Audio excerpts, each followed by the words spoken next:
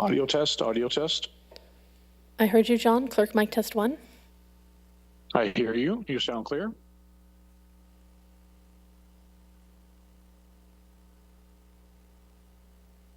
Councilmember Vasquez, mic. Testing, Sounds 1, good. 2. Sounds good.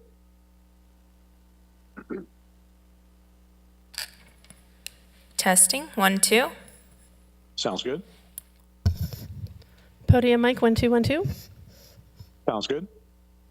Mayor's mic. Sounds good.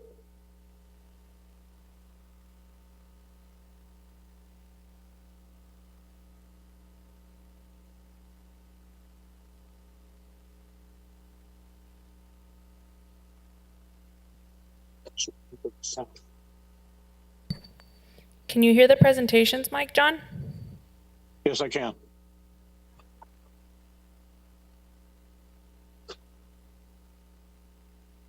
Oh. Oh. No, I don't hear that one.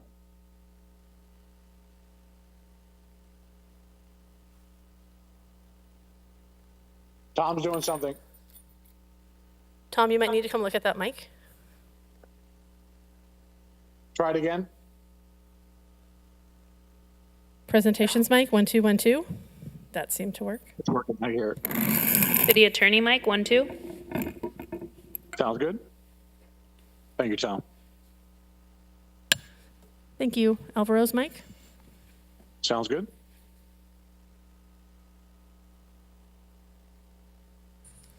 Staff mic 1. Sounds good.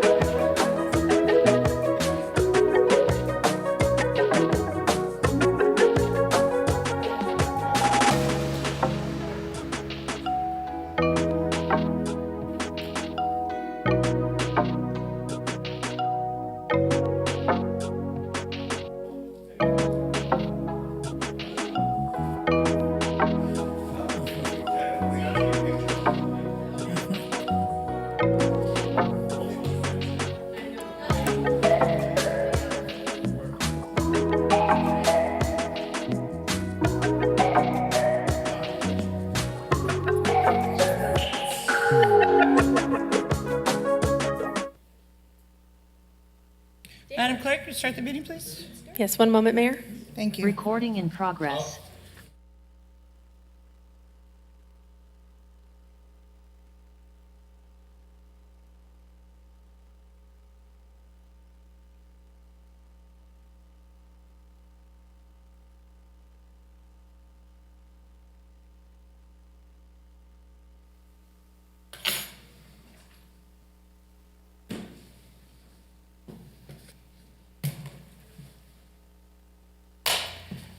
I hereby call the Santa Ana City Council meeting to order. This meeting is taking place with in-person attendance and by teleconference via Zoom. The public may access the meeting via the Santa Ana YouTube channel or the city's website. Please bear with us as the technology may disrupt the flow of the meeting. Madam Clerk, please conduct the roll call. Councilmember Becerra, Councilmember Hernandez, Councilmember Lopez, Councilmember Penaloza, Present. Councilmember Vasquez, Present. Mayor Pro Tem Fan, Here. Mayor Mesqua. Present. We have 4 members, that is a quorum. Thank you. Madam Clerk, are there any additions or deletions to the closed session? There are none. Thank you. Do any council members need to announce their abstentions on closed session items? Hearing none, do we have any speakers for closed session? There is no one in the chamber, on Zoom, and we did not receive any e-comments related to closed session, so no comments. Great, thank you. At this time, we'll recess to the portion of the meeting to closed session. Thank you. Recording stopped.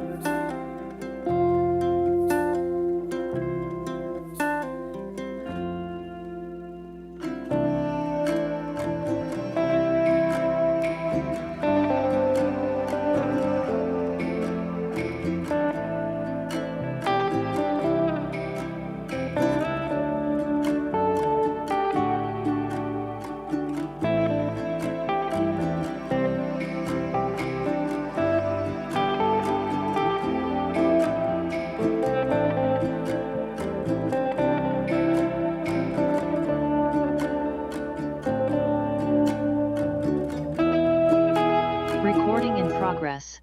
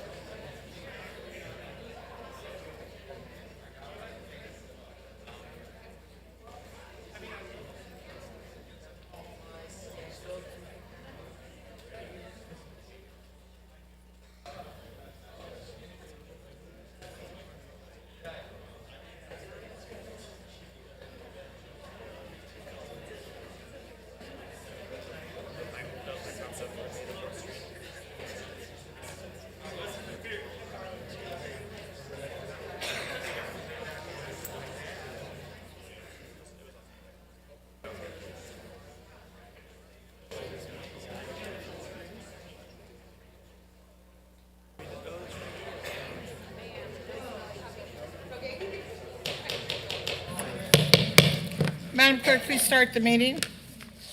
Yes, Mayor, go ahead. I hereby reconvene the Santa Ana City Council meeting to order. This meeting is taking place with in-person attendance and by teleconference via Zoom. The public may access the meeting via the Santa Ana YouTube channel or the city's website. Please bear with us as the technology may disrupt the flow of the meeting. As a reminder, this is a meeting to conduct the business of the city. As mayor, I'm afforded the opportunity to call for a recess or a break or to even clear the meeting room if a meeting becomes too disruptive to properly conduct business. Warnings will be provided. For everyone's safety, per the fire marshal, please do not stand or place objects in the aisles, in front of the dais, along the back of the wall of the council chamber, or in front of the entrances or exits.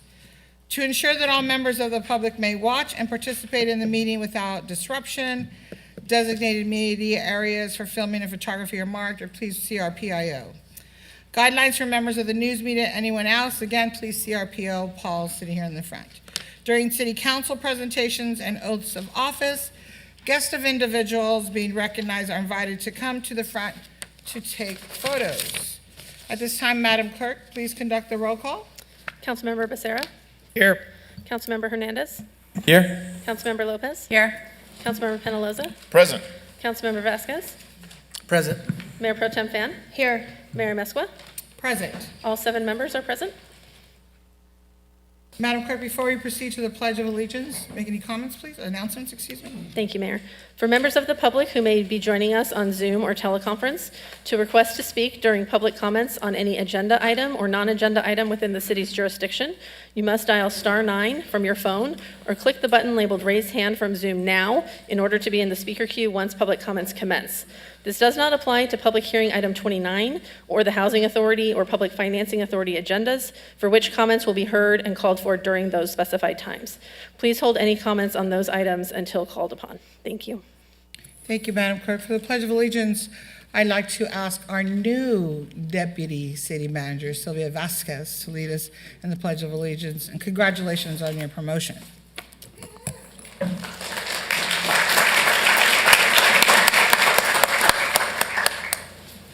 Place your right hand over your heart. Ready? Begin.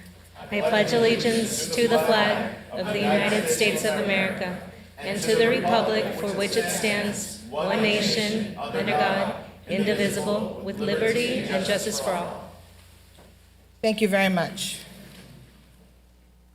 At this time, the words of inspiration will be provided by Master, Mayor Pro Tem, you want to help me out, please? I believe it's Master Tet Thong Hai. You please come to the podium. Thank you.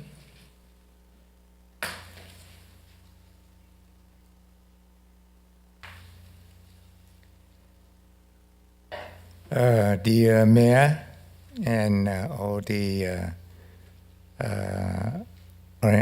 Santa Ana City Council, I want to introduce you to you as myself.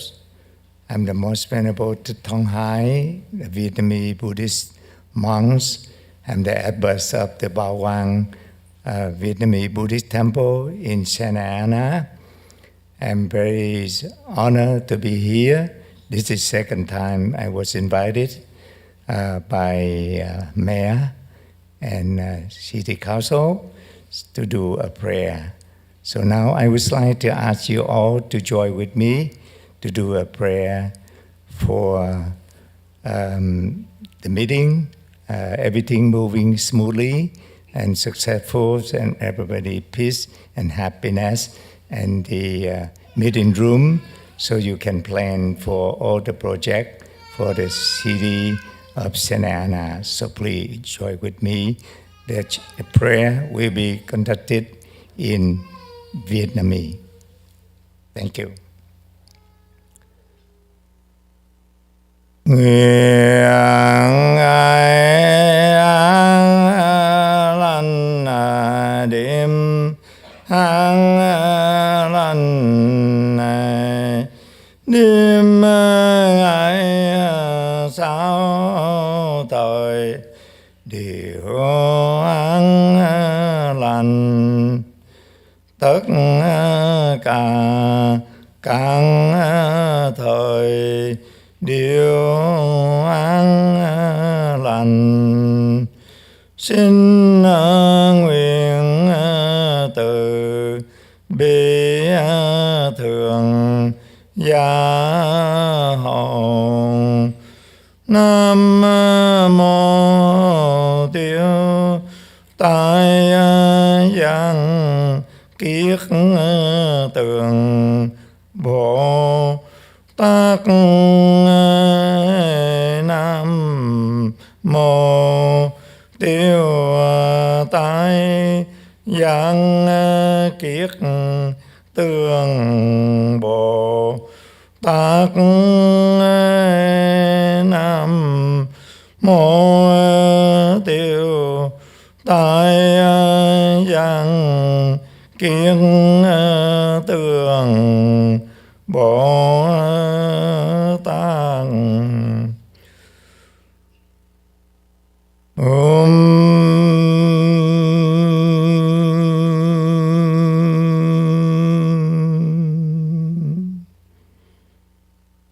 Mani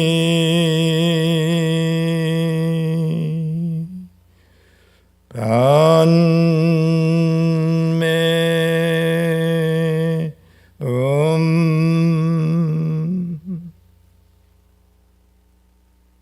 Thank you.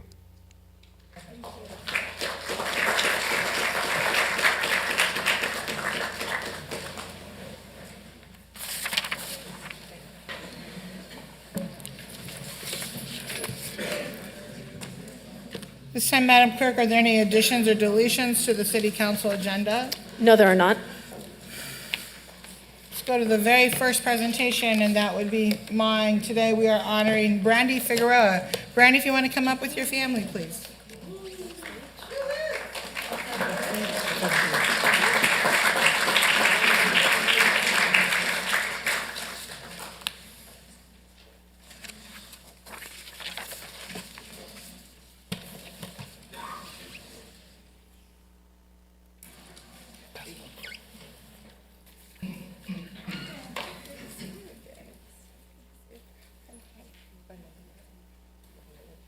Took it off the dollar, thinking I could have it, but it locked.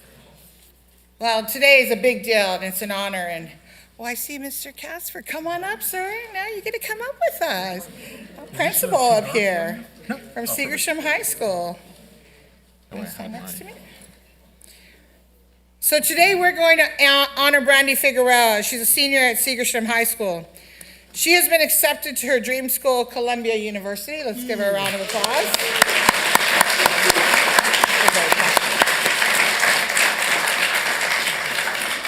As well as 14 other esteemed universities, including Harvard, Stanford, and Duke. So this is what comes from Santa Ana. You gotta love it. Brandy Figueroa has achieved academic excellence, holding the position of co-valedictorian with a 4.94 GPA. Yeah, let's all say wow.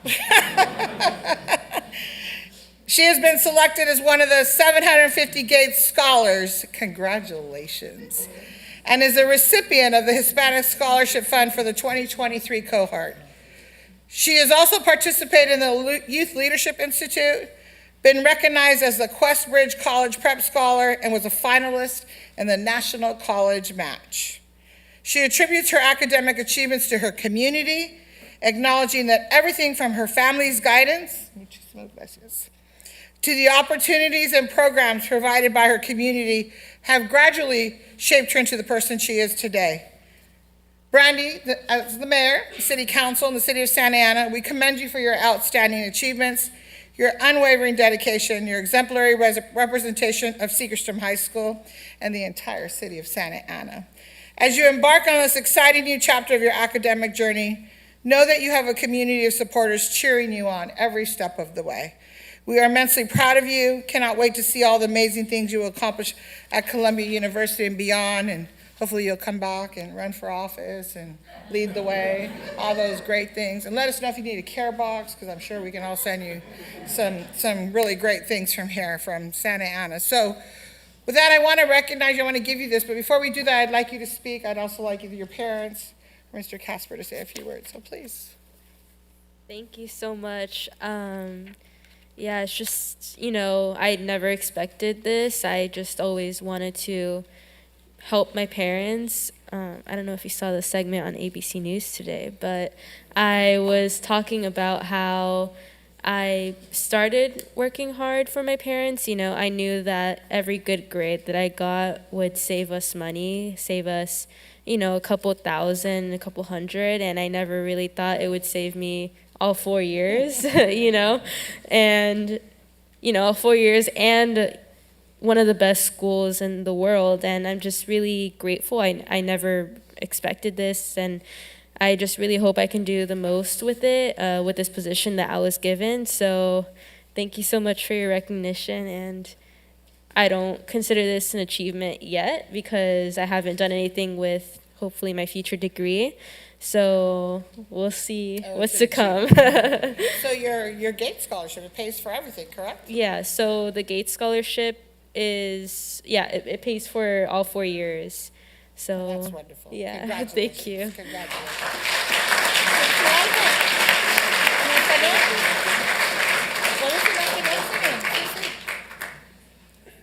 Gracias a todos. Muchas gracias. Los que nos han ayudado a mi hija, más que nada.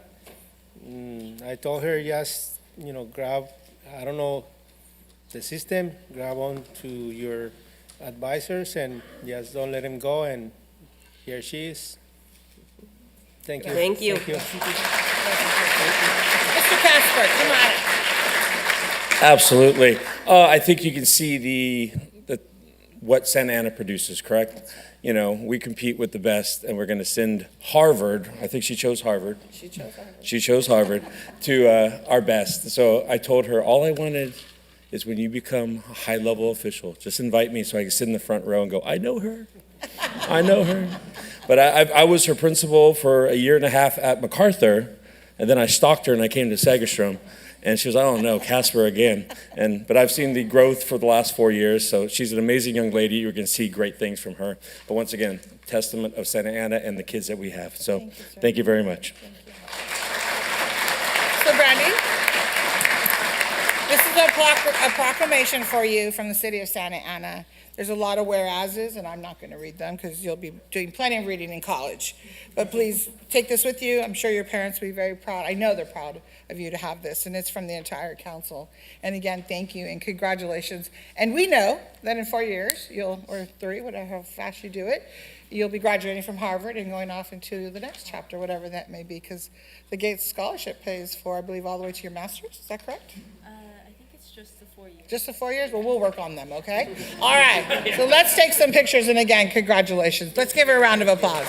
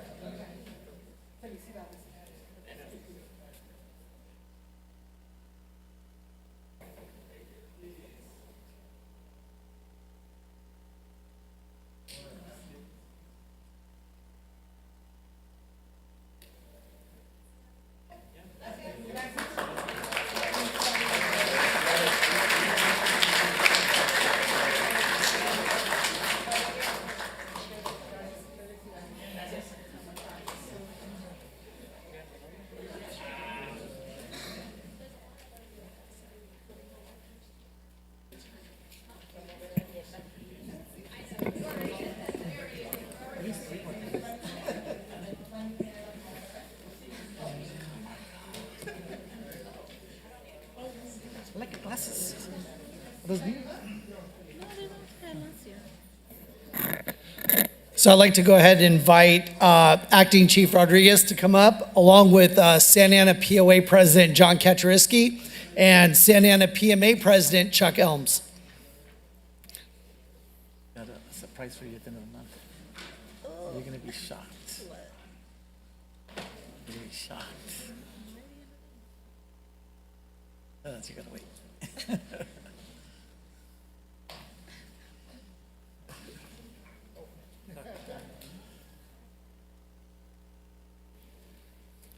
Thank you, gentlemen.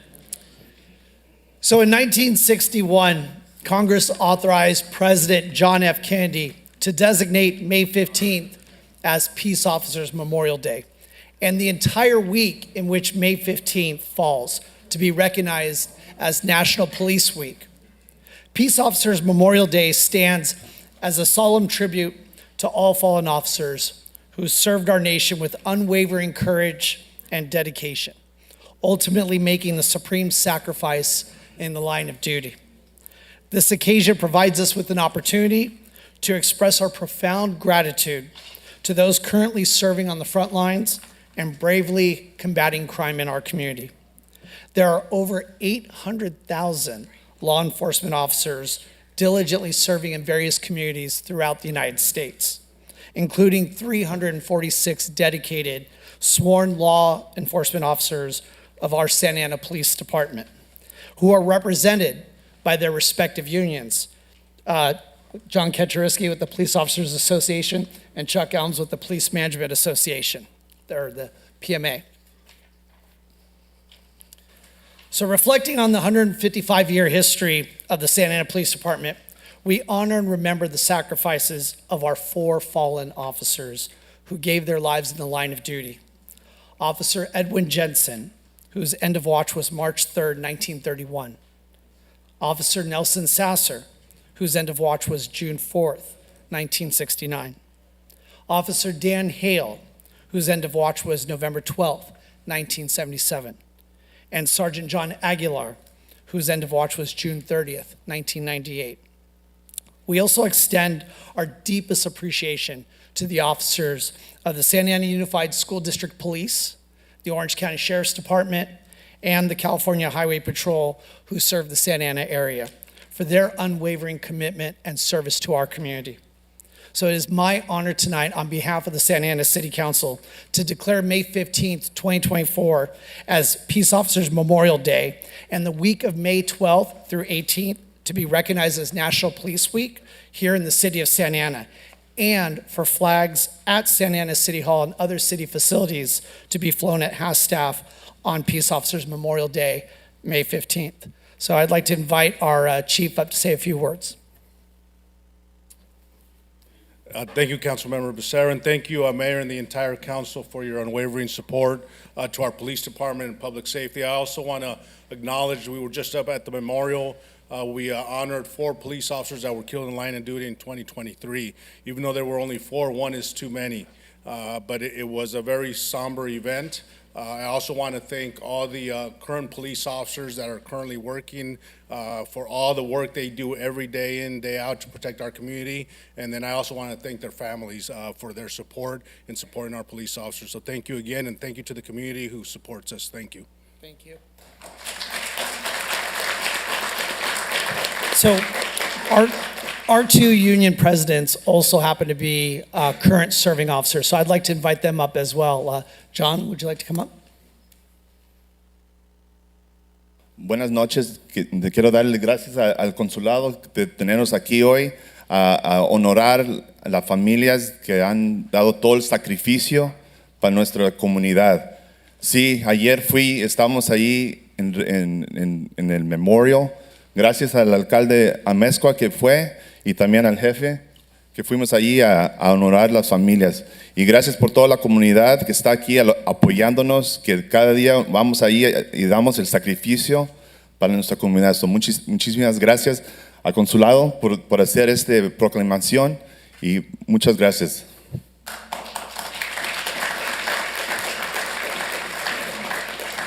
And I'd like to have Chuck come up and do it in Vietnamese. Go ahead.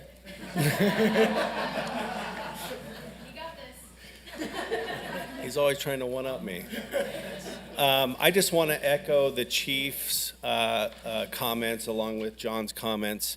You know, our association is very small, but all of our employees are members of the Police Officers Association, and I just want to thank Councilmember Becerra, the rest of the council for their support of us day in and day out, and the community support, everybody's support for us. And I especially want to thank tonight, I want to thank our chief, I want to thank City Manager Nunez. Without their support, you wouldn't see this tonight. You wouldn't see all of us up here together. They foster collaboration between our two associations. They foster cooperation, and I appreciate it. And thank you very much.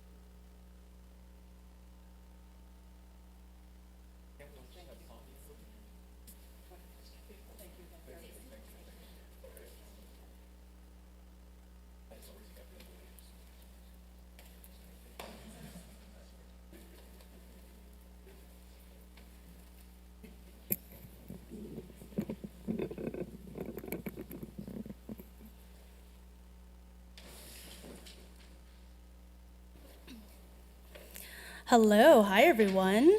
May I please have the Regional Center of Orange County come on up? And that is going to include Larry Landauer, Executive Director. Is it Jin or Jin? Wing. Jin Wing, Board Member. Sandy Martin, Board Member. And Caitlin Jung, Community Outreach Manager. Thank you, welcome. So, in the city of Santa Ana, we are here to proclaim May as Asian American and Pacific Islander Heritage Month to celebrate the rich history, culture, and accomplishments of the AAPI community. Accepting this proclamation is the Regional Center of Orange County. RCOC has its main office in Santa Ana and is one of 21 private nonprofit organizations contracted by the state of California to coordinate lifelong services and support for people with developmental disabilities, including autism. RCOC provides assistance to over 25,000 residents of Orange County, with approximately 20% being of Asian descent. Each individual receiving assistance is matched with an RCOC service coordinator proficient in their chosen language to ensure optimal support. And this includes Vietnamese, Korean, Japanese, Chinese, and Khmer. RCOC also operates the Comfort Connection Family Resource Center to facilitate connections between families and individuals with developmental disabilities and the resources available within the community. Before the onset of COVID-19, OCRC typically engaged in approximately 30 outreach events and community resource fairs exclusively in Santa Ana. But now that we're back in person, RCOC has taken part in already 12 such events just right here in this city. So it is my honor as the first Vietnamese American elected to the City Council, the first Asian woman, but the third Asian person after Councilmember Phil Becerra, to present this proclamation declaring May as Asian American Pacific Islander Heritage Month, and to encourage all of our residents, staffers, visitors, and businesses to learn more about the history and culture of AAPIs in the city. Thank you, RCOC.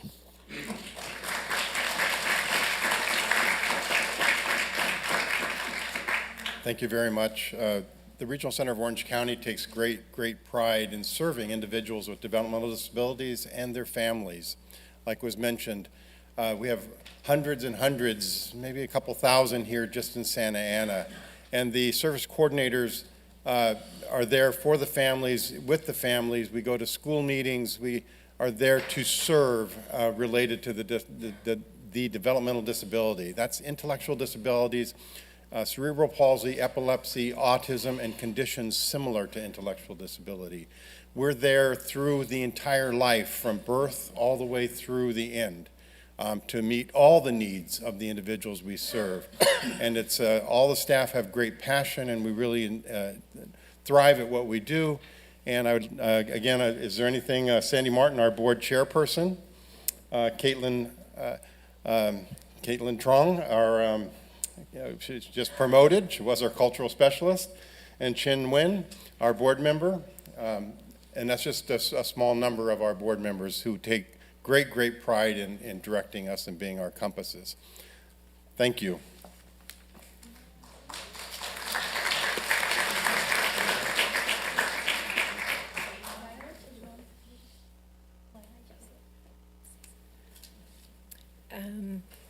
Thank you very much. This is very appreciated.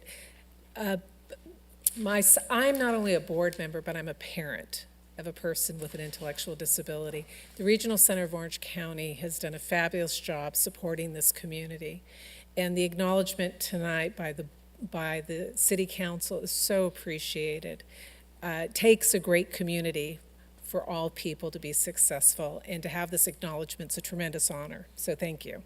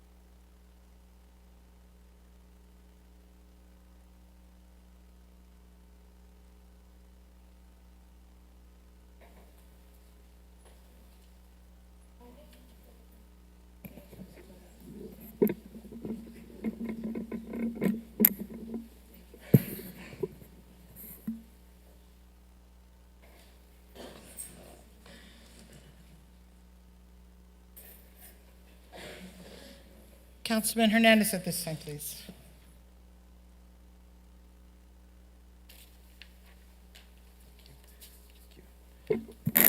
Let's give a big round of applause for my colleague and declaring May as Asian Pacific Islander Month.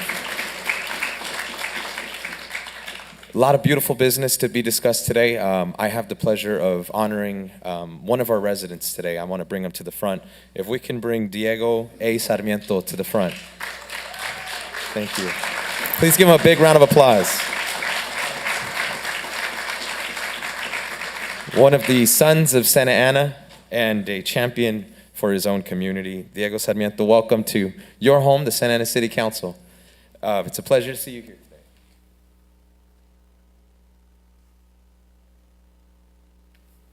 today. Let's give this young man a big round of applause, please.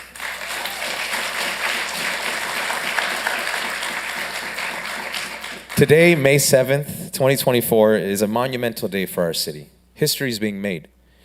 I have the honor of acknowledging a young man who was born and raised in this community, Diego A. Sarmiento, a proud native of Santa Ana and Godinez High School graduate.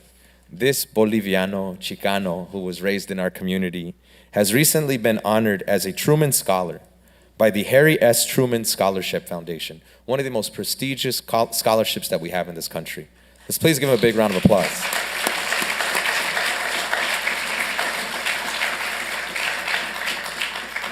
Diego, throughout his academic career, has maintained a 4.0 GPA at UCLA, where he studies political science and public affairs. Diego has been honored with multiple prestigious scholarships and has consistently made the Dean's Honor List for 6 out of 8 quarters. Over the past 4 years, Diego has mobilized numerous neighborhoods across our city. He has inspired them and has engaged his community to ensure that they participate in local politics and through community organizing efforts. During his internship at the Orange County Board of Supervisors office, he played a key role in advancing an unprecedented homelessness prevention program. Diego's commitment to empowering his community is evident in his Santanero voter initiative. As a young person in the city of Santa Ana, he, throughout the COVID pandemic, fought to ensure that young people turned out their vote. He inspired Latino youth to get out and use their voice for constructive change, getting out and voting, getting out and being educated about what is on the ballot, and more importantly, using your voice in your backyard. Following his graduation, Diego plans to work in Washington, D.C. through the Truman Summer Institute and pursue a Juris Doctorate, Master's in Public Policy. He is deeply dedicated to a life of public service with a focus on combating the influence of money in politics. He advocates for economic rights and dignity for all. He is one of us. He is a Santanero, and we congratulate Mr. Sarmiento for achieving this prestigious scholarship, and we celebrate his exemplary academic accomplishments and his outstanding contributions to the community. We can't wait to see you change the world.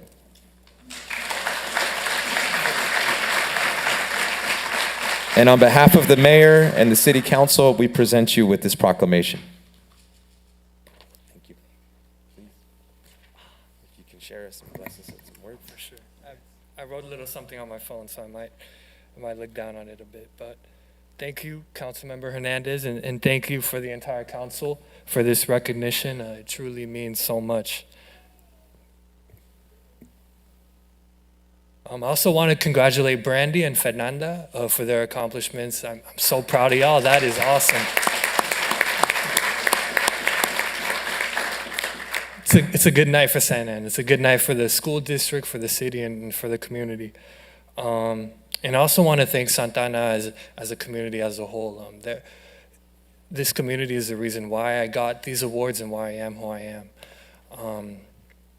After I got the Truman Scholarship, former Mayor Michael Tubbs of Stockton reached out to me.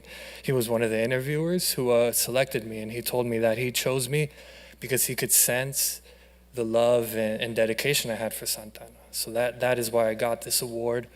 For the teachers that believed in me at Godinez Fundamental, the community that gave me so much love and support growing up, and when I'm out organizing, trying to make Santa Ana an even better place, that is what drives me. The grit and heart and courage of the city, that is what I take to UCLA and try to be a leader up there. We're going through a really tough time up there, and I'm trying my best to be what Santa Ana has taught me up there. So again, I want to say thank you, and I hope that me, Fernanda, and Brandy are good examples for other high schoolers who also want to achieve in the academic world and work hard and represent their city well. Thank you so much.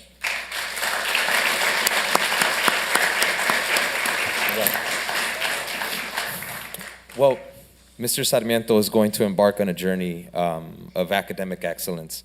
And the only message I want to leave you here with today is please don't forget about your community. Please bring all of that education back to your backyard and help uplift your neighbors. That is the legacy of Santa Ana. And we know that with this Truman Scholarship, you just opened the doors for many more Santa Ana students to receive this scholarship, so I just want to thank you. And on behalf of my office, I want to share a token of my gratitude. As a student who grew up in the city, went through all of the same challenges that you know exist in our campuses. When I became a council member, I was 27 years old. And with a lot going against us, we were in the middle of a pandemic. But when young people put their mind together and they focus on uplifting their neighbors, we can accomplish extraordinary things. And so as a token to that, I want to give you my pin that I earned as a council member for your efforts here.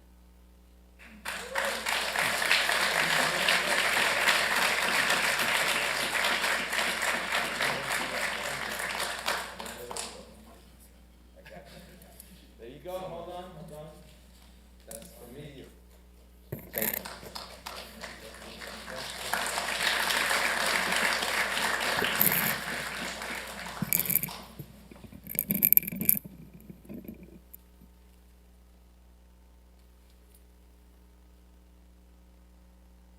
Thanks, Anushka. We're going to put would you have my colleagues join us for a photo? That would be fantastic.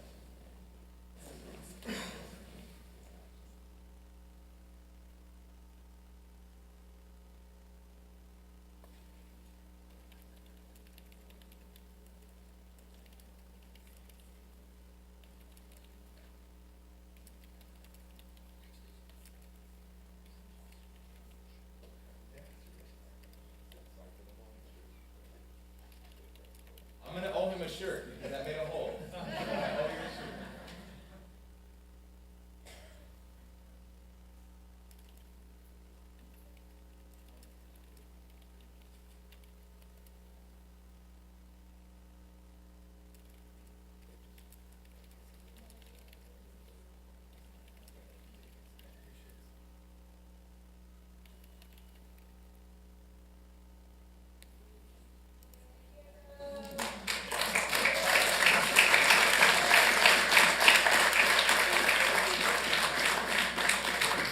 Supervisor Sarmiento, congratulations to you and your family, sir. Thank you for being with us.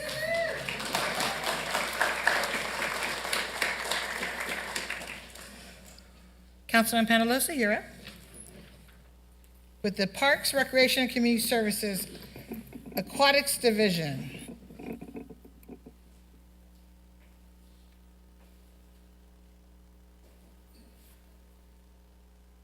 Thank you, Jennifer.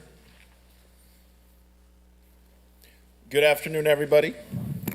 While our lovely Parks and Rec staff make their way up here and our 4 or 5 lifeguards that we have here in attendance, I will begin.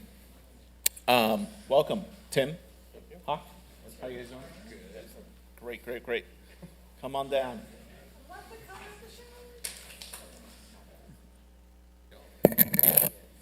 So, how you guys doing? Good? Great. All right, so today I am honored to present this proclamation to the Parks and Recreation team, who play a vital role in ensuring the safety of our children, teaching them safety awareness on drowning prevention techniques. I'd like to take the opportunity to highlight the outstanding efforts of our Parks and Recreation team in safeguarding the safety and welfare of our children during their pool activities. Santa Ana Aquatics is partnered with multiple organizations to provide water safety education and drowning prevention information. These organizations include the American Red Cross, Kaiser Permanente Community Benefit Foundation, USA Swimming, the Jasper Ray Foundation, Swim Brave, and the Orange County Drowning Prevention Coalition. Last year, the Santa Ana Aquatics team provided more than 3,000 learn to swim lessons to both youth and adults. And I'd just like to thank you, because I was one of those youths way back in 1995 or 6. I mean, more before you guys were probably born. They all nodded their head. In Memorial Park, I was able to, my mom would walk me across the street, literally, to the pool, and that's where I learned to swim for many years and summers as a little kid. Up until, and it inspired me to join the swim team and water polo team in my high school at Saddleback, so thank you for being out there.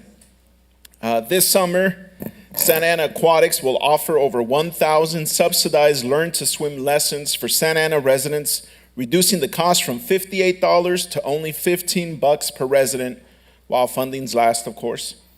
Aquatics programming is also broadening its offerings with the introduction of emerging lifeguard leaders, like the ones behind me, junior lifeguard camp, aquatics fitness, aqua Zumba, as well. I could use some of that now, because believe me, this wasn't there. As well as traditional recreational swim dates and times. Now, therefore, the City of Santa Ana proclaims May 2024 as Water Safety and Drowning Prevention Month and reminds everyone to make water safety a priority as you engage in water activities with your family and friends, especially as the summer season is approaching. We're all going to be out there in pools and being out in water activities. So, exercise caution, keep an eye on your little ones, and let's all help save lives together. So now, because we've heard multiple times from Hawk and Tim, unless you guys want to, I want to defer to Kristen. Come on up, help us, give us some words on the programming that you guys are. Well, thank you. We're so thankful that this is the month that we're starting water safety. As you know, our pools are going to open June 3rd, and this summer we'll have 370 swim classes that will be able for everyone to swim, all ages. And I can't do it without these guys in the blue behind us. Starting from ELL, we taught how to swim, to now our leading guards. And we're so thankful for our grants and scholarships to provide all the aquatics programming we have to get everybody in the water. So you can join us this summer, if you're iffy about getting in the water, for Safer Summer Pool Party, July 20th. It'll be a Saturday at 4 o'clock, and we'll have all of our stations to go over the importance of water safety. And just, you said it as great. Everyone keep an eye on everyone so we can start saving lives together. Thank you. I had a question, Chris. How young can we start these swim classes? And because I have a 4-month-old, and is that appropriate age to begin? It is appropriate age. We do not do the survival training, but we do start as young as 6 months. So we do big fish, little fish, so a parent and little one in the water, and it's 6 months to 3 years old to get them comfortable around the water. So they're in the water with you, they see you interacting, and the importance of water safety. So I'll be calling you in July. Definitely. Now, I'd like to please have one of our lifeguards here, whoever is interested. If you guys want to, you don't have to. But come and tell us about your experience at our aquatics program and how it's been so far. Well, it's definitely not what I expected. It's been a lot, but I love teaching the kids, especially like seeing them learn how to do different levels, learning how to do different skills. And it's honestly great being able to like help the community and then like interact with the community. And obviously they've shown us a lot of love throughout like the whole summer. And I don't know, it was a good experience, and I'm glad to continue this experience this year and hopefully next year and many more maybe. Oh, thank you. Awesome. Thank you all very much. And now, on behalf of the city, the mayor, and the city council, I'd like to present this to you guys and the Parks and Recs Department. Do you guys want to take it? And if my city council colleagues can join me down here for pictures or stand back there, whatever's easy.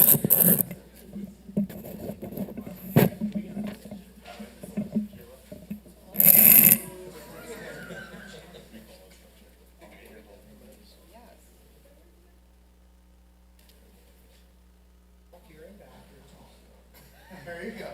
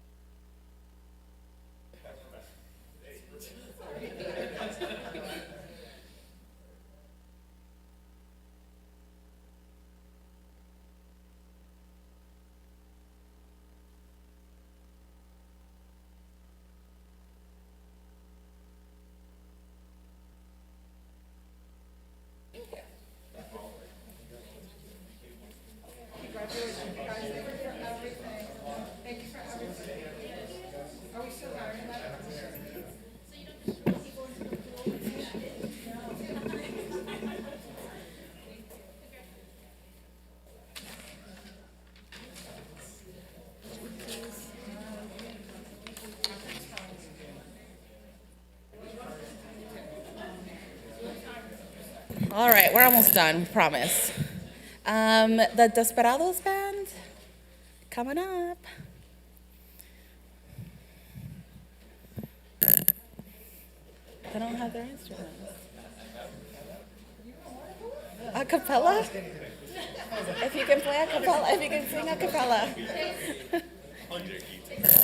Yeah. Okay, good evening, everyone.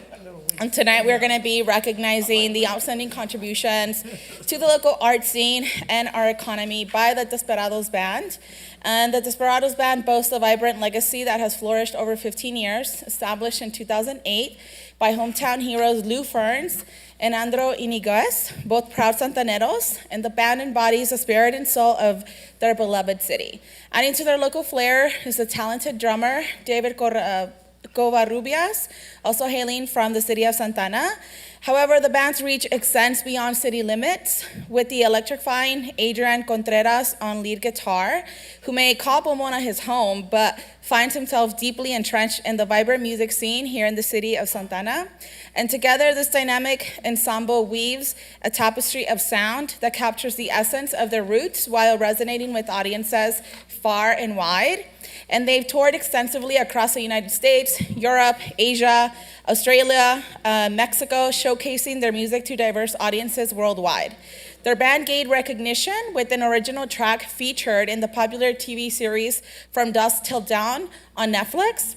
And they are also prominently featured in the acclaimed documentary Los Wild Ones, which has garnered awards. The Desperado Band enjoys sponsorships from Suavecito Pomade. Shout out to Suavecito. They support a lot of community organizations and community members.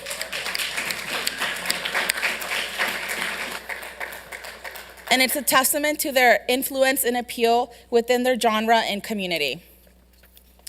Venturing beyond performance, they've expanded into the promotional aspect of the industry, establishing Desperados Entertainment. So, if you're looking to hire a local band.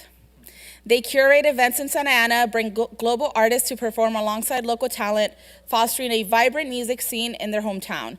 With roots deeply embedded in Santana, the band members are proud ambassadors of their city, striving to positively impact their community through music and cultural exchange. And I'm really happy to make sure that you're finally getting recognized for all of your contributions. And we look forward to hopefully seeing you be invited to some of our city-sponsored events. So thank you for sharing your musical talents with our community, and here's to you and to future success. Yeah, so we'd love to hear from all of you.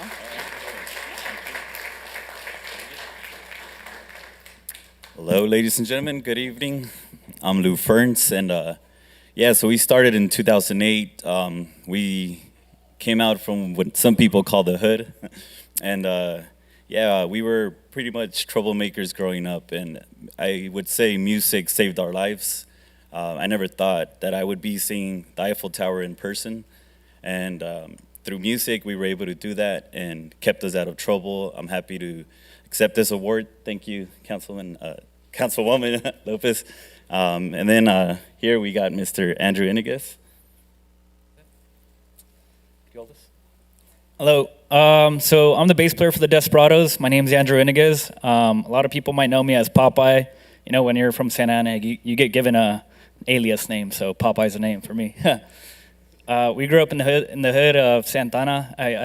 Sullivan and Willits, playing backyard parties, and our police force probably raided those parties and all. But from the backyards, we've crossed borders. We've crossed over to Australia, Canada, Japan, Eastern Europe, you name it, we've been there. And all over the world, we've made friends, family, and everyone knows us as the Desperados from Santa Ana, California.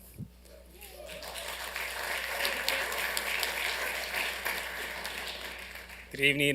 My name's David Covarrubias, and it's an honor and a privilege overall, but more importantly, doing it with my best friends overall. So we've all been friends for so long. So it doesn't necessarily feel like a band when you're with your family. So yeah, we're pretty much married together. So thank you to the city of Santa Ana. Thank you to everyone, and for the continued support overall.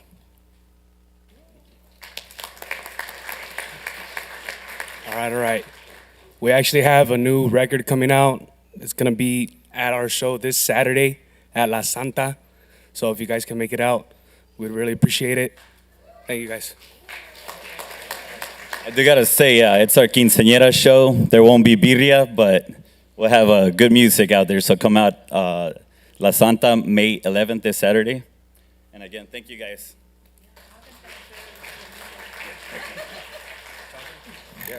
Let's please make some noise. These are Chicanos from the Santa Ana community, products of SAUSD, and they're touring the world playing their music. And it's time that kids who live in this community see artists who reflect people who look like them. So it wouldn't be, let's make some noise for that. And it's only fitting that if we got the Desperados in the house, we have to turn it up. Come on, man. There you go. We gotta have some of your music running.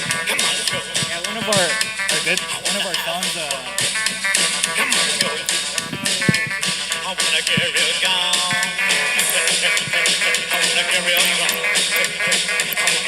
Let's make some noise for those Desperados. And we have our city manager here. Make sure they're on the Chicano Heritage Festival. We need some Santaneros on that lineup.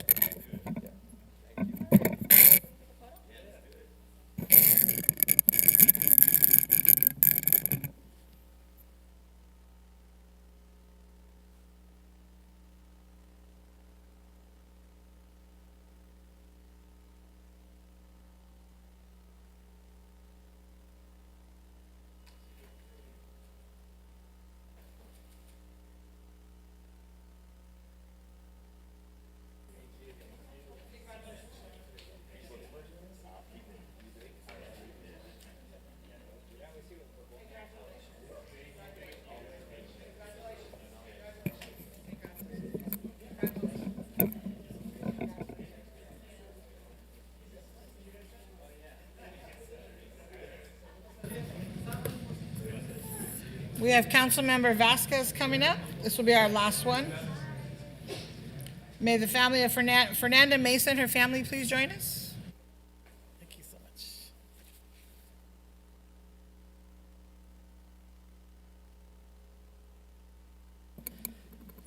It's a beautiful day to be a Santanero.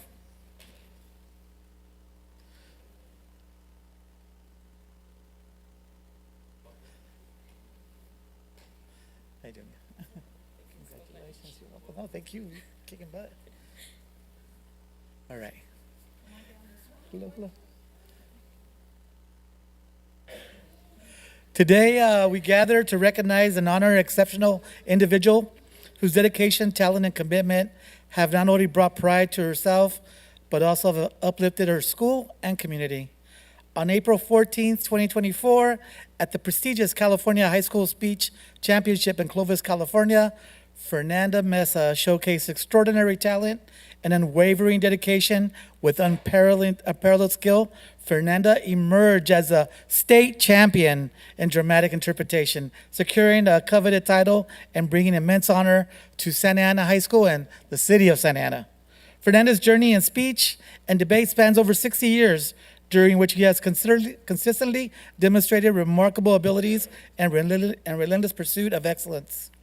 Her recent achievement at the 50th Harvard National Tournament in Boston further exemplifies her proudness as she distinguished herself as a top 19 quarterfinalist in dramatic interpretation, competing against thousands from across the nation. Beyond her accolades, Fernanda's accomplishment serves as a source of inspiration for the entire Santa Ana community. Her dedication, passion, and talent not only reflect her personal drive, but also embody the values we hold dear. As Fernanda prepares to graduate and embark on new endeavors, we do so with great confidence in her ability to continue making positive impact in the world. Her journey is a testament to the power of perseverance, determination, and unwavering commitment to excellence. Fernanda, as you continue to pursue excellence and inspire others with your remarkable talents, we extend our heartfelt congratulations and best wishes. May your future endeavors be filled with continued success, fulfillment, and the opportunity to make a difference in the lives of others. few words? Few words? Wow. Thank you so much. I mean, it's an honor to be here and getting recognized for something that I hold a big passion in doing. And when I'm out here in the stage, everywhere, whether it's all around the nation in places like Boston, Chicago, all around California, I know that I'm not only representing myself, but I'm also representing my team, my school. But most importantly, I'm representing la ciudad de Santa Ana y mi gente. Thank you so much.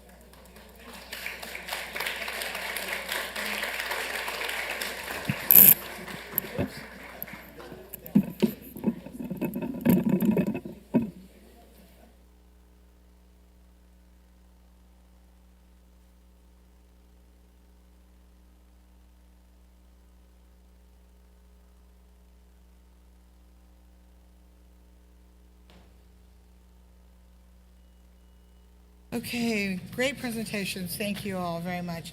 Madam City Attorney, do you have anything to report out of closed session? Yes, good evening, Your Honor. Your Honor, sorry, it's been a long day already. Mayor Pro Tem.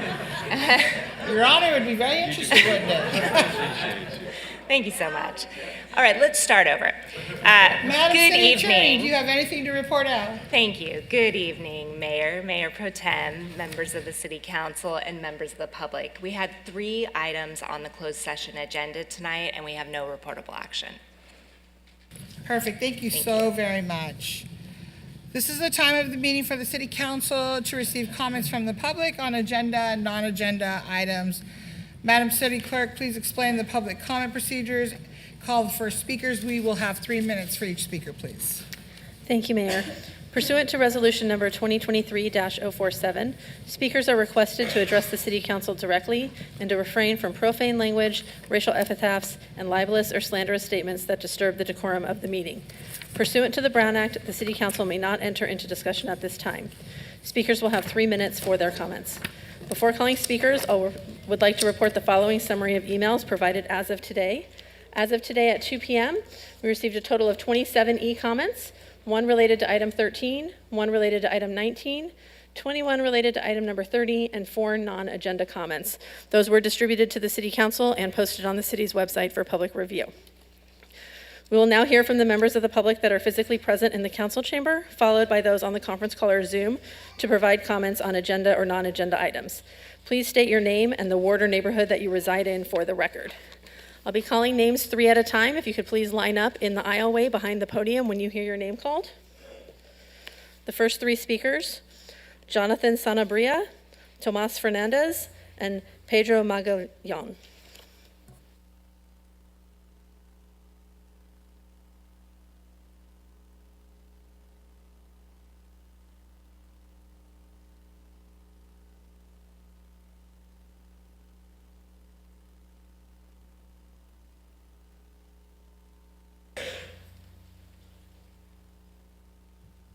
Do I start? All right. It's nice to see a couple of familiar faces. You know, have Jonathan and his brother, Councilmember David, and at the time when I first approached my very first council member meeting, there was only one word why I came here, was hope.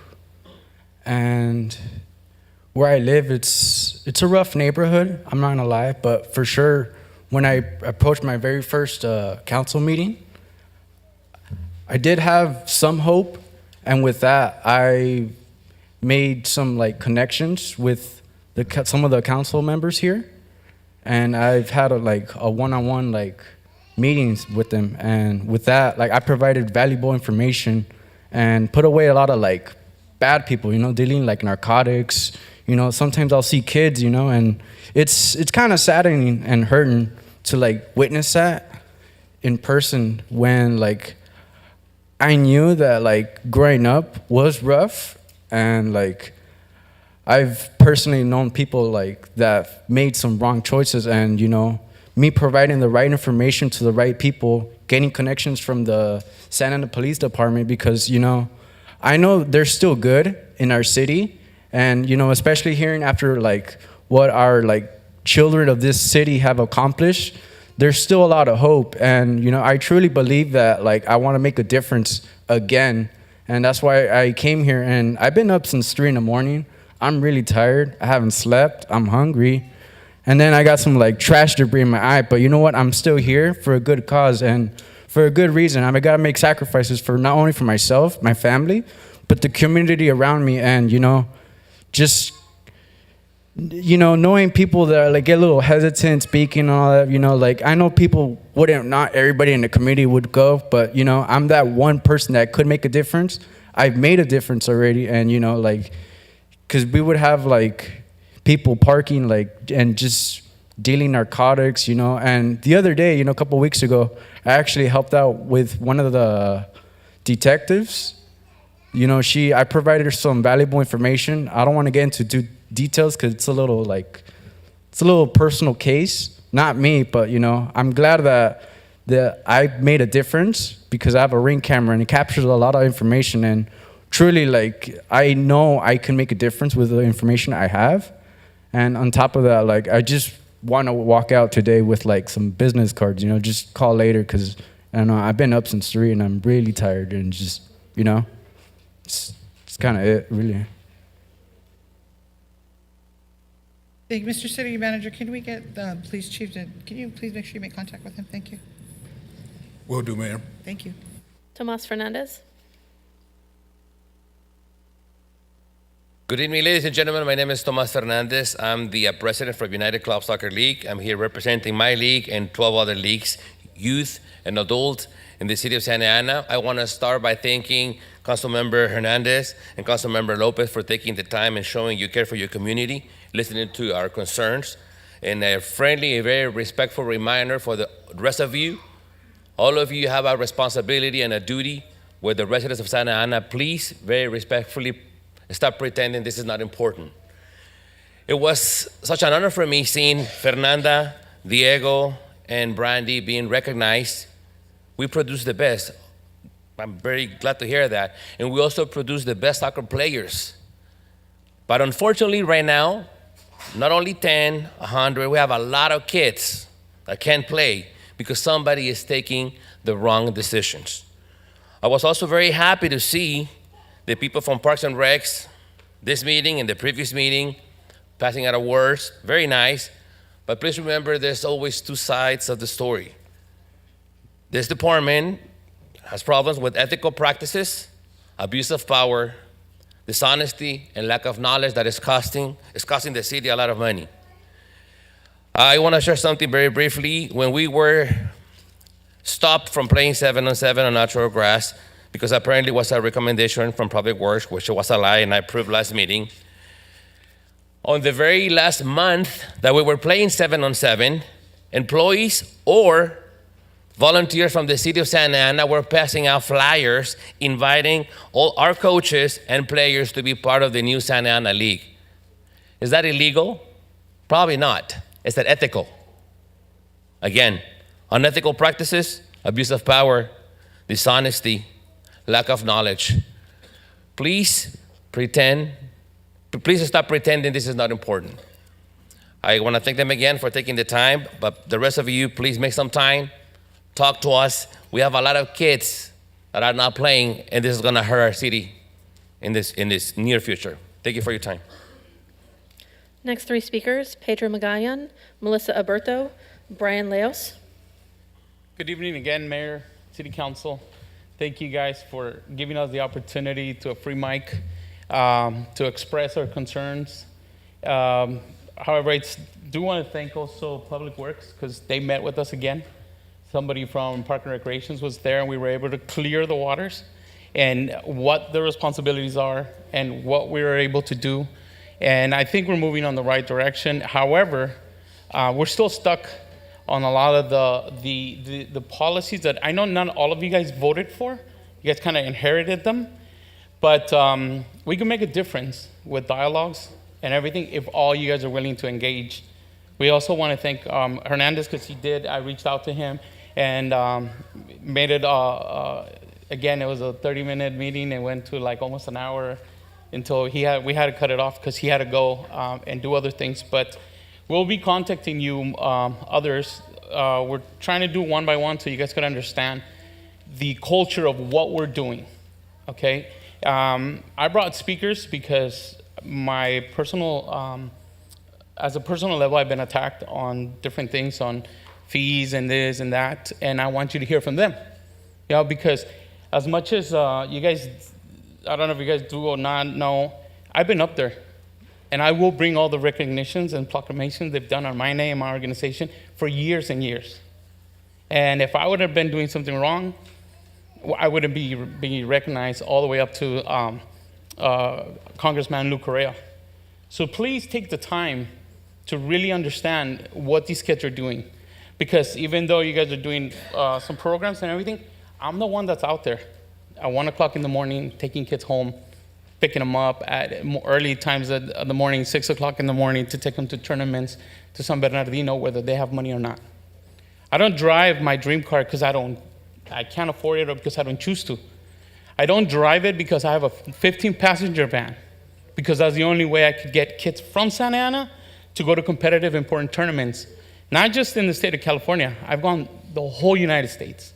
And as I've seen modern day get recognitions, for you guys' knowledge, we had a soccer team here in 2008 that in the U.S. Lamar Hunt Cup, which is one of the most important, where amateur plays professional, Santa Ana kids were beating LA Galaxy in their home field with Bruce Arenas being the head coach. And then, we lost because obviously we're all not at that level, but we were able to go through the process and get all the way up there. The ESPN display of that game particular, the next day was like Galaxy had to beat a Sunday League team in the by fair play, ignoring fair play to be able to advance. So please keep Pedro, listening your time to is us. up. So Thank you, and we're going to be calling your office. Thank you. Melissa Aberto, Brian Leos, Raul Mata. Good afternoon, Mayor and City Council members. At this time, I want to address you, Mayor and Muesca. My name is Melissa Aburto. I am a league representative for Team 90 League. I have previously gone up here to speak about fees going up and being taken away unfairly. Unfortunately, we have yet to hear an update to improve the situation, and it feels like we're just being constantly ignored and dismissed. I am beginning to lose hope in the people representing us. It's disappointing to see how our Parks and Recs director continues to be untruthful with you. We hope to meet with you personally so we have a better understanding of who we are and what we do. Thank you for your time.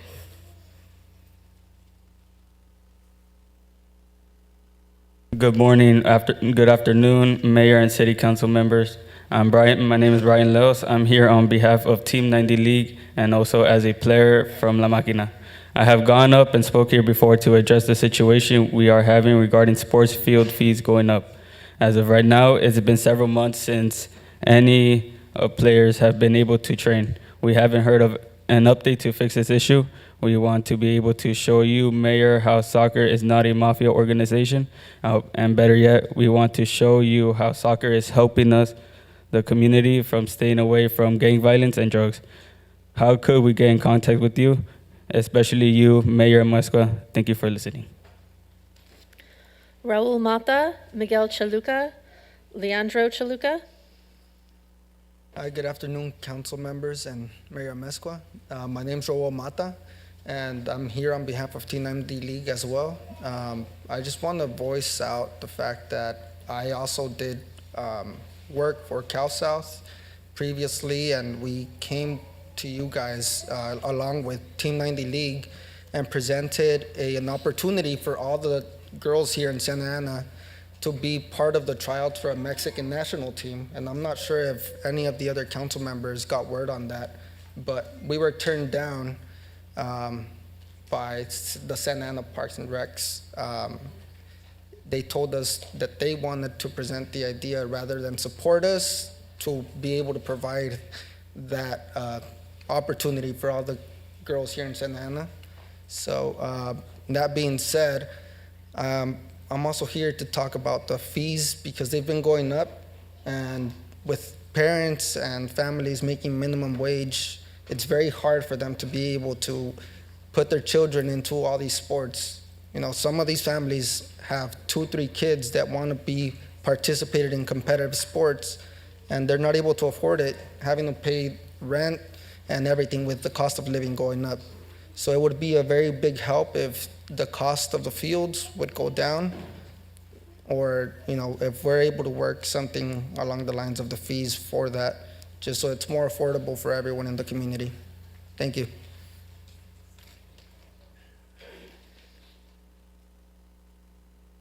Good evening, Mayor, City Council. My name is Miguel Chaluca. I'm just here to talk about my experience growing up here in Santa Ana and being part of the Santa Ana organizations and playing soccer. I was able and one of the fortunate ones to make it to the professional level. I was part of the 2008 team that played the U17 Mexican national team here in the Santa Ana Stadium. And now I'm coaching for a team called La Máquina, and there I'm able to teach kids and give them part of what I was able to do with soccer and give it out to the community. I am a volunteer coach. I coach my son, and then my paycheck is seeing the kids grow up, be a better person, grow up, have discipline, respect other people, and basically just make sure that they stay out of trouble. So we consider the fees on the fields because the kids deserve to play. Thank you. Leandro Chaluca, Victor Balderas, Miguel Mata. Good evening, Mayor, Amezcua, and City Council. My name is Leandro Chaluca. I am 12 years old, and I'm a citizen of Santa Ana. I have been with the club La Máquina for my whole life, and ever since I remember, I had a field to practice on, whether it was the stadium or Centennial. I started playing since I was 4 years old. When I joined La Máquina, it helped me a lot mentally and physically to be a better person and respect others. Máquina is like my family. If you don't know how to play, Máquina will be there and teach you. I went from practicing every day of the week and playing Wednesdays, Fridays, and Sundays to practicing only 2 days a week and playing 0 games at all. Due to this, soccer is about hours of training, physical and mentally preparation. It teaches teamwork, perseverance, and discipline. And my dream is to one day make it professional. So I ask that you, Hawk, please make the fields affordable and available so that I can continue my dream. Thank you for your time.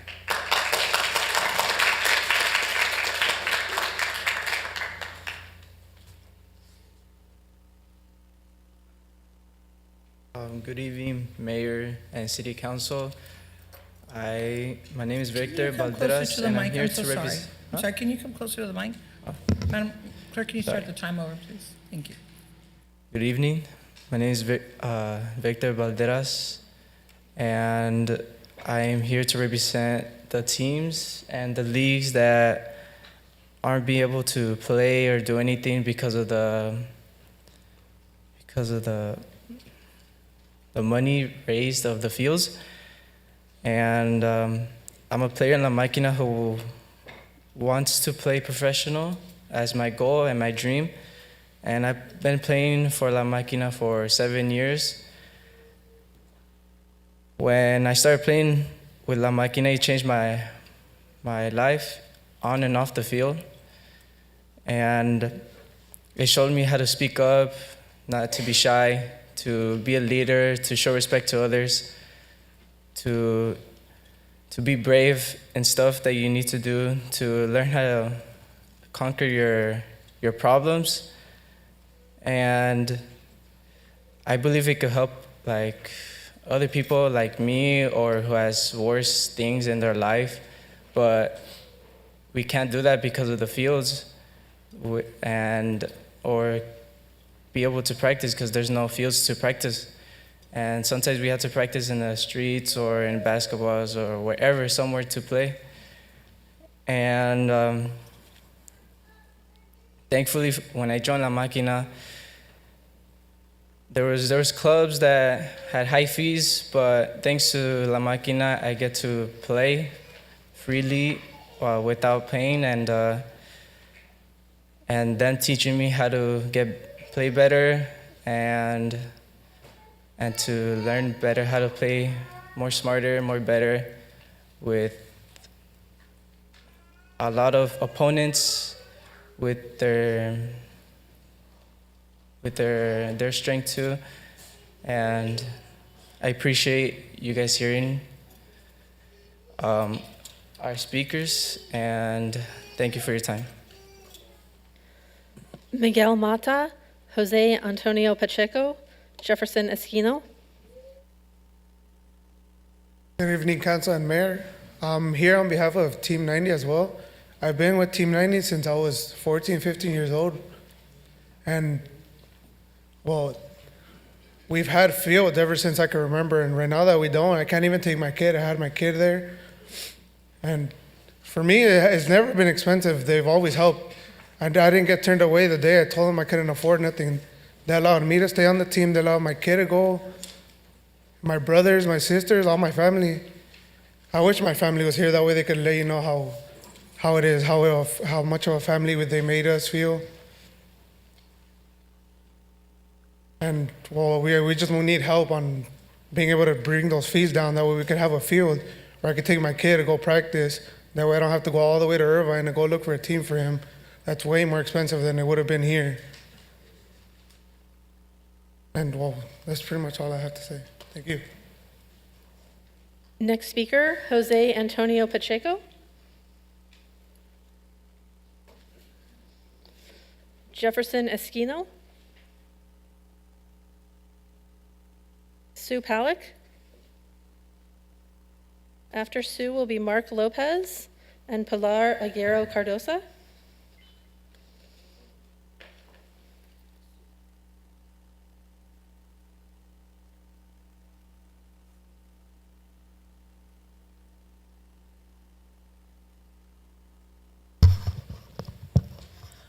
Good evening, Council. Thank you, Mayor, for the 3 minutes. I don't enjoy coming here tonight to talk about what I'm going to talk about. I want to address Councilman Vasquez, and I will tell you I don't relish this. I see he's not sitting there. I want to say, Councilman Vasquez, in your March 19th City Council closing comments, you detailed how you taught little children to protest.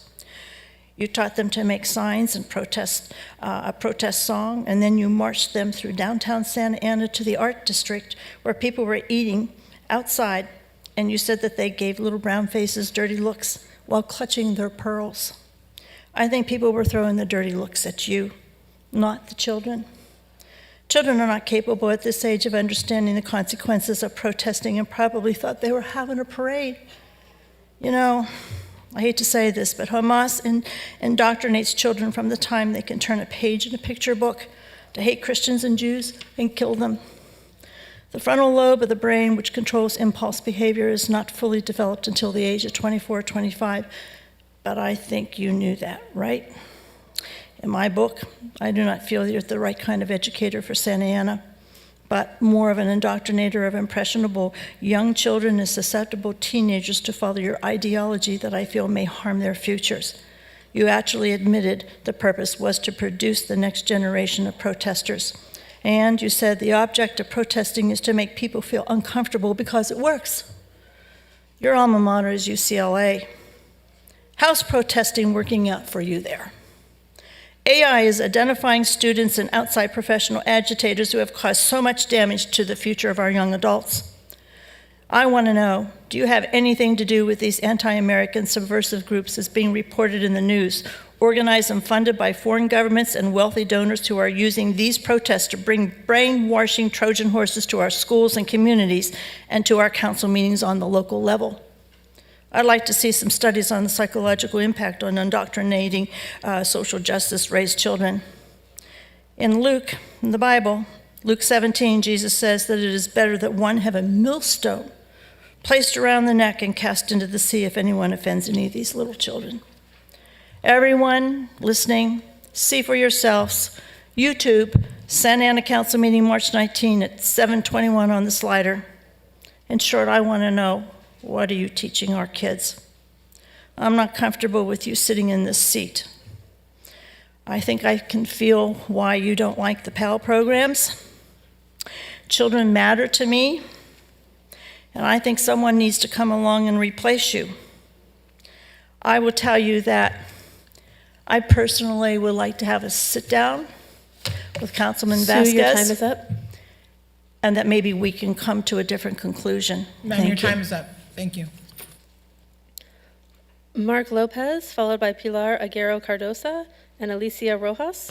Good evening. I just want to get some information stuff maybe the city could pass on, because I just read today that Gavin Newsom proclaimed May 5th Jewish American Heritage Month, so maybe next time City Council, for our Jewish residents out there, let them know. I guess that's something new. It's pretty good to put out there as we celebrate Asian or different heritage months. Also, too, as a veteran, I was just walking by the flag of over here in the downtown area with the hall flags. I noticed we're missing the U.S. Space Force one now, so I figured maybe city manager want to add that too. This is part of our new branch of military service. And also a third thing too, I read about that you guys looking maybe to form a commission how to make money. Well, I don't think you have to do that at all, because your answer's right here on 4th Street. And if anybody needs to be reminded what's 4th Street, you come after me and I'll show you what's going on. I think you need to promote the hell out of that big time right now, because that could be a big paradigm shift for Santa Ana. We could be number one on the map right now, but unfortunately I don't see the drive out there, you know. Main Street needs to be cleaned up. 1st Street, I see it happening now. I actually thought, I don't agree with a lot of stuff, but I actually thought the USC stuff with you mentioned right there, with the clubs like that, that'd be a good thing. Maybe acquiring the West Coast Theater, have that band play there, that could be a whole paradigm shift. There's things out there, you don't need to start a board. Like I said, if somebody don't know what's going on, hey, I'll be happy to inform you, because obviously not on the right page here, because that's to be the main thing right now. Because I never agreed with all that Polito, but I think that was the best thing he started.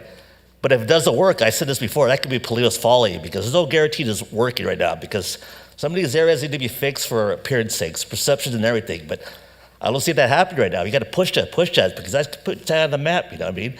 I don't understand why that's not being pushed right now. This could change us or break us. And I can guarantee it will break us. You can see other cities happening in the United States, what's going on.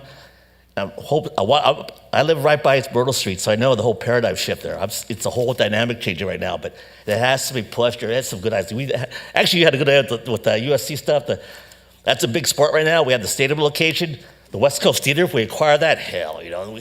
And for the lowrider guys, I know they're unofficially signing that without the permits, but hell, like the old days on Main Street, every Saturday had them for their guys. There's something there though, but Main Street, 4th Street is the key. And I think that's going to put us on the map, but the push has got to be there. I don't see it right now. You know what I mean? It's got to focus, because we're already delayed with the trolley already. So I'm excited about it. That's why I push for it. It's not about me. It's for everybody else, but I don't see the urgency right now. It's like, okay, we've got external events happening, but push that. And sometimes it's going to be tough decisions. Not every business is going to fail. Business is business. Let's not pander to people. Let's give them the reality to them that things are changing just the way it is, but there's something there for everybody if you explain to them why. Thank you.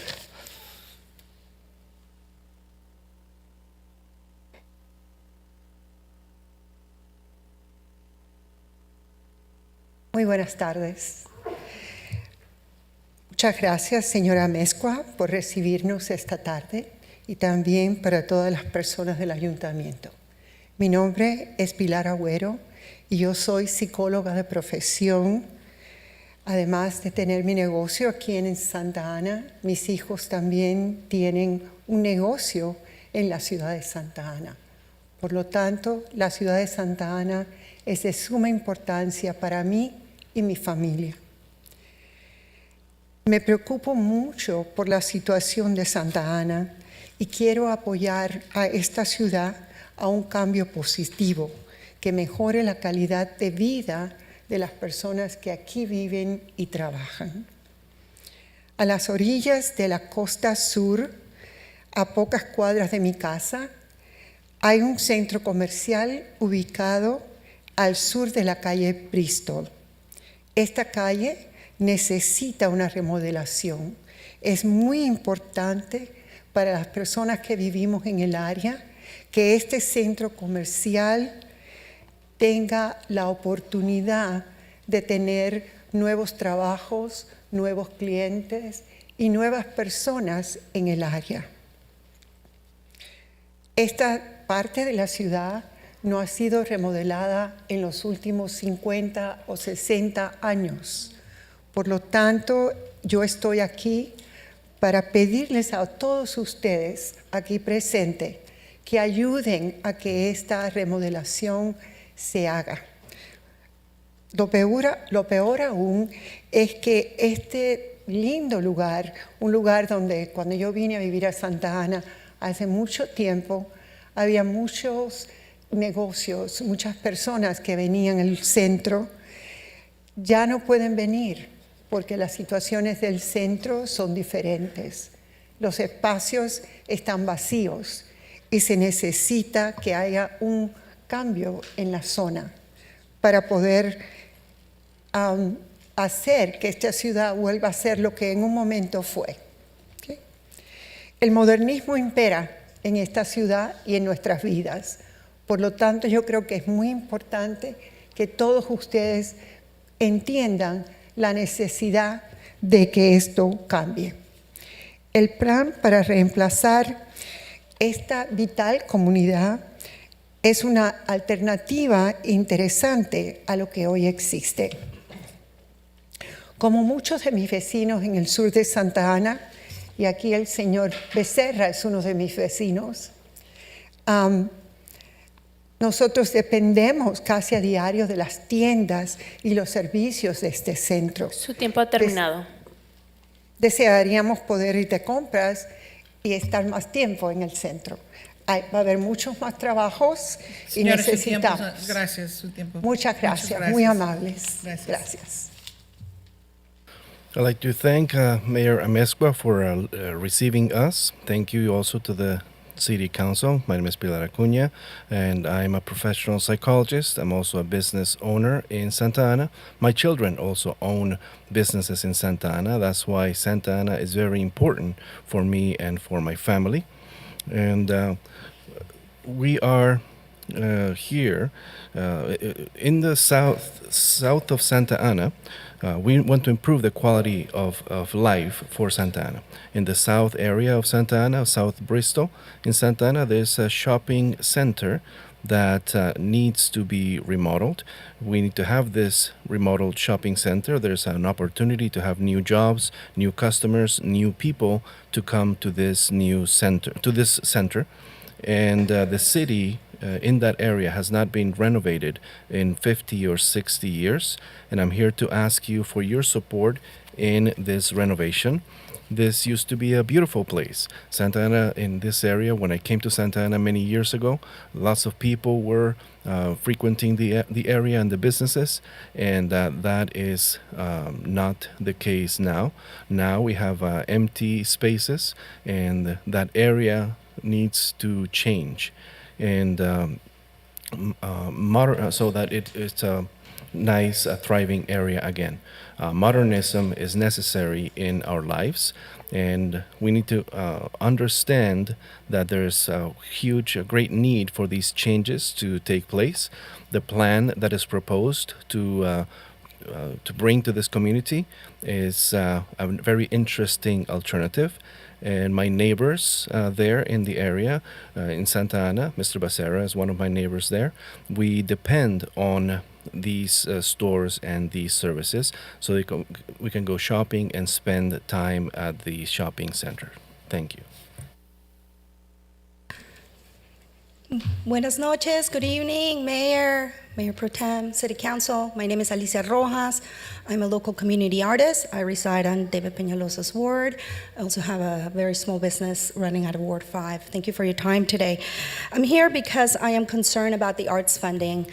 As Measure X is ending, I understand the city is going to have to make some really tough choices and tighten their belt. But I'm here to continue to advocate for robust arts funding. The city has not funded our master plan that we put together in 2015 for over 6 years. Why is that?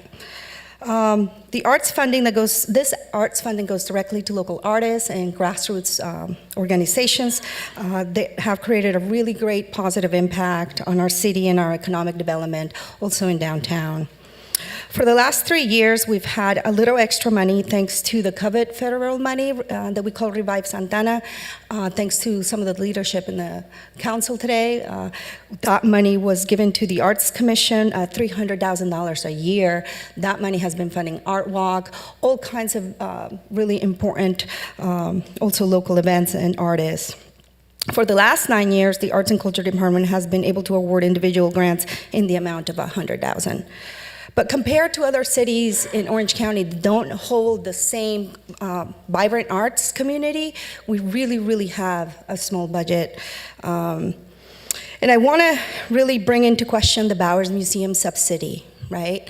So for those of you who don't know, out in our community, the Bowers Museum has been subsidized by taxpayers since 1987. Amounting to over $34 million over the years. So why does our city prioritize funding and subsidizing the Bowers Museum for 37 years and not equally fund our arts infrastructure? Fund our artist grant and master plan, right? The master plan that we were all part of, 400 residents, leaders that we put together.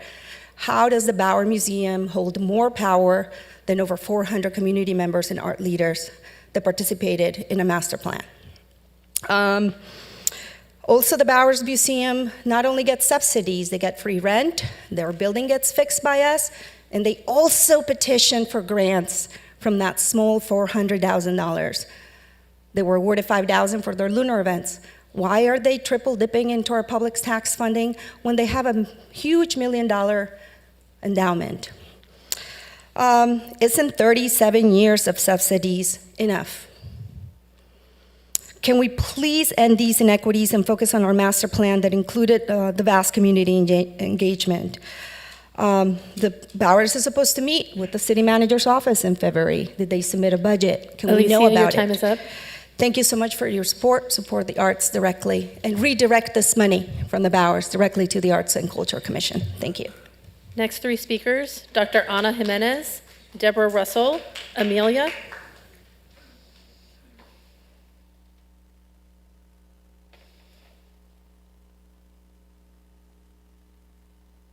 Good evening, Mayor Amezcua, City Council members, City Manager Nunez.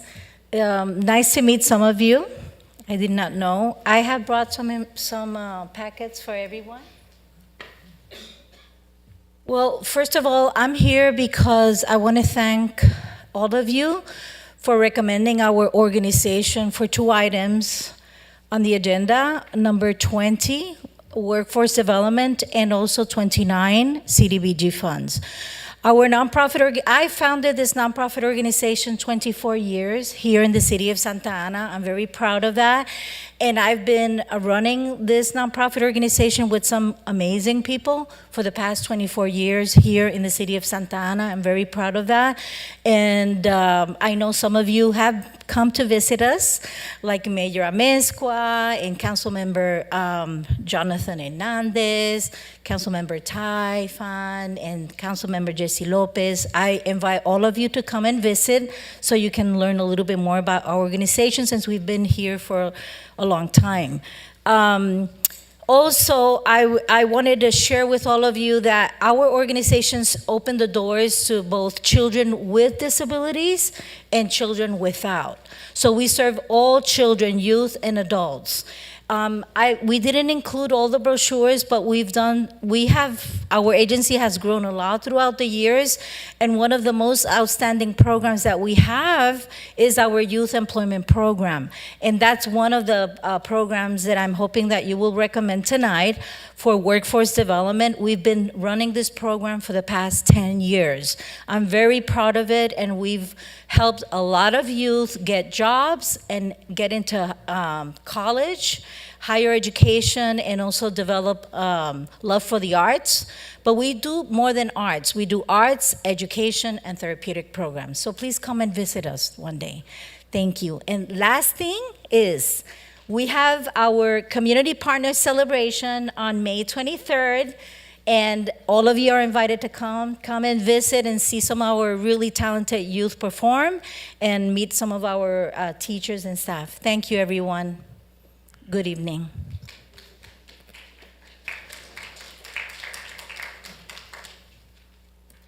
Hello. Good evening, everyone. I am a lifelong Santa Ana resident, graduate of the Santa Ana Unified School District, current educator here in the city, and I'm here tonight to actually applaud you. When the pandemic had its strongest grip on us, the city of Santa Ana, including many of you up here, did something very amazing. You dedicated almost $500,000 to our local arts and arts-oriented organizations. Some of those are actually neighborhood associations who apply for arts funding. And because of this incredible investment that you made in our local artists, our city blossomed with a panoply of events all across all of the wards, the whole city.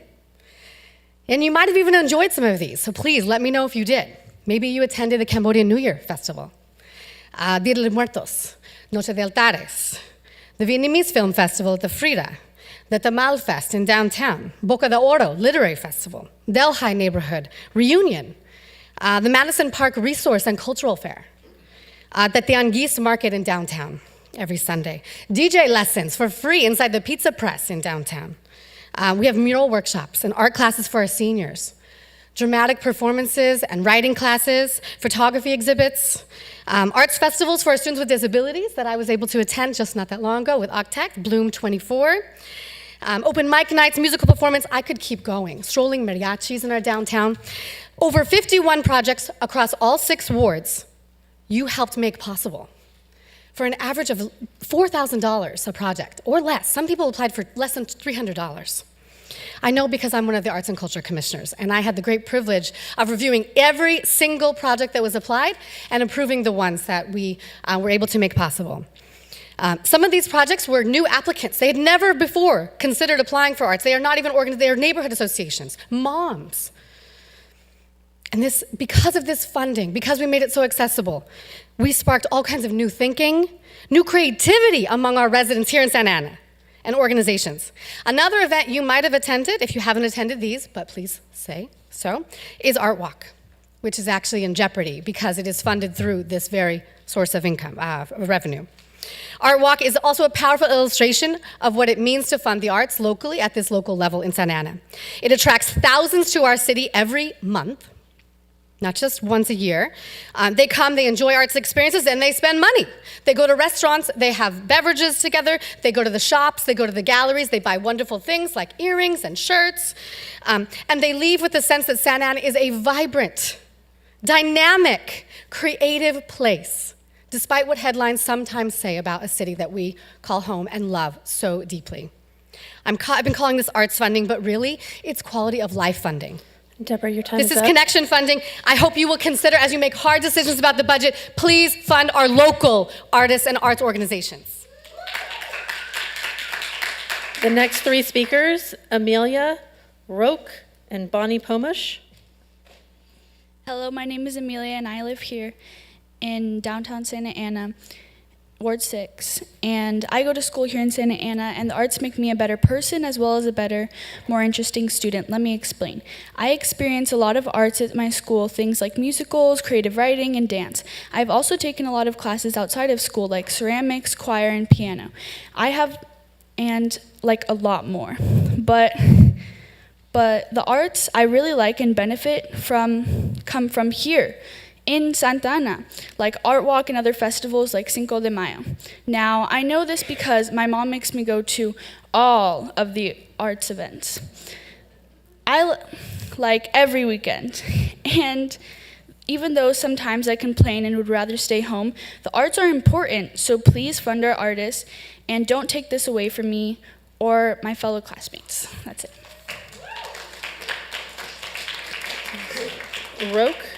Rock, R-O-Q-U-E. Bonnie Pomush, followed by Carlos Oregon.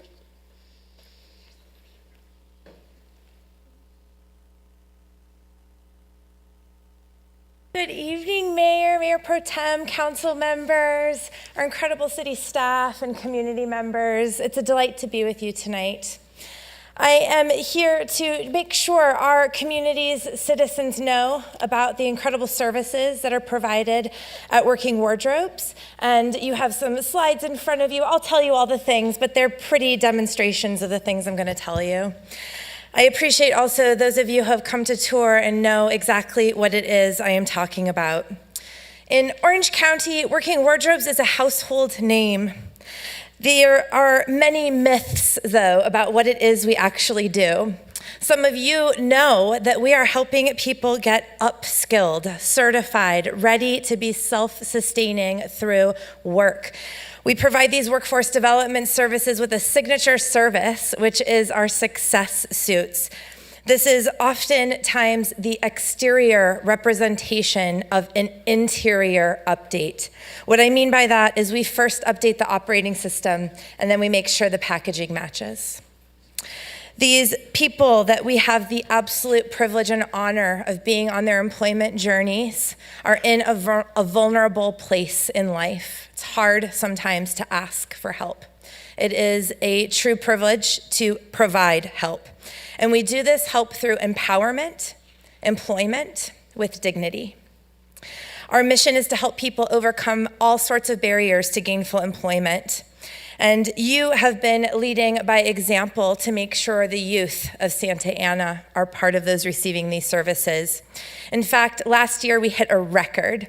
Post-pandemic, forget it. Recovery, it's in the rearview mirror. We are now in the growth zone and able to help more people than ever, thanks to your help. We're really good at what we do, and we have lots of endorsements to tell you that. We have been a best place to work for 2 years in a row and a top-rated Southern California workplace. We have received a national award for our veteran employment services. And for the last 2 years, the readership of the Orange County Register has said we are best charitable organization here in the county.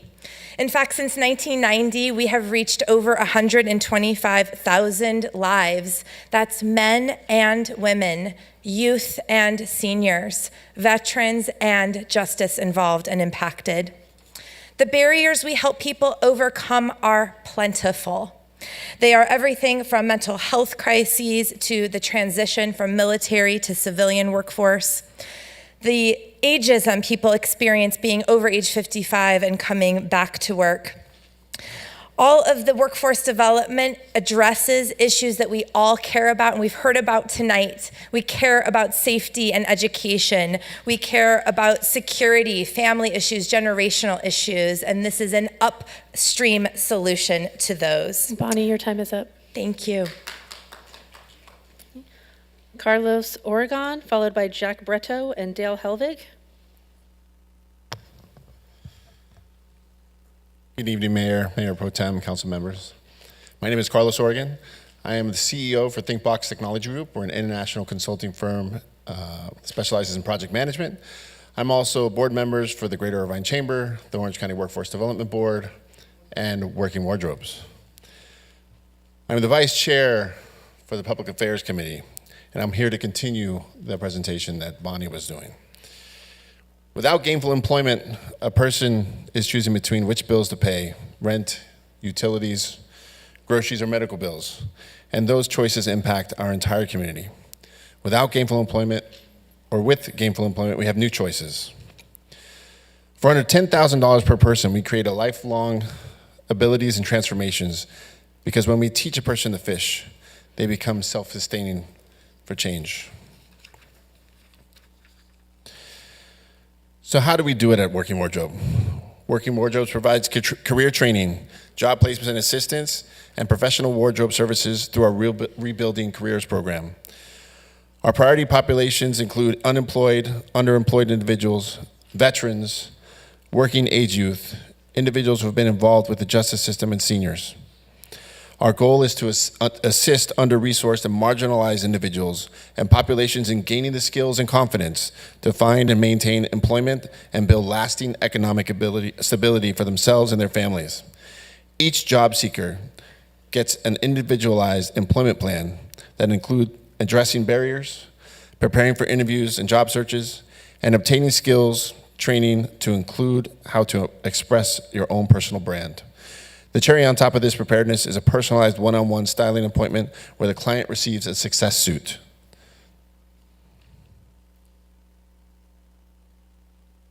We provide for their critical needs, gas cards, food cards, temporary housing assistance, and work with over 185 other agencies to wrap services around our clients. Our secret sauce is how we treat people. Said another way, this client shared how our services approach. We are the healing balm to his innermost hurts. If you haven't been to Working Wardrobe since July 2023, come out and check out our facilities on a public tour. Third Thursdays of the month at 4 p.m. And on your handout, there's a QR code. You can RSVP or just reach out to us. And let's make sure that our services are not kept a secret. Thank you for your time.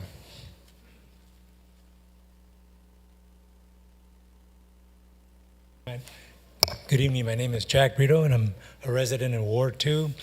And I brought up a problem that exists at the corner of Baker Street and Wilshire. I came last November and brought up that topic about all the accidents that occur at that corner.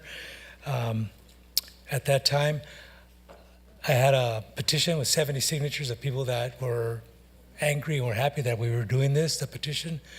And several of them told me that they came to the council and talked and nothing was ever done about it, and they felt that they were ignored. Well, after my visit on November, the next day I received 2 emails from the engineers saying that they were going to look into it. One of the engineers came out, Ms. Ortiz came out, and we talked a bit, and I showed her the corner that was, the red curb was, looked like somebody had taken the paint off.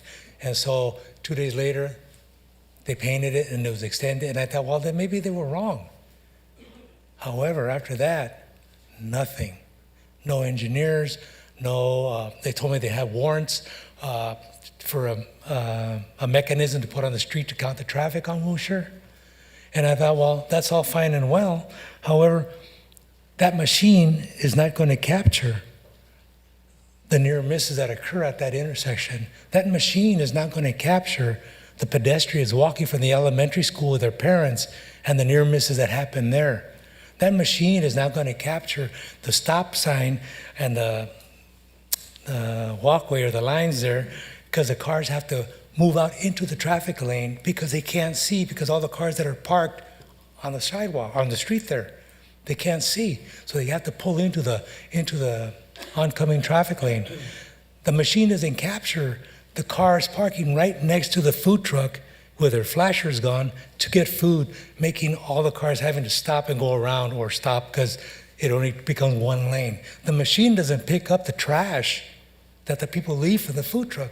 The machine didn't pick up what I saw on a Sunday, where a family thought that corner was a park. They had a van, they had chairs out there, they had TV trays, they were eating the food they bought at the food truck right at the corner. Now a car coming out, turning left, they're not gonna see because that big van was in the way. Something has to be done. There's been too many accidents that have occurred at that intersection, including a major rollover of an SUV. And there have been other hit and run incidences. There have been other accidents where there was one that I saw a little girl that was crying because she was shaken up from the accident. Something has to be done, and I think it's time that the council stop ignoring us. And I think, and some of you may not have been on the council when those other people came to talk to you, but something really needs to be done before somebody gets killed and a major lawsuit gets the city. Thank you. Sir, thank you for your comments. City Manager Nunez, could you please have staff connect with him? Yes, sir, we will. Next three speakers, Dale Helvig, Victor Mendez, Enrique Gonzalez. We still have quorum, good. Dale Helvig, Ward 3. I thought I was going to be able to congratulate the new city manager based upon the agenda tonight, but I guess that'll be another meeting. So anyway, I encourage you all to inquire as to why Related at Bristol project has been essentially on freeze since February when they canceled the Planning Commission meeting. So I don't know what needs to be done to keep that project moving on. Earlier speaker, I think, was talking about that project, and I think it needs to have a little push to get it going again. I don't know what's happening. I would also like to encourage all you guys out there that it's Mother's Day coming up Monday. Don't forget it. You know, so very important day. And I'd also like to thank Council Member Lopez for setting up the town hall meeting on the 14th. Look forward to open dialogue on the needle exchange program and the budget. So that ought to be a good time. Lastly, you know, you hear about the soccer players, and I feel for them that they have to pay these high fees. And I'm thinking maybe we can redirect some of the funds that we have for all these special holidays that we celebrate at $75,000 a pop. Reallocate some of that money to go to the soccer programs and help them out, because I think it's sad that we have the kids suffering so we can have other people celebrating. So let's do that. And lastly, May 17th is the 210th anniversary of the Norwegian Constitution Day. So let's celebrate that one too. You know, it's a big deal in Norway. It's a big deal in, I think Seattle has the largest Norwegian festival outside of Norway in the world. So I actually think I'm going to go up there next year and enjoy that, because I don't see us celebrating Norwegian Constitution Day here unless we maybe create an international day and celebrate all these days, and maybe we can consolidate those $75,000 funds for all these other holidays into an international day and have something special going on. So enjoy your Lutefisk and Lefse on the 17th.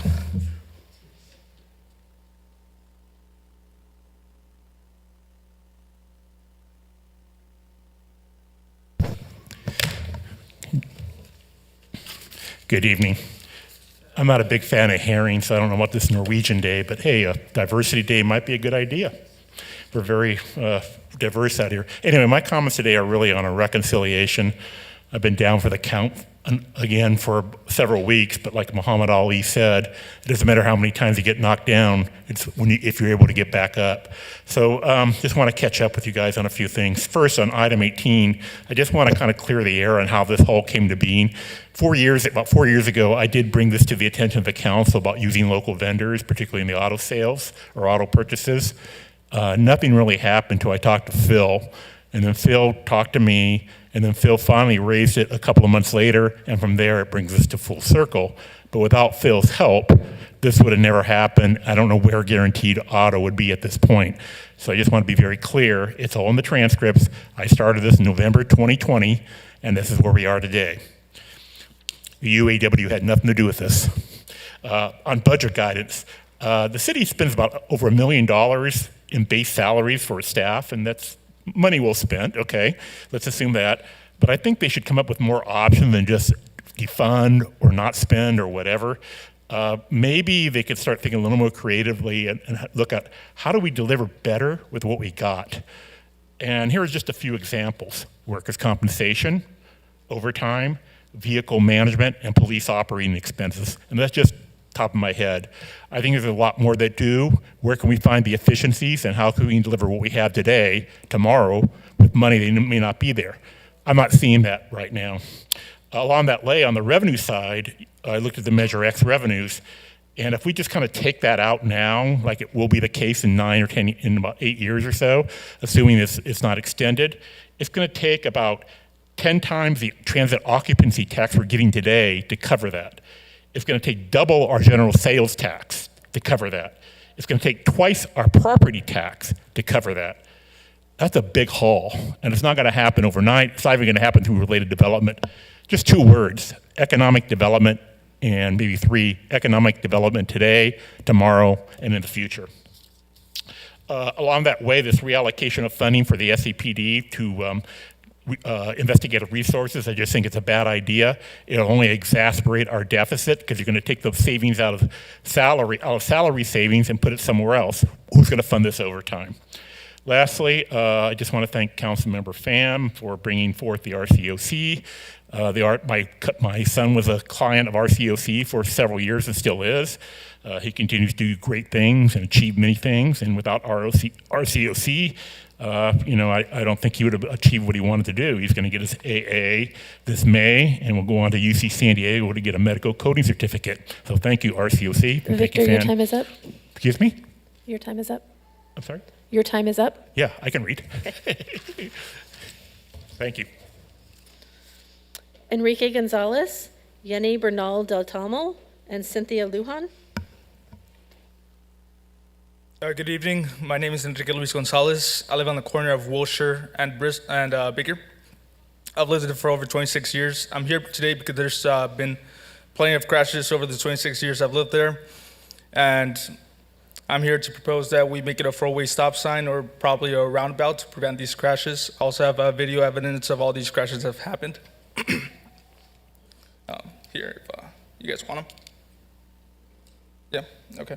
And yeah, that's basically all I came here for today.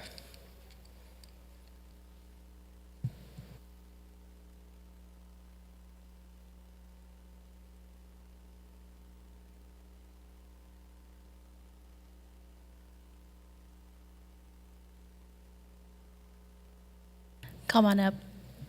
Yenny Bernal Del Tamo. Correct. Good evening, Council. My name is Jenny Bernal, and some of you might know me. I know I've been in downtown for the last 15 years. I was the art walk coordinator for 6 years, and unfortunately, because of COVID, that was kind of my transition out of it. Currently, I'm also an art teacher. I think it's extremely important to mention. I had the wonderful opportunity to work in the after-school program via OCTAC, which Dr. Anna just spoke, and I love their organization, and I believe that it brings us all back to why we're here. Currently, I have a small gallery and maker space at the Main Place Mall, and I also do lots of events for them when it comes to arts and culture. I brought Art Walk to them, and we will begin celebrating it this Saturday, and we also do Day of the Dead in October. The maker space side, it focuses on bringing low cost and fine art classes to increase the actual understanding that arts is not just beauty. Arts and culture actually make our children understand the world and be able to properly digest information and proclamate their own ideas.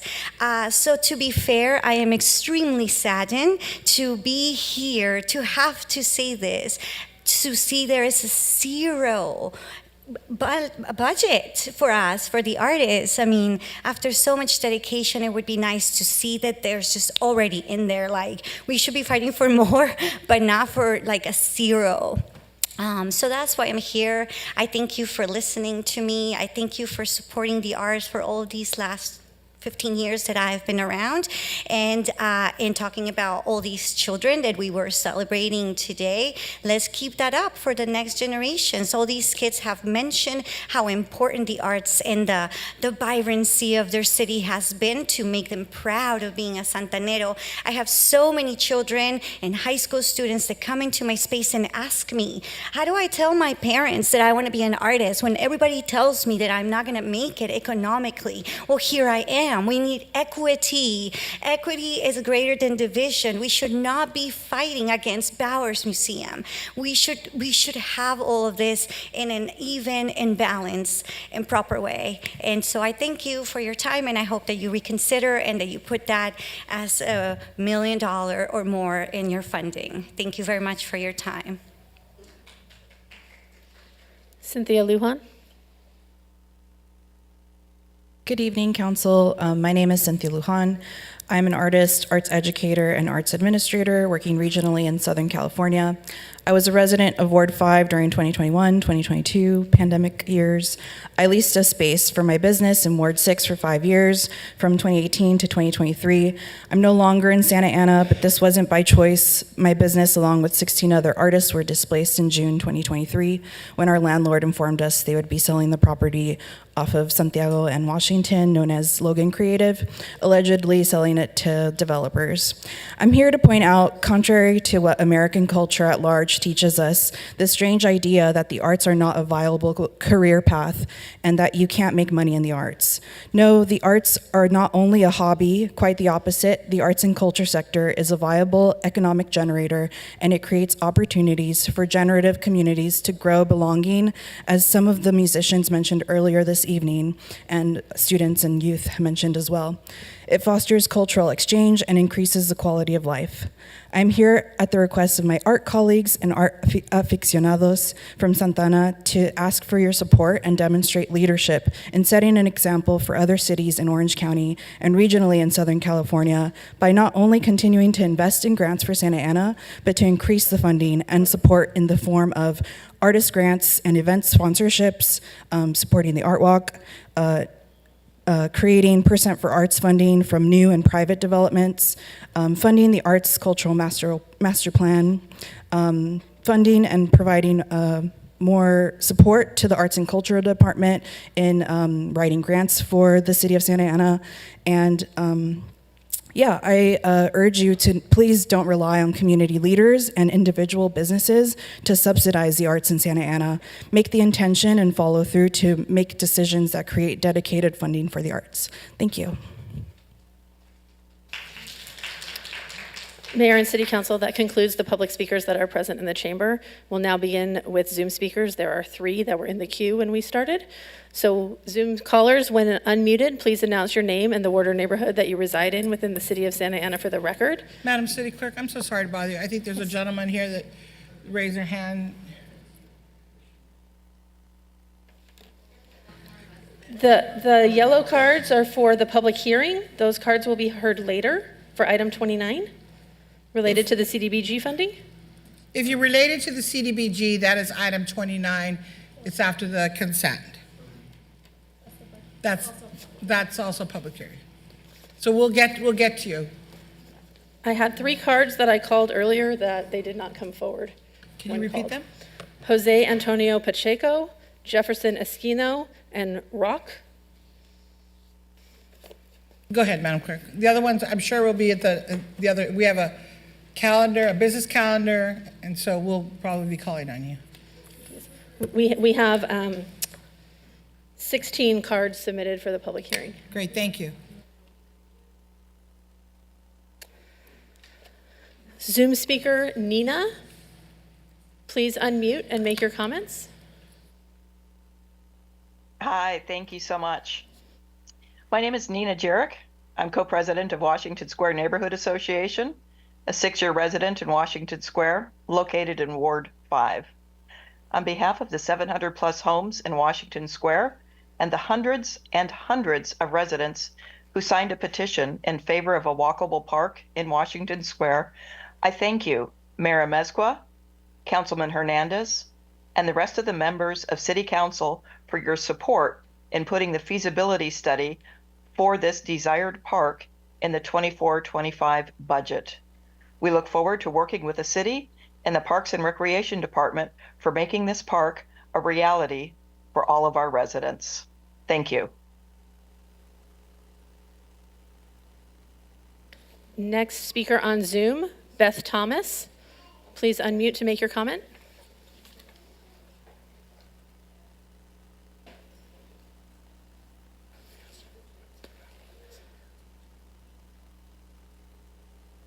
Beth Thomas. So sorry. Can you hear me? Yes, go ahead. Thank you. I'm Beth Thomas. My husband and I have lived for 21 years in Ward 5 in the Washington Square neighborhood. This is also about item 30 on tonight's agenda.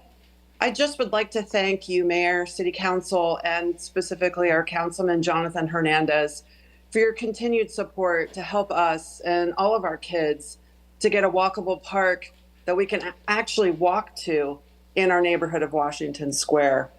We are in an environmental justice area. We are greatly looking forward to working with the city to take advantage of this unique opportunity for our ward, our neighborhood, and the city to increase the quality of life of thousands of our residents.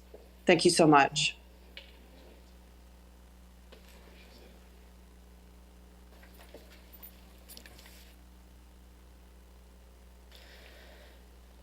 Next Zoom speaker, Zoom user.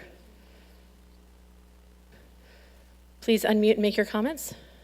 Hi, can you hear me? Yes, go ahead. Okay, hi, my name is Angel Magaña. I was raised in Santa Ana, and I just have to thank God for this day. Thank God for letting everybody be there, everybody get there safely. And I just have a concern about why are the fields so expensive on the sports. I come from the organization Team 90. Was a player from La Máquina, and it's sad to see that there's so much great talent in Santa Ana, and due to the expenses of field, a lot of the people can't go and take out the kids, or like my friends, I have a lot of friends that play soccer, and for that reason of the fields being too expensive, they don't like going to try out for a team or going to play nearby. They rather play in Irvine or Garden Grove instead of playing there at their home in Santa Ana. I participated as a coach, and I love training the kids right there in La Máquina. I love seeing them grow. La Máquina has helped me out a lot. I am currently in Mexico, Baja California, in Tijuana. I am going for my goal in life, which is to be a professional soccer player, thanks to Team 90 League and La Máquina supporting me out here. I wish that my friends were there to speak about how they feel about the fields and stuff. There's a lot of people there that know about La Máquina, about Team 90, and how both of those businesses have helped out a lot of kids from Santa Ana. And that's all I want to say tonight. Thank you. Thank you. And Mayor, one final speaker, Logan Crow. Thank you, Madam City Clerk. Thank you. Good afternoon, Mayor, City Council. Good evening, I should say. My name is Logan Crow, and I'm the director of the Frida Cinema in Ward 6 and serve on the board of directors for Arts Orange County. I live in Ward 3. First, I want to thank the City of Santa Ana for supporting the monthly DTSA Art Walk cultural events last year through the Investing in the Arts grant. I felt quite fortunate and proud to live and work in a city that illustrates its support of creative community with funding programs for artists and cultural institutions. Arts are a language and a culture that transcends and includes every imaginable demographic, and I hope to see the city's support of this culture not only continue, but I hope to see the support increased. My friends, neighbors, and collaborators continue to communicate their endured frustration as to what community institutions they can and can't continue to rely on. COVID disrupted even the most expected of daily rituals, and as we all return to work and struggle to reestablish normalcy, the O Street streetcar construction debacle poured salt into a wound that was just starting to heal. For a community brimming with artists and galleries eager to share and hopefully sell their works, and small businesses whose dedicated owners rely on those nights when the creative class assembles to shine a light on downtown Santa Ana and activate our streets. Art Walk and so many other free community events and cultural events like it have become increasingly vital. The arts are not just a cultural boon, but also a significant economic engine. A study by American for the Arts reveals that nonprofit arts and culture organizations and artists pump an estimated $166 billion annually into the U.S. economy, supporting 4.6 million jobs and generating $27.5 billion in government revenue. Local businesses in the vicinity of arts venues see direct benefits, with the same study showing that every dollar invested in the arts leverages up to $12 in economic activity. This synergy between the arts and local businesses catalyzes community vibrancy and economic growth, providing that investing in the arts is not just culturally enriching, it's economically wise. I see my fellow artists and arts organizations out there doing the work day after day, but I get concerned that this dynamic is being duly acknowledged when, for example, from a budgeting standpoint, the arts and culture isn't listed as an option on the 24-25 community budget survey. Lastly, in Santa Ana's community of artists and creators, you have tremendous partners in telling, preserving, and amplifying the story of Santa Ana. The muralists of Santa Ana tell its story. The painters and zine makers and theater troupes and dancers of this community are living, breathing culture bearers, not just in their respective art forms and personal histories, but in the overall legacy of what makes Santa Ana, Santa Ana. City leadership's investment in ensuring that its creators are provided with the funding and resources they need to tell and preserve their stories is an investment in their city's overall economic growth, its status as a vibrant place to live and work, and again, as a vibrant place, its ability to ensure that its story is told, preserved, and amplified. Please listen intently to the words of my fellow advocates today, those who are here and those who sent e-comments, and think of us not merely as artists, but as your best partners in your continued efforts to ensure and sustain Santa Ana's vibrancy, identity, resiliency, and success. Thank you so much for your time. Mayor and City Council, that concludes the public speakers. Thank you, Madam City Clerk. At this time, we'll be going to the consent calendar. Consent calendar items number 8 through 27 are before us. Council members, please announce any items that you'll be abstaining from. Mayor Pro Tem, I have you as item 29. Yes, so that's the public hearing. Great. I just want to make sure, but that is what you have down here. Perfect. Okay. So any abstentions from 8 to 27?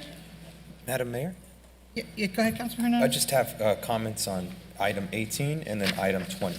Comments only? That's correct. Okay. 18 and 20.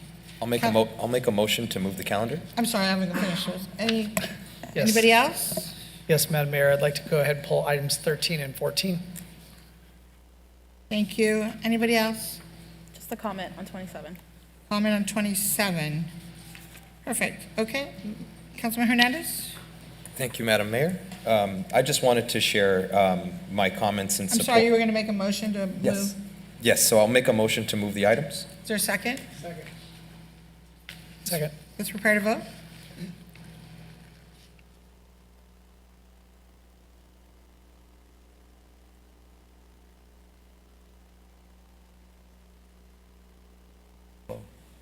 Sorry, that wasn't working for that particular time. Hopefully we can get it ready for the next vote. If I could take a roll call, please. This is a motion by Councilmember Hernandez, seconded by Councilmember Becerra, to approve the consent calendar with the exceptions of items 13 and 14 pulled for separate discussion. Brief comments on items 18, 20, and 27. Councilmember Becerra? Yes. Yes. Councilmember Hernandez? Yes. Councilmember Lopez? Yes. Councilmember Penaloza? Yes. Councilmember Vasquez? Yes. Mayor Pro Tem Fan? Yes. Mayor Meswa? Yes. And excuse me, I did need to make an announcement as well.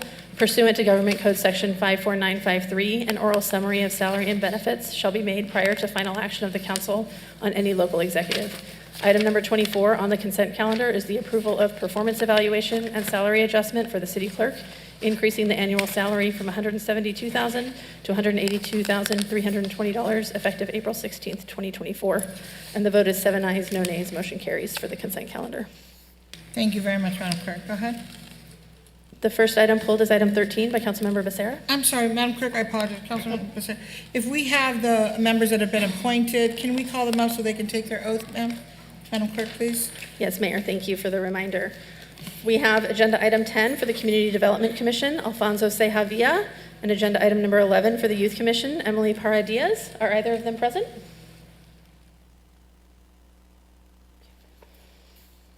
I see that. Please come yes. forward. Thank you, Madam Secretary.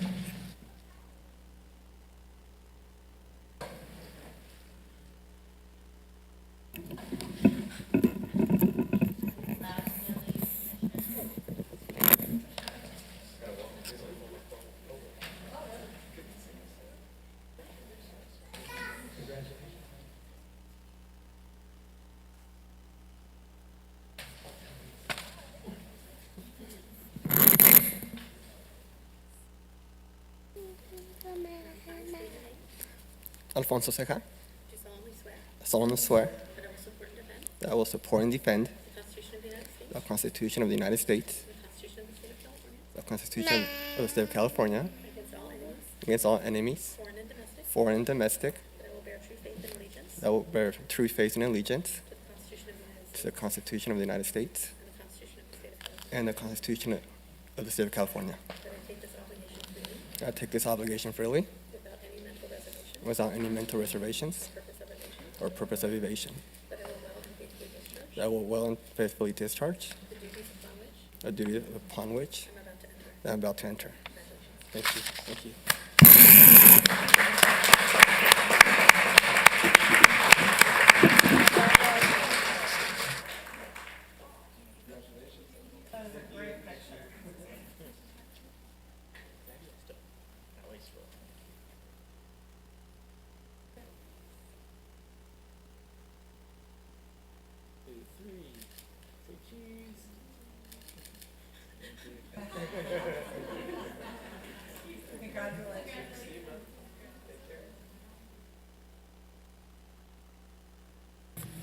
Go ahead, Madam Clerk.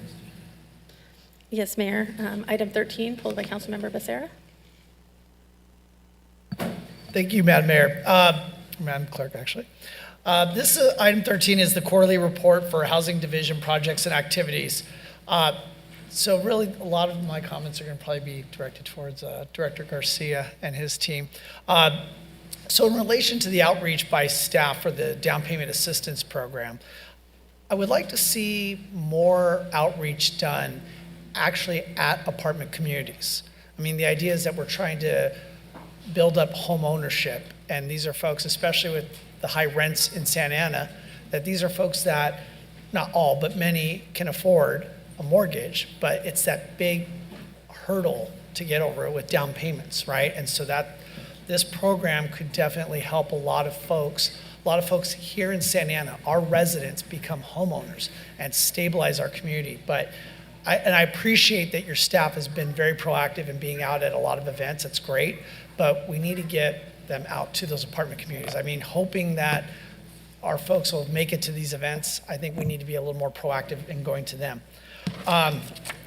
With that, I wanted to ask, so looking at Table 8 in the report, it shows that 25 applications were sent out and only 5 applications were received. Why is there such a steep drop in those numbers?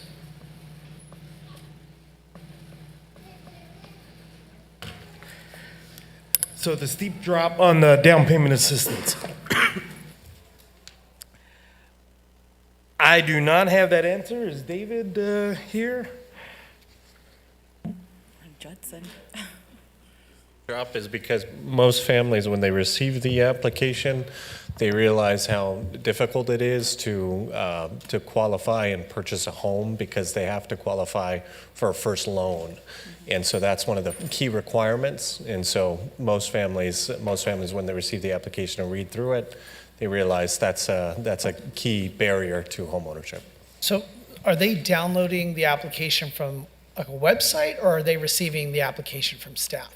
They're receiving the application from staff. And so is staff just kind of leaving a stack at the front door and saying, go get them? Or are we actually seeing staff give it to them, talk to them, maybe walk through it, maybe ask some of these preliminary questions, especially if you already know that there are some hurdles for them to qualify for the program? Because I think if maybe there was at least just that preliminary conversation, maybe we wouldn't see as many applications not returned or approved. Staff provides substantial outreach and engagement to the community regarding our down payment assistance program. Every applicant that applies for the program, we provide them with counseling, home ownership counseling, advice, guidance, and all kinds of efforts to provide families with support to purchase a home through our down payment assistance program. In fact, last year, the program won an award, which you attended, through the Orange County Business Council for our efforts. Okay, but what I was asking though was, so when you hand out an application, is there a preliminary discussion with the person that you're giving the application to? I understand you do outreach, and obviously you're doing an amazing job, and yes, the program has received an award. But what I'm asking very specifically is, person comes in, you give them an application, do you just send them on their way, or does someone sit down with them for 5 minutes, 10 minutes, a half hour just to walk them through it so that they don't take the application with false hopes only to not be able to return it? Every applicant receives guidance and support to successfully apply for a down payment assistance program. Well, I wouldn't say successfully because they're not getting the applications back in, right? Correct? They're not successfully applying because they're not being returned, correct? As we've reported and provided to City Council regarding the success of the down payment assistance program, we have provided many, many successful loans through this program. Okay, I'll get the answer from Mike later then. Thank you. On page 9 of the report, it shows that $834,000 was received in fiscal year 23-24 for the in lieu fees. So is that the same amount that was on the previous quarter's report? It is. We've been representing that as a running total. Okay. And so in future reports, we will only show by quarter, and we'll also keep the running total, but we will show what this quarter, there were no in lieu fees received, so. So there was zero received this time? That's correct. Okay. And in speaking with David Flores, who oversees the down payment assistance program, most of the applications that go out are managed through brokers. And so our staff is not directly working with people. We are working through brokers and sales agents. And so we do not have control over the number of applications that go out and then ultimately come back in because they're going through commercial, residential brokers. Okay, great, thank you. Well, actually, real quick while you're up there, Mike. Absolutely. So just remind me again, so the $834,000 that we received in lieu fees, that was from what now? So in other words, that didn't come from the current version of it did not. It did And what not. did it come from? It came from 2012 from the project that we now know as the Legado at Met. And it was based on a development agreement in place at that time. And it was actually at $3,000 per unit per that development agreement in 2012. So let me, okay, so 2012, here we are in 2024, so that was 2012, and it was through a development agreement, so they did not pay $15 a foot even back in 2012. That's correct. Okay, thank you. So that was, that's all, Mike, thank you. Well, actually, no, I'm just kidding, I have one more, actually. So looking at the, at that chart, just, I say it every time this report comes up, ever since we've seen the change from the WHO to this current version, we haven't seen any in lieu fees come in. That's correct. And one thing, though, I want to also touch on when it comes to inclusionary units is on table 7, you have units built on site, and this is kind of similar to the way you reported the in lieu fees. It shows 24 ownership, 10 rental, Gesundheit, and a total of 34. So I'm left to assume that table 7 reflects the total units that have been, total inclusionary units have been built on site since the beginning of any sort of That's correct. inclusionary. That's Okay. correct. And what I would like to see us do is show it by quarter. By And the- quarter. And the reason for that, and this probably would require an asterisk, just like the $834,000 fee, we did actually finally get a couple of inclusionary units, but it wasn't because of the policy, it was because a developer took advantage of the state law regarding density bonus. Isn't that correct, with the Toll Brothers site on Main? That's correct. So how many inclusionary units did we get out of that one? That was 11? 11 total. But that was, again, to exercise the state density bonus law, That's not correct. anything to do with That was this based on policy. state density. Right, That's that a couple of council members approved. Okay. That's all I have. I just want to, the other thing I wanted to mention on here was, just simply that, oh, no, I know, actually, sorry, I'm all over the place right now. One last question, that is, so the report indicates that there are 2 affordable housing projects that are, quote, in pre-development. So it's the Habitat for Humanity project on West Washington and the Richard Lent Intergenerational House on North Bewley. Are either of those projects receiving city funds, such as any of the in lieu funds? They are. Okay, They and so are. have they been notified of our community workforce agreement and their obligation to use local skilled and trained union labor? They have been informed of that, and I believe we are working through with our friends at on both of those projects. So I wouldn't say working through. I'm actually very happy to see that we're going to be employing local labor here Absolutely. on projects that, we're putting our money where our mouth is. So I'm really happy to see that. So thank you, Mike. And with that, I'll go ahead and move the item. Thank you. I have a comment, and Mayor Pro Tem also has a comment. So if you want to remind council, 3 minutes, 3 rounds. And also, our devices are not working. So if you want to speak, kind of like what we do at OCTA, can you lift your mic all the way up? And then I'll call on you, so you all don't have to raise or yell or wave at me. So I'll call on you. So thank you, and I appreciate your patience. So Mike, can you come up really quick? I just have more of a comment. I really do want to thank your staff. We've had many meetings since I've been elected about the first-time home buyers, and I think myself and some others up here have had first-time home buyer events in different communities, and they've been very successful. And so we did talk about possibly working with other banks so that the city is not hands-on direct.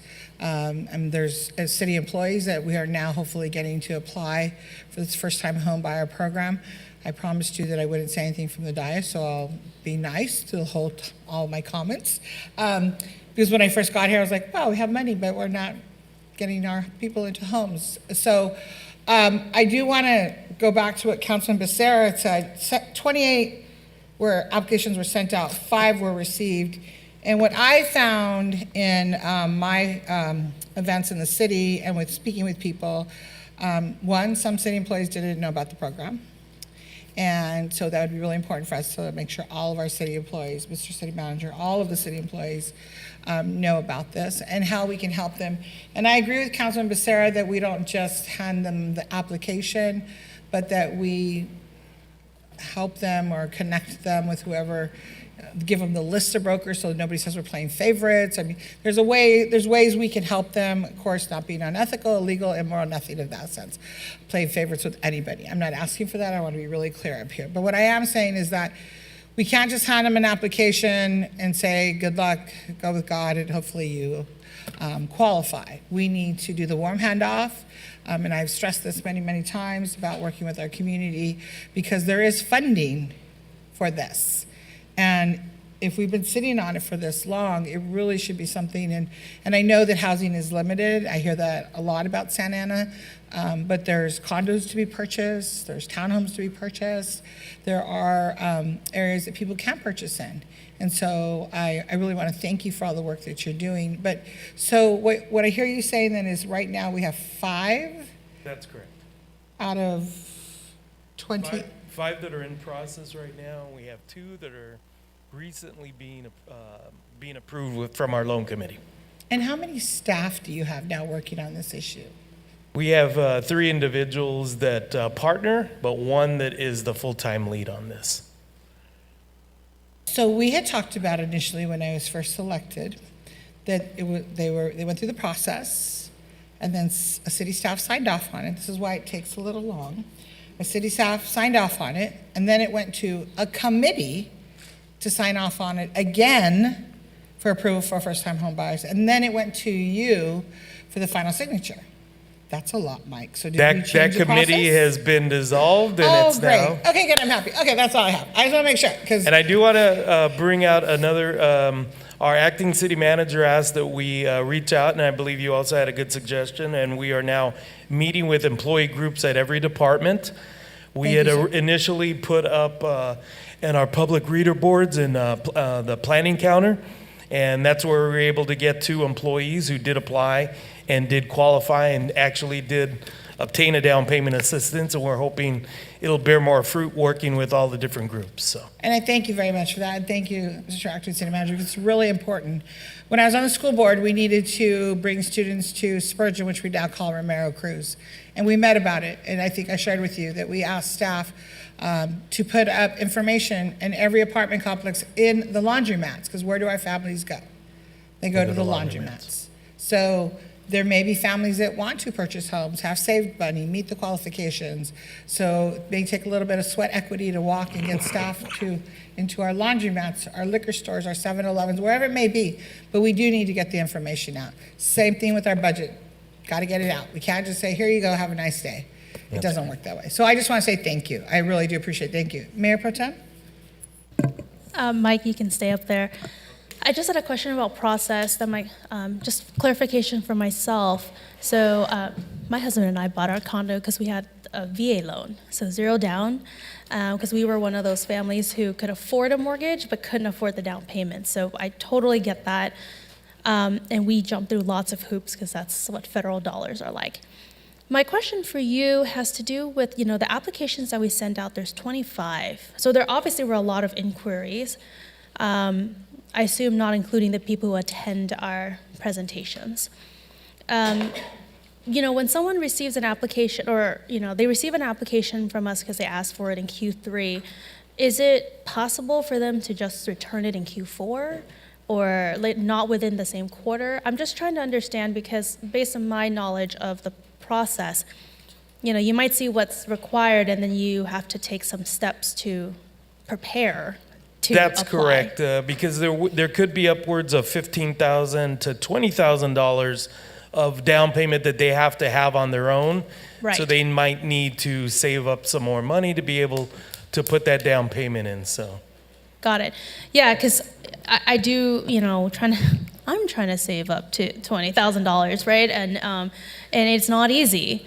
And so I can see that, you might get an application in Q3 and it might take you 6 months or even a year just to have that kind of cash prepared to apply, or however long that might take. So that's helpful to understand. One other thing I would like to suggest is, so I do these free legal clinics all the time. In fact, we have one coming up on June 8th with some of our nonprofit partners, Legal Aid, Public Law Center, and AJ SoCal, and those nonprofit attorneys, as well as other nonprofit professionals, are really in that exact kind of income bracket that we're trying to target. So we have a lot of professionals that work in these nonprofit organizations that I think could really qualify and benefit from this, especially if they're already working here in the city. So maybe we can collaborate with whoever the CDBG grantees are, and maybe reach out to their staff too. Thank you. Thank you, Madam Chair. Councilman Lopez? Thank you. This report, this item, whenever it's on the agenda, it gets pulled always, all the time, and I think it's great because it allows our constituents to hear about affordable housing, how affordable housing is funded in the city through the in lieu fees. Because when a developer is building and they don't want to build affordable housing, that is what the fee is for, right? They decide to pay a fee. So if affordable housing is what you want and what you like, this is totally your jam, this is your issue. And I think it also helps our constituents hear about the RSO and the just cause eviction ordinance that we have in the books, and really if they're reading the report about the almost 7,000 market rate units that exist in the city that the council has approved to build, right? And that's nowhere near the affordable units in the city, but it's a great comparison for us to see what we're building and what we need to build more of to really meet the demand that exists here in the city of Santa Ana. And so it was briefly mentioned earlier, again, because it always gets pulled. And Judson, thank you for coming up here. It's not your fault, right, if families can't qualify or move through the process fully. As Mayor Pro Tem just said, it is difficult. And that's, I think, part of why having a good lender, a good realtor is really important as part of this process. I always, when people approach me about this program, I always say, find a lender, find a realtor that has experience with this process. And shout out to Julio Arana, who I know works with families here really for years sometimes on end when they first realize, you know what, I need this amount of money for a down payment. I'm gonna have to budget for the next year or 2 years to accumulate that down payment, right? The other issues with the banks, which is why I've said from the dais when this item has been pulled in the past about the city establishing relationships with non-predatory banks, because a bank loan is hard for sometimes our families to qualify, which is part of the process. And sometimes that can be a barrier for our families to move through the homeownership experience. I also agree that, to the mayor's point about playing favorites. This is, at the end of the day, public dollars. No commissioner should be calling our staff, demanding or pressuring them to pursue these applications or to move them along at a faster speed than what they need to be vetted through. That's really important, and I want to make sure that our staff understands that, because it's really important for everybody to have, I think, a fair shot at the program. Thank you. Thank you. Councilman Hernandez. Thank you, Madam Mayor. Lots of great comments today, Director Garcia. I just wanted to inform members of the public surrounding some properties in Ward 5. There's some great projects that are in pre-development. Credit to the leadership at the Community Development Agency with Judson Brown and Michael Garcia. You guys are doing great work. In Ward 5, we have Habitat for Humanity off of 1921 West Washington Avenue, where there will be new construction of 3 duplexes, a total of 6 homes for home ownership, serving households up to 80% AMI. The housing inclusionary funds that we were able to allocate were $2,200,000. A demolition permit was obtained and demolition was successfully completed in January 2024. So for residents in the Washington Square, in the Artesia Pilar neighborhood, alongside Washington, that's what the construction is taking place there. In the Santa Anita community, we have 918 North Bewley, which is the intergenerational housing project, which is being developed by the Illumination Foundation. It's the rehabilitation of 2 two-story residential buildings into 11 rental units for homeless, transitional age youth, and senior citizens, a total of $2,021,319, right in the heart of Ward 5 in neighborhoods that are adversely impacted. I just want to thank our city staff, because it's a credit to your guys' leadership that these opportunities are coming to these otherwise very dense neighborhoods. So I just wanted to take this opportunity to say thank you on behalf of our residents, because you guys created home ownership opportunities where we're going to be able to focus on people who are otherwise very vulnerable, seniors and transitional aged youth who are formerly houseless. So I just want to say thank you. Thank you, Councilman Lopez. Yes, just lastly for our staff, because I was reading the public comment and there was a great suggestion about, in terms of the RSO and the JCEO, besides listing the inquiries, it would be helpful for the general public to know the outcome of the inquiries fielded. For example, this could include the number of enforcement actions the department has acted on, whether it be forwarding inquiries to the code enforcement or number of inquiries resulting in what has been informed to seek independent legal counsel, the number of new residential units registered, and the number of tenant versus non-tenant inquiries. Thank you. Thank you. See no other comments? I have a motion by Councilmember Becerra. I didn't catch. I'll second. Okay. Seconded by Mayor Amezcua to approve item 13, the quarterly report for Housing Division projects and activities. The electronic voting is up.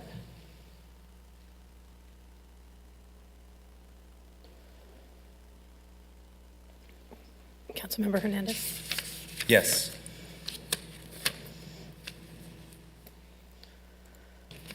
Vote is 6 ayes, no nays, with a temporary absence by Mayor Pro Tem Fan. Motion carries. She's a yes. Madam Yes, Clerk? vote recorded. Yes, thank you. Vote is 7-0. Madam Clerk, can we go back to the oath of office, if the council doesn't mind, for Emily Parra Diaz? I believe she is here now. Don't want her to miss that.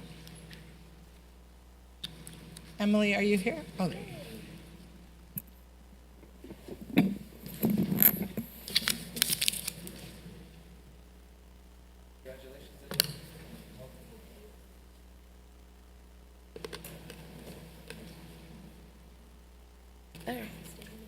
I, Emily Parra Diaz, do solemnly swear that I will support and defend the Constitution of the United States and the Constitution of the State of California against all enemies, foreign and domestic.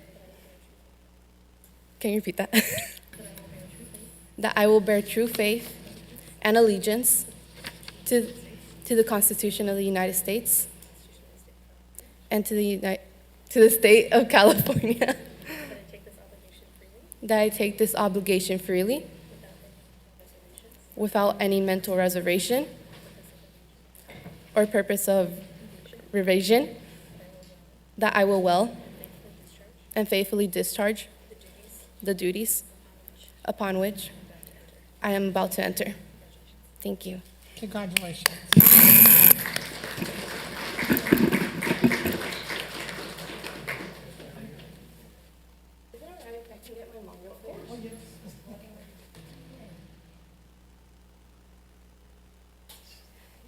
No, we want you in the picture, man. We want you in the picture.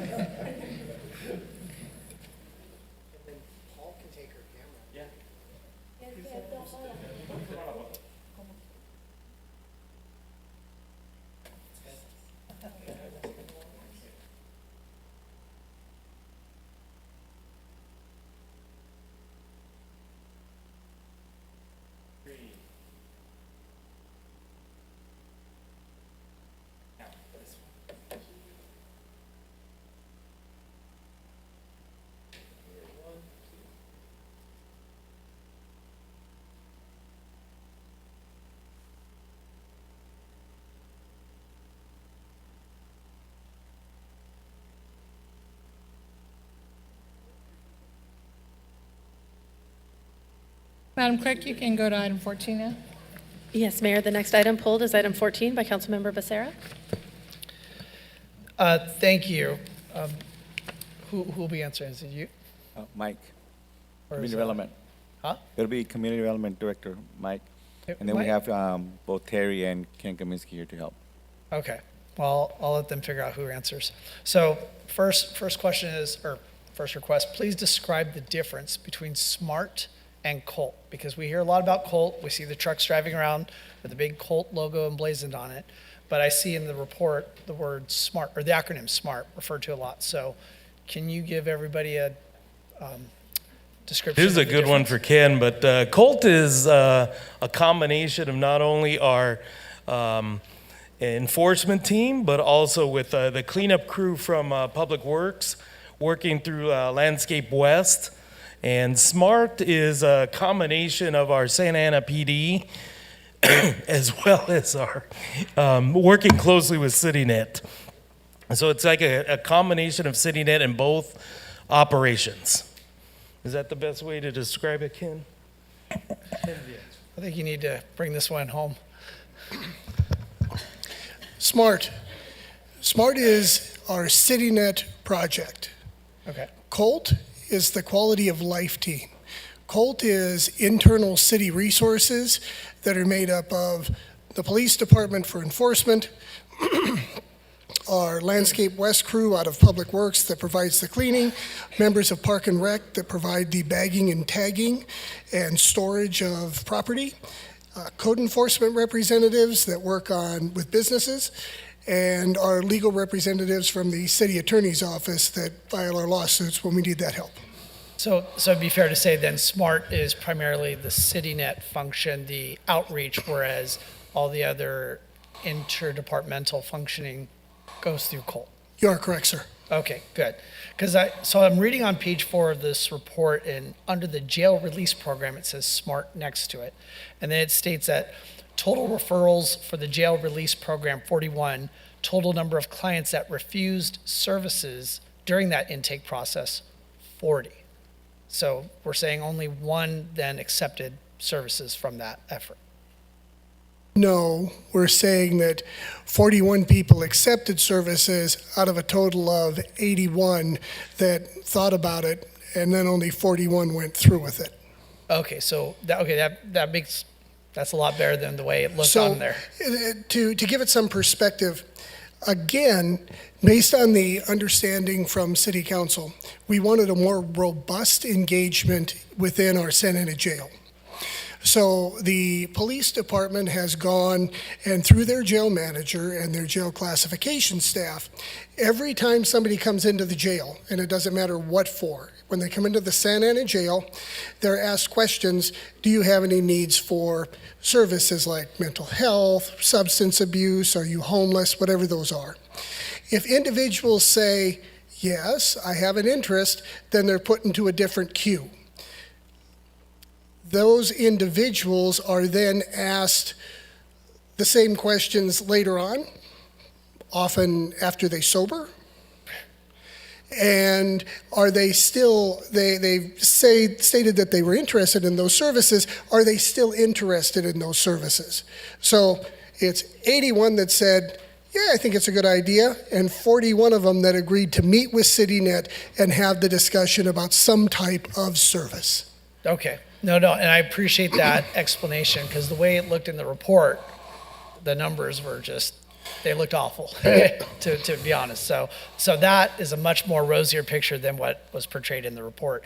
And you actually just confirmed what my next question was going to be, which was, as folks are being arrested for violation of public intoxication laws, we want to make sure that they're being offered services, because the idea is not just to arrest people for the heck of it. It's the idea that we're going to get these folks directly in front of services offered. And it sounds like what you're describing, our jail staff is working with CityNet to make sure that that happens. Based on my discussions with the jail administrator, yes, that is what is occurring, and I believe it is. Perfect. Well, that's all I have, Ken. Thank you very much. I wanted to also real quickly applaud our city's success at helping 42 unhoused individuals find permanent housing.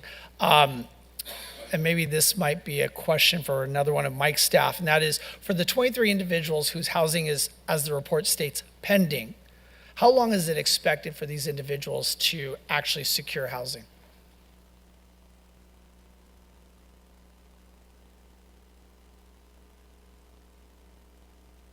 I don't know that we could put a timeline on that. They are in the population of individuals who have vouchers. They have to be actively looking for apartments. It's a difficult question to put an answer on. We do have many people that have vouchers that are on a waiting list. So on that note then, so if I've got a voucher and I'm looking for housing, and I know that because trying to find housing that'll accept the vouchers, that can be difficult. So my question then is, how long is that voucher, I don't know what the word would be, valid or usable before it becomes unusable? In other words, like for instance, if someone doesn't use a permit in so many months or so many years, it goes away. So in this case here with the voucher, how long do they have to find housing before it stops functioning? 120 days, right? Yeah. 120 days. So they have 120 days to find housing. Okay. So now they can continue to reside at the shelter during that time frame, so they're in a different category than other individuals that receive vouchers from Section 8. Okay. And then as far as just on that topic, I would say that in these reports going forward, I'd like to have a little more clear understanding as far as our staff, whether it's PD or other staff, the interaction with the unhoused individuals. How many of them that they're interacting with, are they from Santa Ana? How many of them are not from Santa Ana? Because I saw racial and gender breakdowns, but I wanted to also understand how many of them are really, truly from Santa Ana. I know, Ken, when we were at the Board of Supervisors meeting, it was almost like a kid's song. You were rattling off every geographic location where these folks were from, and they were not from Santa Ana. So I'd like to see that in the report, just so that not only the council but the community can see how many folks are coming to Santa Ana that are not from Santa Ana when it comes to being unhoused. Just quickly, sir, in order to meet that request, we need an understanding of what is from Santa Ana, because we have various different definitions. The county says one thing, the state says a different thing, the federal government says a different thing, and so it's very hard for us to come up with that information. That's why we don't include it. Okay. I can tell you that based on my experience in the field, talking to people, talking with Colt, talking with Smart, we're seeing about 50% of our people that we're contacting have some type of Santa Ana ties, and the other 50% have no ties to Santa Ana. Okay, perfect, thank you. Two quick things. One, and I just want to make this publicly known, I know this is something that some of us up here have been working on with our acting city manager, and that is, I want to see a reimbursement agreement for maintenance with Caltrans. I want to see that done. The city of Los Angeles has one. In my ward, we've had unhoused individuals cutting through fences, impacting legacy businesses. And we need to not wait for Caltrans to get over there 3-4 weeks later when an encampment proliferates. So we know that our staff can do a better job.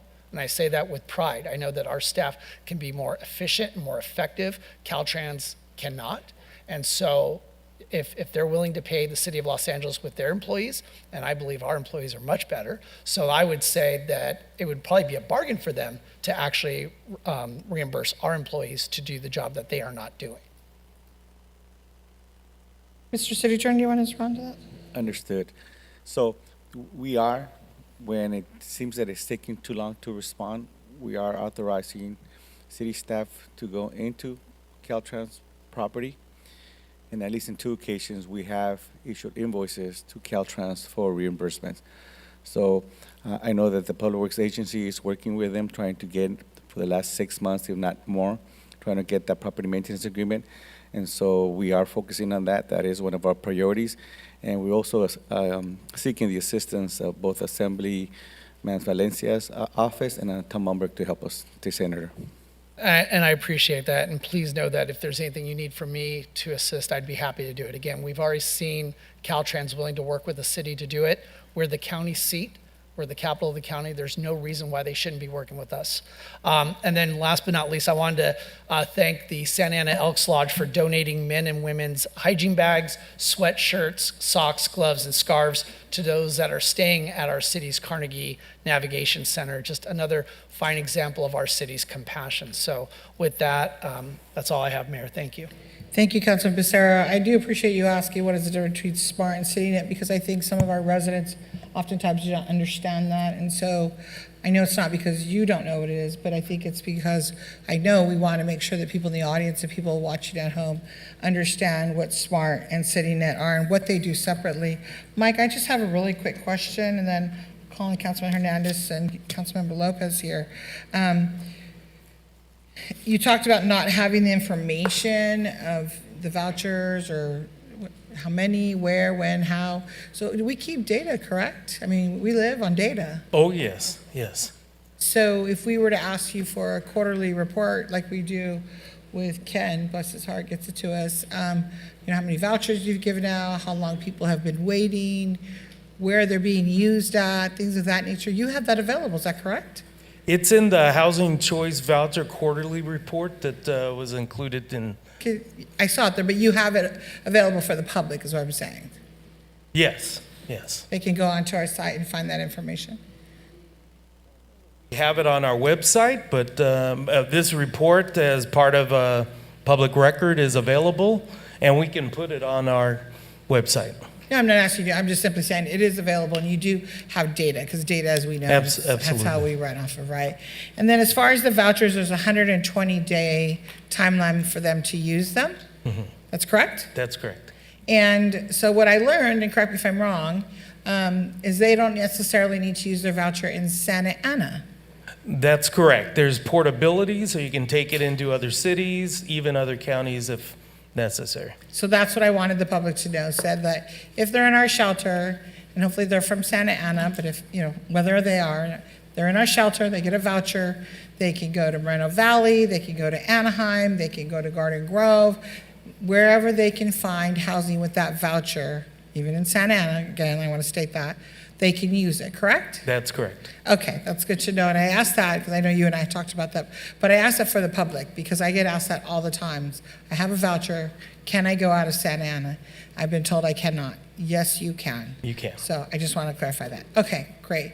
Thank you. Councilman Hernandez? Thank you, Madam Mayor. I just wanted to thank our staff for all the work that they're doing across the city. My question pertains to ongoing costs related to enforcement. Do we have any overtime costs that have been associated with homelessness prevention? And if so, what are those costs?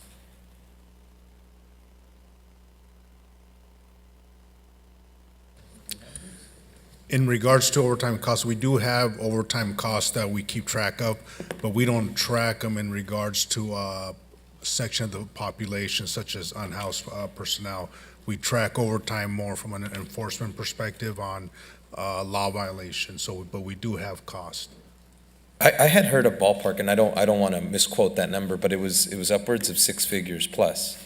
Do we have an estimate as to how much total monies are being spent specifically to these directions that you guys have been given by the council for homelessness prevention? From the onset of the program, I don't have an exact number. We started the program back in mid-August of 2023. I would figure that it is in probably over $100,000, yes, from October to, August 2023 till now. But we are looking to reduce that cost. Wonderful. Thank you so much. I just wanted to make sure that I asked that question because I know residents have had mixed feelings about it, but I also want to ensure that we are conscious of the overtime that we're paying. So that way, if there is a need for us to have additional officers there's requests that come to us while we're in the process of creating a budget. So that way we're not having to pay as much money in overtime. We can properly staff. Perhaps it's maybe some non-sworn officers and balance that with some sworn. But finding a pathway forward so that we can still, service the bulk of the area in Santa Ana. There's a lot of people who reach out across all of our districts and wards requesting support. And I anticipate that there's going to be a lot more requests for support and just want us to be mindful of potential costs. Most definitely, yes, sir. Thank you, sir. Thank you, Councilmember Lopez. Yes, thank you. So the report is great. I mean, I hope the community reads it so that they understand how grant dependent we are to fund these initiatives. And hopefully with the HHAP grant, with the pie chart, the permanent housing the percentage can increase.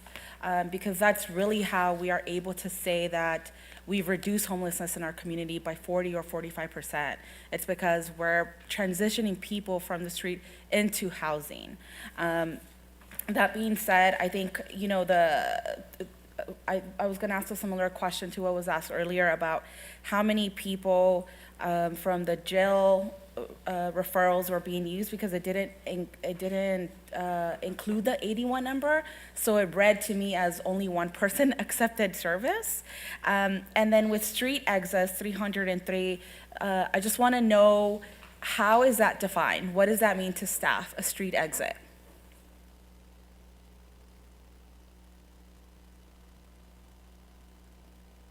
Evening. A street exit is defined by the SMART team as someone accepting an opportunity to get off of the street. So that would mean reunifying with their family, accepting treatment at a substance abuse treatment facility, accepting shelter at either our shelter or another shelter in the city. So they are no longer on the streets of Santa Ana. Okay, perfect. I really wanted to know that, so thank you.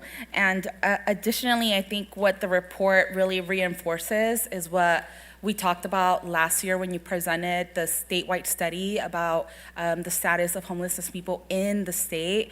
Our own data is telling us that people over 55-year-olds are predominantly occupying our shelters, right? And there are a majority of people 55 to 61 and 62 plus that are considered homeless in our city. And you're also seeing 25 to 34 young people, again, reflective of the statewide data, increasing in homelessness. So that's, when I think about that, I think about families or youth that are coming out of foster homes that don't necessarily have somewhere to go or are placed in permanent supportive housing. We also know that we have a huge issue with our school district families that are considered homeless. And so I'm thinking that that is probably contributing to that number because it's really high compared to the other age ranges. And our own data tells us that elderly people and Latino people are the ones predominantly being, I think as we're calling it, guests at the Navigation Center, per the report.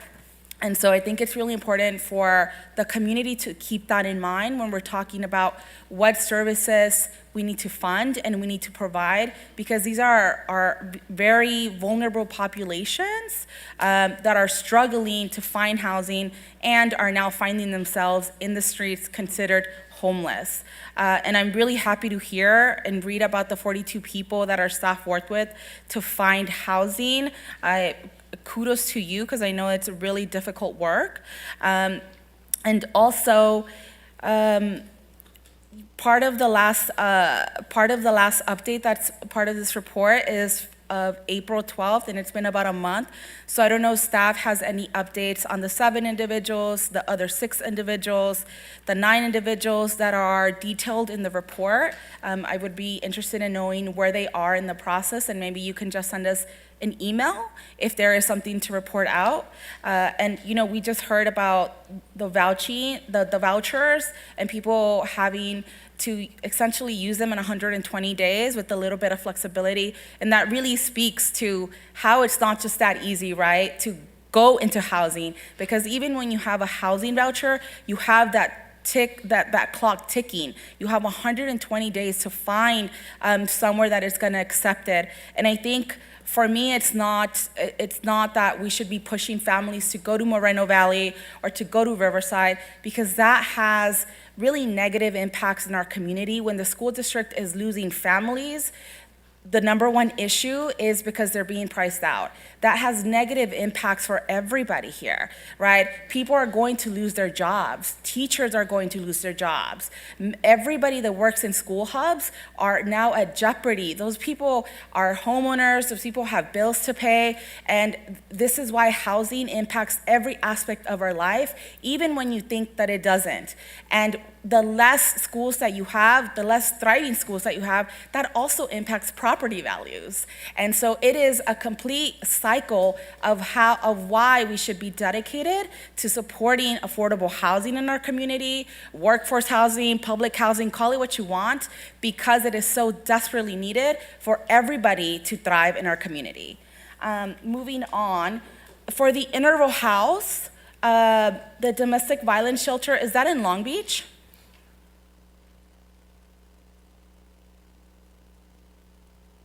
Intervals House's main office is in Seal Beach area. Their shelter, I believe, is in that area, but they do keep that as something that they don't want to disclose. Yeah, don't, please. But I ask because, so it's a domestic violence shelter, and so the question came to my mind of what does the city do for domestic violence families that are current Sanana families? And so I guess the response is we're sending them to a different city. ESG funds Interval House, and so that is one opportunity that they would be able to go to if that was where they selected. We also are able to offer a variety of resources, other domestic violence shelters, but Interval House is the only one that I believe ESG is funding. Is that correct at this point? And Wise Place? Wise Place Okay. as well as. Okay, thank you. That's all the questions for now. Councilman Becerra. Thank you, Madam Mayor. So, Acting Chief Rodriguez, I just want to clarify something. Santa Ana PD does not do homeless prevention, correct? That is correct. So it's probably pretty impossible for you to spend overtime on something that you don't do. Correct. Okay, so what you probably have been spending overtime on is enforcing the law, because we have a lot of vacancies in patrol, is that correct? That's correct. So how would you suggest, because it's kind of timely that we're going to be talking about the budget pretty soon, and if we're going to be talking about cost effectiveness, wouldn't it be more cost effective to hire more officers than pay overtime? Yes, it would. Fantastic, thank you. Okay, seeing no other speakers, Madam Clerk? Haven't heard a motion yet. I'll make a motion. Second. Is there a second? Second. Councilman Vasquez, thank you. This is to receive and file the Homeless Services Division third quarter report, moved by Mayor Amezcua, seconded by Councilmember Vasquez.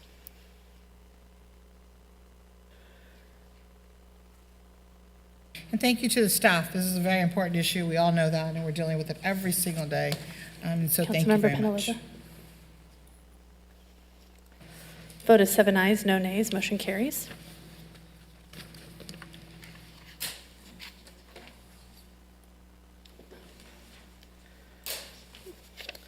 Mayor, the next item is item 18 for a comment by Councilmember Hernandez. Thank you, Madam Clerk. I just wanted to thank our city staff for purchasing some vehicles from a local provider, Chevrolet Guarantee. Thank you for purchasing a union-made vehicle and for buying American-made as well. Thank you. Mayor, the next item is item 20, also by Councilmember Hernandez for a comment. Thank you, Madam City Clerk. I just want to share with the public today, item 20, we approved an amendment to the agreement with the Orange County Children's Therapeutic Arts Center to expand workforce readiness and skills training. The amount is to not exceed $300,000. I know this is in Councilmember Lopez's ward, Ward 3. Before I was a council member, my daughter was a student with OCTAC at a very young age, and it's actually where she began her arts journey with piano and fine arts.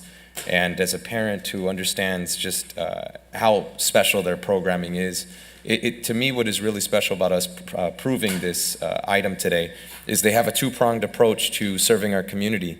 They don't just serve children, they serve families. This grant is going to help ensure that they're preparing members of our community for work readiness, and they are a credit to the community. Thank you, Dr. Anna and OCTAC, for being here. Mayor and City Council, the next item is item 27 for a comment by Councilmember Lopez. Yes, thank you. I just wanted to thank Kaiser for the donation. This donation is going to help cover swimming classes for some of our constituents and also create scholarships. So I just wanted to publicly thank them. Mayor and Council, that concludes the items from the consent calendar. Great, thank you. Let's go to the business calendar now. Item number 28. It's related to the amendments to consultant agreements. Mr. City Manager, maybe you have a report, please. Yes, Assistant City Manager Steven Mendoza will assist. Thank you, sir. Thank you, Mayor and members of the council. In the past 2 years, the City Manager's Office has administered 22 separate council aid service agreements for 22 different aids over the period of time. Right now, we're at about 17 aids. The administration of the agreements require various processing and procedures, and it was a little more work than we thought when we kicked off this program. This program was funded by $420,000 over 2 years ago, and we are in the need of a couple of things regarding the program today. The first thing is we need the approval of 3 different agreements that exceed the city manager's authority. The city manager's authority is $50,000. We need approval for the city council to exceed the $50,000 up to the $60,000 for the 3 agreements. The second item is we're going to need some help with some dialogue from the city council regarding some parameters or what we call guardrails on this program. We have found over the period of time that we have various agreements with various amounts, various pay structures, and it's offering a lot of confusion and not a lot of clarity or simplicity into managing this program. So with that, the city manager's office at this time needs the approval of those 3 agreements to exceed the $50,000, and then beyond that, a light discussion regarding some parameters you'd like to see in this program so we can bring it back to you at a later date. So, Mr. City Manager Mendoza, you want the approval of option 1 or option 2, and then when you come back in July or with the budget, then we'll have the deeper dive discussion, or you want to have that now? Or? We'd like to have an initial discussion so we can bring something back to you that has a framework for which you guys can select from. Right now, we have 7 different council members with 7 variations of need for this council aid program. And so, we wish we could predict what all of you want, but we're not there right now. But we'd like to get there, and with your help, we can. I appreciate it. Yeah, I wasn't here when this was brought forward, so I do appreciate it. So let's go with you don't mind, does anybody have any comments? I see you want to raise your mic up when you want to speak, please. Okay, 3 minutes, 3 rounds, and Mayor Pro Tem, please. Thank you. So I had been one of those who advocated for this, and it was former city manager Christine Ridge who had her vision of what this might look like. So I completely understand that, there have been changes because this is the first time, I think, that the city of Santa Ana has had a program like this. And the reason why we decided to do outside consultants or 1099s is to give the flexibility for the city council, because under our charter, none of us up here can direct any of our staff to do anything for us, right? And so first, I guess if I can suggest a process for doing this, if we can first take the three agreements first, that way I'm happy to make a motion. We set it at $60,000 previously. It's unfortunate that the city manager has a weird, authority only to $50,000, and so I would like to make a motion first to approve the three agreements, and then come back so that we can talk about kind of the outlines of the program. I'll second your motion, and then we'll come back for the discussion. Thank you. And I didn't know how long it was going to take for that discussion tonight, so that's why I want to have another discussion. So I'll second your motion. I don't see any other. So are you saying come back at a later date? No, or tonight? after this. Okay, I would be supportive of that. Right now, it's just for the 60,000, and then we'll have a discussion afterwards. And if we need to continue it, we will. Yes. Okay, so let's vote. A motion by Mayor Pro Tem Fan, seconded by Mayor Amezcua, to approve recommended action number 1, to authorize second amendments to consultant agreements with Claudia Perez, Andrew Linares, and Valerie Magdaleno. So I just for clarification, Mayor Pro Tem, so will we be coming back at a later meeting and Right now. Will we be creating those parameters now? Yes. We could Well, give no, them an a- initial direction as to what we would be interested in seeing. So maybe staff only has like 2 options or something rather than, I think they just need somewhere to go as to what direction to even move in. And I think we can talk about that now. Yeah. So since was one of the ones who fought for this in the budget, the way I see it and the reason why we created Can we this- finish the vote, please? Oh, we didn't. I'm No, sorry. we didn't finish the vote. I thought we did. I'm So sorry. let's finish the vote. No, the So- vote is still open. I'm pending 2 votes.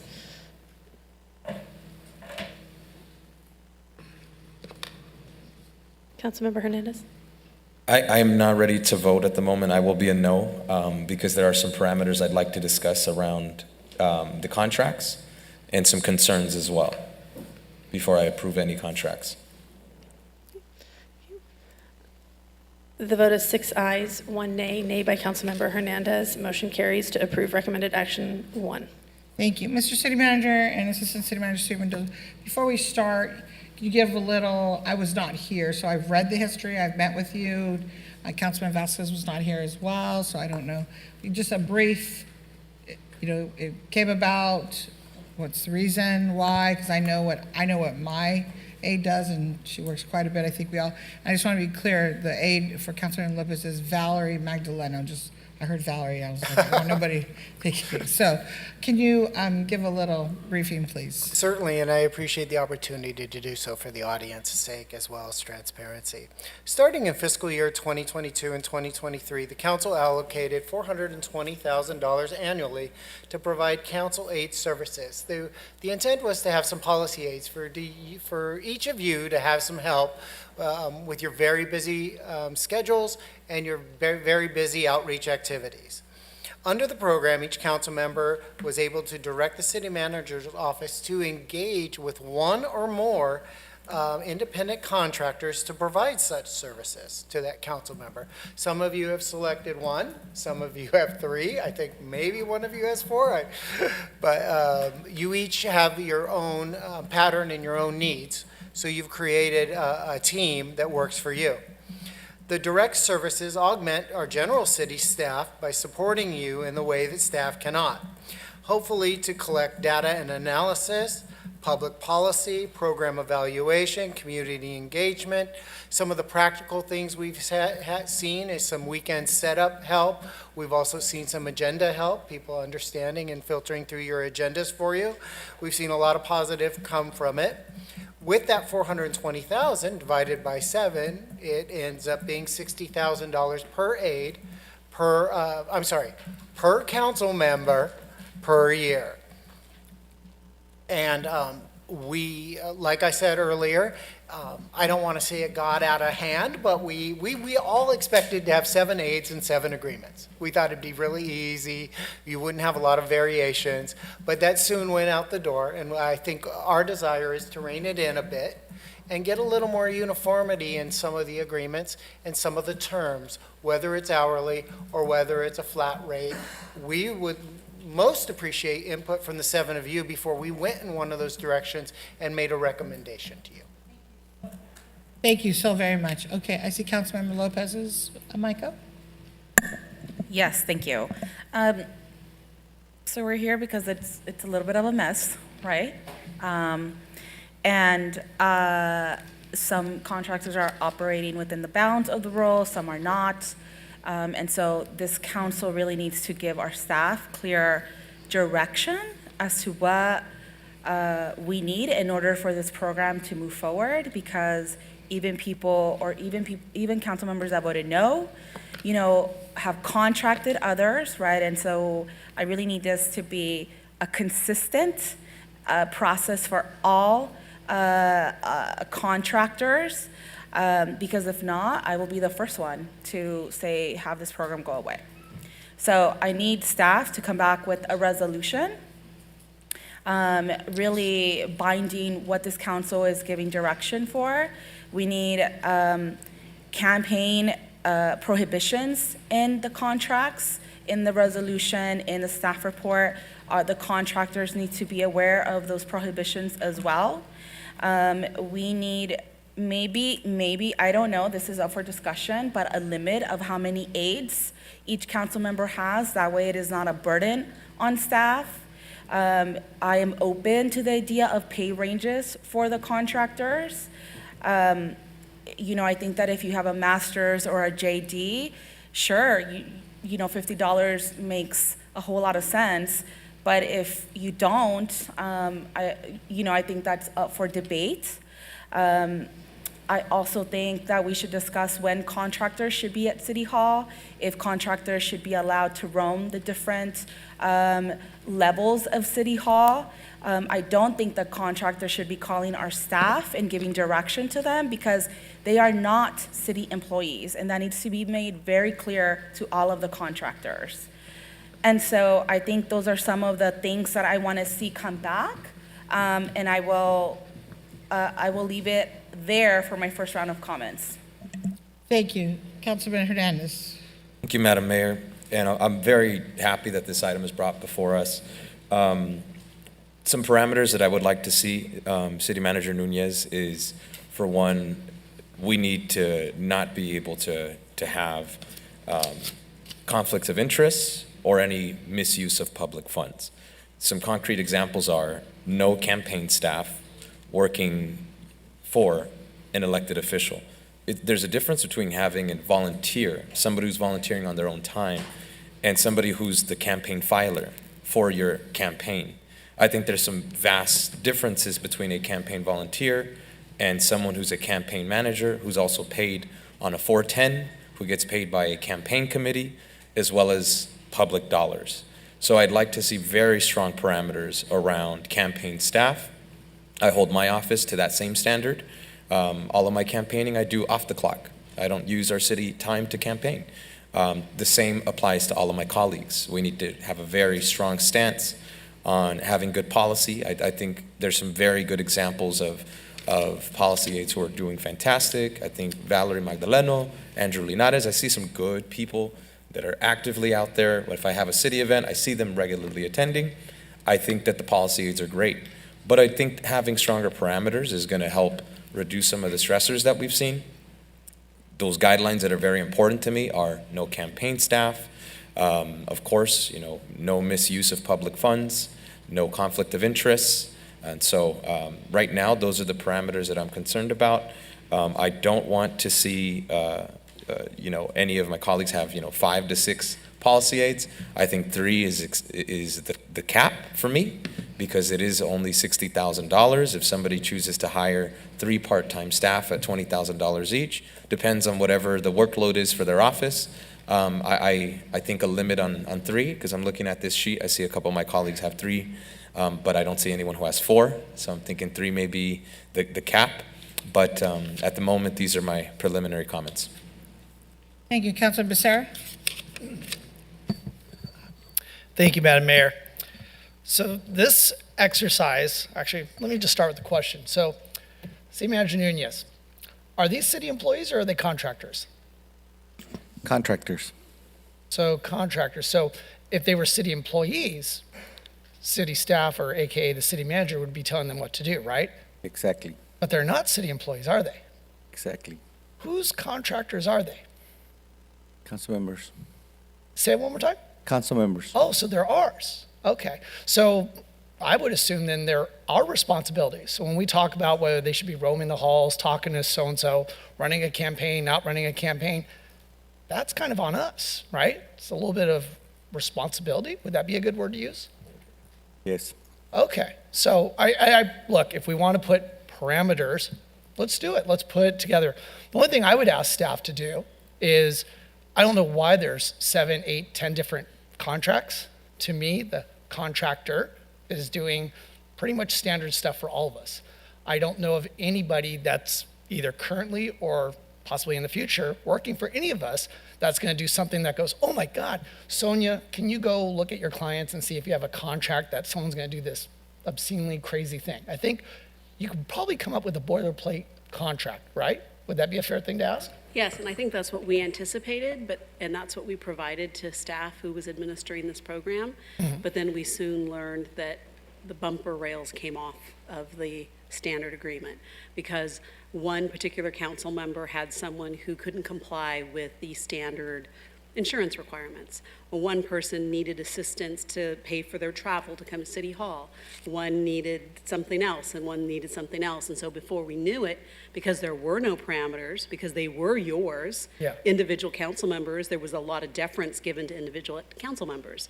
And what we then began to notice is that wasn't the right approach to take. Right. And so we're trying to ask you to kind of put some bumper rails on the program. Well, I'll just give my 2 things I'd like to see. Number 1, boilerplate language on an agreement, so that we don't have to do this up to 50,000 and then to get us over the line, we come back for a secondary action. I think that's ridiculous. The other thing is we're allotted 60,000. So frankly, I don't care if you want to hire 10 people, you want to hire 1 person. That's up to you. You have 60,000. It's called adulting, right? When you have a budget, you pay for your rent, you pay for your mortgage, you pay for utilities, you manage your own money. Right? I think we can manage 60,000 among each of us. We're about to be voting on almost $1 billion budget at some point. I think we can manage $60,000. So I would just say, if we're allotted 60,000, let's manage it. Let's have some assistance from staff with some boilerplate language.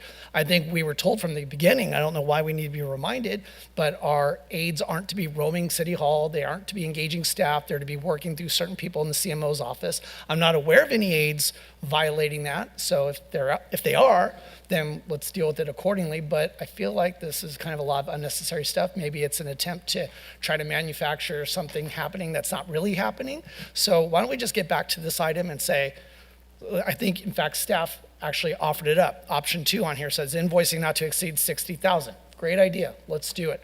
Per an agreement. Another great idea. Let's get a boilerplate agreement up to 60,000, call it a day. That'd be my 2 cents. Thank you. Mayor Pro Tem? Thank you.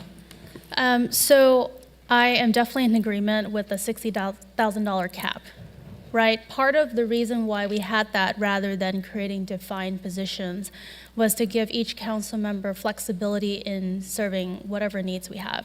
So I can tell you, for example, I don't want to have only one full-time or staffer who does $60,000 because this doesn't offer health care. It's not enough for somebody to live off, frankly. And, so I previously had someone who was paid at $50 an hour to do policy research because she's a master's of public policy. And now she works in-house for the City of Garden Grove Police Department. I have college students who are working part-time, and I'm giving them the opportunity to learn on the job as well as provide services to our residents, right? And she is doing that work consistent with her degree, and that's going to give her an opportunity to use this experience to move forward in life. So for me, I see this as a combination of mentorship, but also providing services that frankly I can't get staff to do because I don't direct anything. The legal clinic, the free pro bono legal clinic that I'm hosting and I've hosted before, as well as the free down payment assistance programs and other community events, are staffed previously just me. And I have a full-time job. And so by having these part-time staffers who can help out at events, it means doing very, jobs that include just going to buy items that we need, setting up a tent. When I staff concerts at the park, if it's just me, I can't use a restroom without someone watching my table. It's basic things such as that we do not have here in the city of Santa Ana, that cities like Irvine, Anaheim, and others do have. But I do understand the reason why we don't have full-time staff, because it is expensive and we can't afford that right now. The other thing is, two of my three, sorry, Dustin Lamb is no longer with us, but two of my three aides are Santa Ana residents. They live in Ward 1. They went to Los Amigos High School, just like I did. So these are opportunities for our own residents to get experience right here at City Hall. In fact, one of my aides worked in the City Clerk's office part-time. And so what I would like to see is a $60,000 bucket divided among whoever, however many contracts. I do remember that when we talked about this, they would be able to work out of our offices, so they have a space to work. Now, they can't direct staff, and I agree with that, but I do think that we have to have some flexibility for them to reach out to staff, with us CC'd or at our direction, because part of the problem we've had in the past is that every conversation, every question, every follow-up, every follow-through, every update was going through one staffer, and then that just actually made it kind of like a bottleneck for us. And so for me, if I have a staffer who is following my direction to say, hey, I need some assistance with figuring out what items, when do I have to show up at something, right? And she's the one who's going to make sure that I show up on time, know where to park, what I need to bring, whatever. I guess I'm not saying I have a solution right off the bat, however the city manager's office wants to deal with that, but it has become really difficult in the past when basically they couldn't talk to staff at all, which doesn't alleviate anything for us. Just to clarify, Mayor Pro Tem. Can you speak louder into the mic? I'm sorry. Just to clarify, Mayor Pro Tem, our objective is to try to get parameters so they're consistent, right? So it's not to limit interaction per se as far as directing. In other words, we don't want the council not to be talking to any staff. That's not what we're directing. We have to have some level of common sense. And more importantly, this whole aspect that somehow, staff wasn't available to assist any of the council members, to me seems, what's the word? Yes, right. I don't understand how that occurred, but I can say that, at least from my perspective, and knowing that we have at least 3 management analysts that can assist at some level of interaction with the council and the mayor pro tem, that should be something that we as city staff should be able to facilitate. That's one. When we talk about the council aides, we're talking about parameters so that we limit the boilerplate kind of component, right? So that everybody has a similar type of more or less contract, similar parameters as far as, we know that they can begin July 1st, but we know we plan to end them June 30th, right? We know for the fact that we know that $50,000 is not going to take for the whole year if the minimum is $5,000 or $60,000 per council member. So let's do that up front. So that's the kind of direction we're seeking. So we hear some general parameters, and then we can color, for lack of a better analogy, between the lines, and allow for the flexibility, right? But still allow for some level of control and uniformity that staff can manage, and we can work directly with the mayor pro tem and the council. That's the key. We're not trying to be rigid or contain or even claim that we did it ineffectively. I'm trying to set parameters that say, look, let's work effectively. And then in reality, if there is staff to assist, we should be able to assist, right? Whether from the city manager's office, from the planning and building, from the public agency, community development, we're here to serve as the representatives of our residents, which is the council. So to that extent, that's what I from my experience and parameters, as far as what I've interacted with that goes. Again, we don't expect your council aide, Andrew Linares, Claudia, Valerie, not to talk to staff, right? That's not what we're indicating or requesting at this point. We want to be able to serve the parameters. Obviously, the 420,000 come from the general fund, right? So we're trying to be good fiduciary agents of the city also. So with that then, again, I do like the bucket with however many council aides someone might need. Frankly, I don't want a $100,000 management analyst to be attending my Tea with Ty where I talk to high schoolers at Magnolia Science Academy about civic engagement. Sorry, but I love you guys, but that's not where you belong. So, I get that.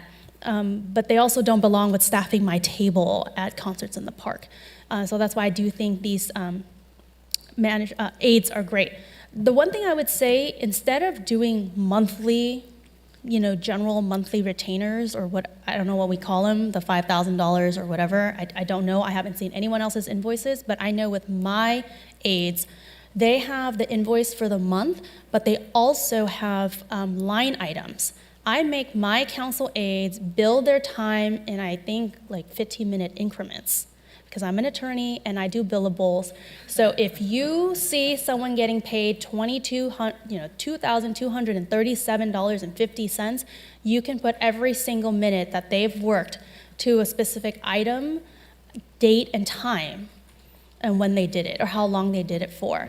And maybe you want to do by hour increments, or I don't expect everyone to do it at 15 minutes, but that is going to make sure that, and our engineers do this, our attorneys do this, anyone who works with a consultant knows that they do this, and this ensures that if someone is working 90 hours a month with City Hall, but also doing campaign stuff, whatever else they want to do, exactly where their time is.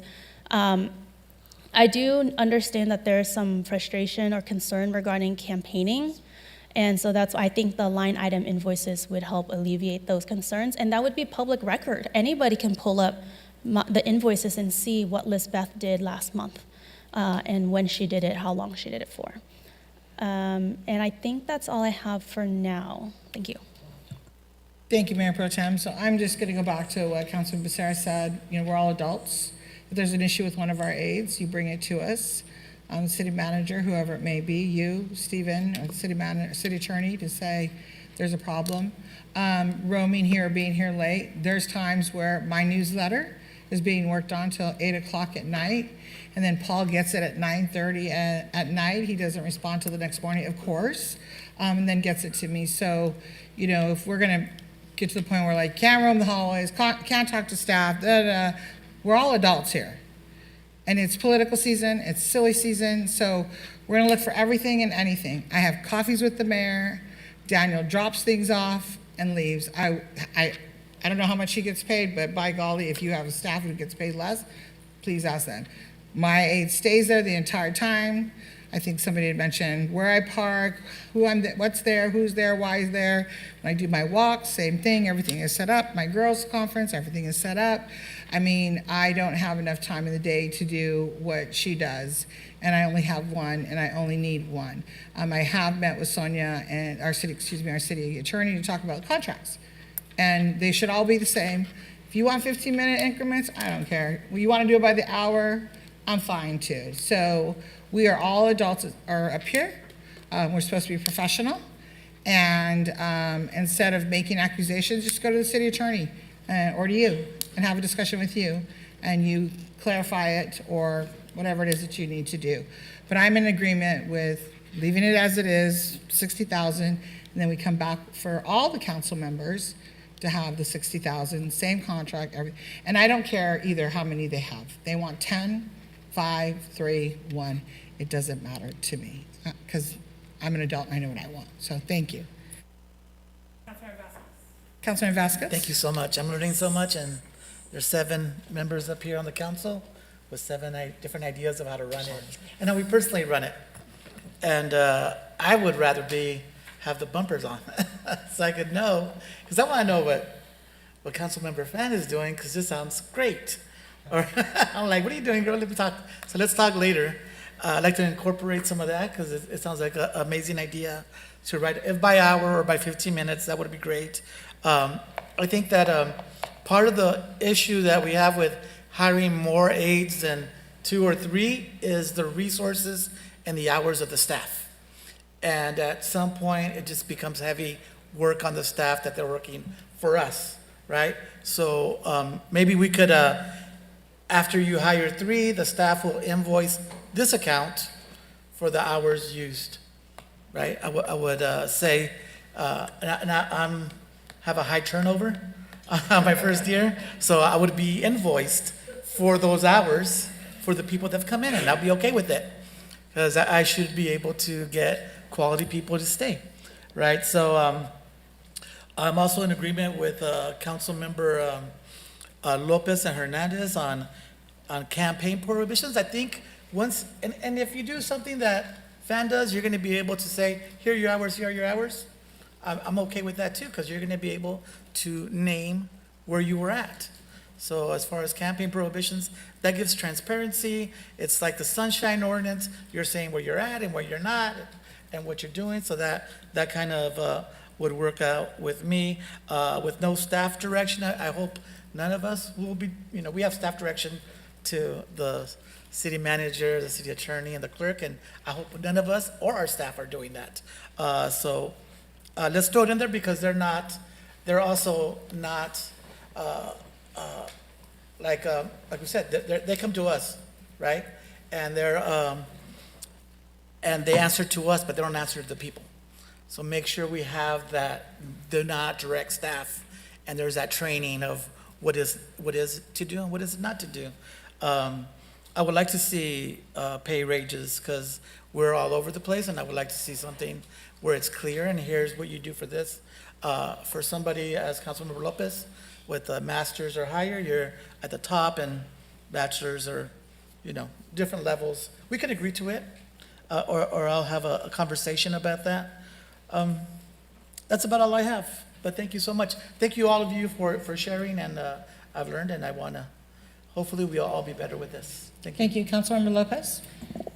Yes, thank you. I think Mayor Pro Tem comments are really, really important and just full of substance, right? Because it's not a good business practice for people to be paid whatever amount they're being paid without submitting an invoice. I've been a contractor in the past, and I've been required to submit invoices, and my policy aide submits an invoice and a billable hour breakdown. And I think that's really important for transparency, because I know that her past invoices have been requested by colleagues up here. And so, as the Mayor Pro Tem said, these are public records, and because it is public dollars, the work needs to be quantifiable. That is very, very important to me. It doesn't have to be important to everybody, but that is the direction that I am giving staff. And because of that, I would be supportive of option 2, the option that you have laid out in the staff report. And I just want to thank the city attorney, right, for being transparent, because we are all adults, but this is staff-driven. Let's not forget that. Staff is asking for these rail guards because you are noticing issues, and you want to stop whatever is happening that you are noticing. So you have my support, and again, I will be supporting option number 2. Councilmember Penalosa? Thank you, Mayor Amescuan. Thank you to my colleagues for this dialogue up here. I just want to say that I remember a simpler time when there was just one person who was the ceremonial head of the city, which was the mayor, and he was the only one at the time that would have booths at events, that would have booths at the city events and concerts in the park, and that was expected for staff to support the mayor, because the mayor is, per our charter, the ceremonial head of the city. And then 2 years ago, we knew about the fiscal cliff that was approaching us, but at the time, everyone here was saying that we had a $40 million surplus, which wasn't true. It was a time when the feds gave us hundreds of millions of dollars, so obviously we were gonna have some extra money, and they decided they needed help. And I was proudly the one that voted against it. I'm not supportive of it, I still am not. I did do the favor of 2 college students that I think one billed $300 last month. Like, it's never anything. I'll happily defer my city council stipend to pay for that if needed. But Councilmember Lopez, if that was a motion to abolish this program, I will happily second. Apologies to everybody in there. But since I don't think that the votes are there to abolish and cancel this council aid program, I just want to say that at $420,000, I would say maybe $500,000 in staff time between the city attorney's office, Stephen Mendoza, Daniel Soto, Dulce, that all work tirelessly every single day, multiple hours, to make sure that all these invoices are being paid. So, this program is pricey. So as this fiscal cliff approaches and Measure X sunsets, I know everybody up here is already, all of a sudden a fiscal conservative, we should reconsider this program and the amount that's being shelled out. I would be supportive of reducing the amount to $50,000 to match the city manager's signing authority. Since I don't think the program's gonna go away, I'll give my 2 cents. And I don't think any of the council aides should be allowed on the 8th floor without an elected official present, just because they, at the end of the day, we are the ones that are supervising the contracted aides, and city staff really can't direct them. So if council aides are running around anywhere in City Hall without the supervision of the elected official, I don't think that's okay. I'm not supportive of the council aides having offices or use the 8th floor for office space. That should also go away, because at the same time, they're contracted aides that should be able to provide their own office space off-site.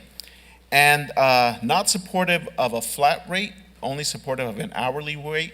That is very descriptive on what they're doing within, that half hour or hour of work. I will say it again, I'll make a motion to cancel the program entirely today, if there's any interest of that, but I don't think there is. And those are my comments, City Manager Mendoza. I know that this is a lot for staff to undertake, and it's a lot of, again, Measure X sunsetting, fiscal cliff. Many of us up here have mentioned that multiple times over the last couple of months all of a sudden. So we should really take that seriously and reconsider these contracted aid positions. And definitely no campaigning. I mean, that shouldn't even have to be said. And I know that during the recall, there were council aides out there that could have been campaigning, could have been working for the council member. I don't know. And there's an election happening this year. I don't know what these council aides are doing. So I would hope that my colleagues understand that there shouldn't be any campaigning happening with their council aides. And I would just reiterate the fact that it should match the city manager's signing authority of $50,000. Thank you, Councilman Pelosi. Councilor Becerra? Thank you, Madam Mayor. Alvaro, can you answer something for me? Because I'm hearing this from some of my colleagues, and I just want to get some clarity here. So are any of the aides just being paid some lump sum once they sign a contract? Like, are they just jackpot, they get $60,000 or in this case, up to $50,000 just by signing the contract? No. So, but there are different rates as far as hourly rates. There's some are getting paid just different rates, right? But the point is that they're not just getting free money by signing a contract. They're submitting invoices. Right. The invoices are being reviewed by staff. Right. Right. If it just says their name and a dollar amount, they're not getting paid. Correct. Correct. So there I is some believe there description. was a request, council member. Yes. At least I know my office received a request to draft one of the amendments, and I don't know who or what, so I'm not going to be particular. But I think our office did receive a request from staff as to prepare an agreement that would simply require us to pay them $5,000 a month. And again, I don't know who that came from, and I think that was one of the reasons for me that brought up this issue of, we have some people getting paid $50 a month, $50 an hour, some people $22 an hour. Some people are now going to be $5,000 a month. But maybe it was a staff not describing that for that $50,000 a month, they were going to be required to work X amount of hours. So maybe I just didn't have that information, but that was one of the reasons that caused us as staff to go, oh, we need to get clarification, because that was asked of our office. Okay. And so I felt uncomfortable that we would have a contract that simply said we would pay someone $5,000 a month with no other descriptor in there of at least working, 20 hours a week or something like that. Well, I must have interacted with staff on a good day then, because we've got set up where the invoices we submit actually shows hours worked, what was being done. So in other words, it's not just some generic pay me money because I got a contract. There's actually some sort of justification. It gives you a breakdown on what they're doing for the council members. So I just, when I hear some of these comments, I'm a little shocked, because I'm wondering, is staff just receiving blank pieces of paper? And the reality is it's one, that type of request, and two, they're not uniform invoices, let's put it that way also, right? So it's not so much that folks are not submitting more detail than listed. So for us, it's having that consistency. So when we talk about boilerplate contracts that you suggested, that's one of the prerogatives that we're seeking to hopefully obtain for input today, right? And that's the key. You will have a consistent aspect, like the Mayor Pro Tem. We can do that because we do that with CDBG locks, right? By 15, 30 minutes, and we account for the address, for the time, and they show what we're doing. If it's invoicing, we'll have a consistent type of parameters, and that's the kind of a direction we're seeking, right? So it's consistent enough so that we get input from all seven, kind of like Councilmember Vasquez says, right? Everybody has their own idea and perspective on how this program was supposed to be. As been indicated and is shown, is that everyone's doing a little bit different, and so we're looking for that consistency within the parameters so that we can take direction. I would have done it on my own, but how can I do a policy without taking input from my 7 council members, right? Well, no, I appreciate that. And I just, I want to credit your staff then, because from the outset, we, submitted invoices. We had, a little back and forth as to what should be included. And so after that, we were off and running. So, I mean, to me, I guess I've had a better experience with the program then, because that's why I'm sitting here going, what's the problem? Because we've had those discussions, we've worked it out, we've got everything dialed in. So to me, it's like when we re-up for the next round, it'll be just wash, rinse, repeat, because we've already got it locked in. The last thing I'm going to say is everybody up here is talking about, what are these aides doing as far as politics, right? Well, I've been up here long enough now, I can say that every cycle we say, oh my gosh, we got to crack down on all the political shenanigans and activity. We need to do something. Staff drafts something for us, and then we don't receive anything. The election's over, and then we go back to what we're doing. So since we all seem to be concerned about political activities, why don't we finally just do it? Why don't we have staff come back to us, return to us with an item that talks about some of these parameters that everybody seems to be voicing concerns about, right? Whether it's the type of campaigning, just certain things that are not spelled out clearly, that staff has been around long enough that knows things have happened here at City Hall. What can we just put in black and white so it's clear to everybody that we should or should not be doing it? Let's bring that back as a separate item. I know that's separate from this item, but because that was a consistent theme brought up by almost everybody speaking tonight, why don't we just address that? Let's get it done. Let's not grandstand and try to make assertions about who may or may not be doing something. Just bring us the standards. Let's adopt it, and then let's move on. Thank you. Mayor Pro Tem? Thank you, Mayor. A couple other items I forgot to mention. There were some concerns about the aides being on the 8th floor. I think that that's perfectly fine. However, due to some concerns about security, maybe they'll require all of them to do a background check. Do we do that now? We don't, right? And so in order to get a key card, they have to pass a background check or something like that. It shouldn't be hard. I don't have a need to define how much each person should be making per hour. I think that there is value in different people. I'm sorry, you don't have to have a master's degree to be worth $50 an hour. If you have lots of experience in a particular field or working for whomever, you're going to be more valuable than a first-year attorney, right, who doesn't know what they're doing, or vice versa. But if there's like a standard that you're looking to have, I think I'm okay with that, or tiers or something like that. Well, yeah, and I think that was one of the things that I discussed with staff, is that maybe as part of a program, we do say they are independent contractors, but there's like steps, just like we have steps with employees, similar, that might say they're a contractor phase 1 and they can be paid between this amount and phase 2, phase 3. Because as of right now, you can see from what you do have, it's just all over the map. And there's no rhyme or reason. But maybe we could put something together that gives you rhyme and reason, like specialty, you'd have like a little criteria like specialty skills would get them the 3rd highest pay step, you know, and maybe entry-level high school student who's getting like more of like an internship might be at that lower level. Because for me, you know, I struggle with that because frankly, someone might be worth $100 an hour to me because they know exactly what I like, when I like it, how to do it. I don't need to give them much direction. They're able to run with it when I have an idea or a policy that I need them to run down.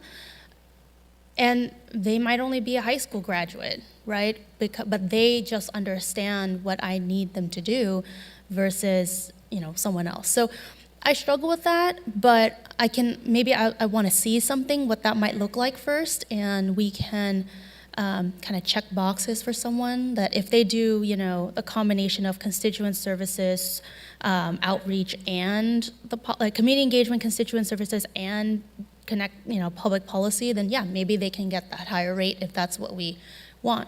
But also, and I think what we're struggling with is that I completely understand the city council members as individuals saying, we know what we need, we know what we want, we need the services, they're independent contractors, and we should be 100% in charge. But I do think the thing to consider that puts some parameters on this is that it's public dollars. Mm-hmm. At the end of the day, you are expending public dollars, and we have to be responsible with them. And so unfortunately, my opinion is, to be responsible with them, I think we need to establish some criteria so that that individual determination that this 19-year-old is worth $55 an hour, mm-hmm. I understand it. I respect that each of you want to have that right, but I do think because you're using public dollars, you lose a little bit of that right, and that we have to offer you some guidance to justify your expenditures. And I don't know any other nicer way to say it, but I think that's the reality, and that's what we're looking for. We're not trying to take your freedom away. We're just trying to make sure that we comply. Independent contractors under California law, they're very, very specific standards. And I think some of the concerns that we have when we're talking about when are they here, how are they being supervised, some of that is not because we're trying to tell you how to run your aids, it's because we notice some things that are happening that make us say, uh-oh, if one of these people came forward and said, nope, I wasn't an independent contractor, I was really an employee, and let me show you how I looked like an employee. I had access to City Hall, I did this, I did that, and those are the things that we're trying to cure so that we have an effective, positive program. That's helpful, and none of my aides get paid $55 an hour, by the way. But I think, yeah, so creating those check boxes and criteria and showing that they can handle that or do that work would be really helpful.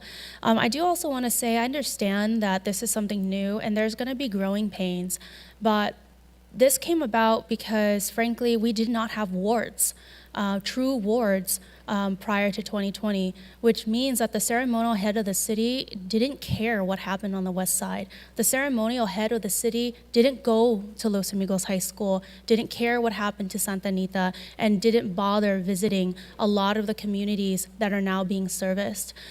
Previously, with the ceremonial head of the city, we did not have a lot of programs and outreach events that happened in Ward 1 that I'm very proud to bring. So I'm excited to continue to provide those services to our residents to keep them engaged. And that's what this program has allowed us to do. I am open to the idea of bringing it down to $50,000 just because that's just easier for the city manager to approve if that's the case, but none of my contractors have reached anywhere near $50,000, so it's not been a problem for me. I think that's all I have. Thank you, Mayor Pro Tem. Well, this ceremonial head is all over the city, so I appreciate that comment. I mean, the previous ceremonial That's head. right. Thank you. The Councilman 30-year Hernandez. one. Councilman Hernandez. Thank you, Madam Mayor. Acting City Manager Nunez, I think we heard a lot of good comments from everybody.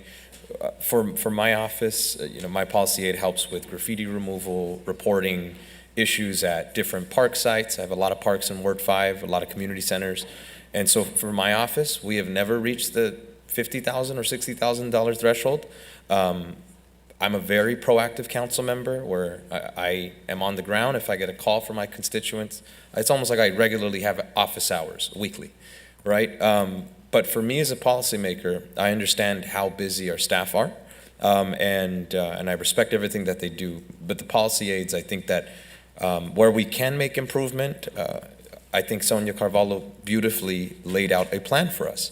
I think creating some parameters so that we can have entry-level staff come in and create those guardrails is going to be good for all of my colleagues here. For me, I just wanted to be very firm, right? If you are somebody who is involved in the community politically, that's great. We want people to be involved in their community. But if you are a campaign staff member, I think there's a conflict of interest if you are being paid on public dollars. And so those are parameters I would like to see, is that we don't have any campaign staff working. I got elected in 2020. Anyone who helped me get elected in 2020 did it as a volunteer. I didn't hire anybody to be a policy aide that worked in campaigns. And so that is a big concern that I have, because I feel that a lot of the conversation has revolved around that topic. And so that, to me, is important. And furthermore, I'm supportive of option 2 at 60,000 and not changing it. Thank you. That is correct. Guys are good, or Councilman Becerra? I mean, Penalosa, did you have yours up? You have yours up? No? Thank you, Mayor Mezcua. I just want to double down on what Councilmember Hernandez said. I definitely am supportive of having very strict parameters on campaign activity, whether it's staffed or volunteer. Because anybody who volunteers for any campaign, it should be a conflict of interest if they're later now contracted for that elected official.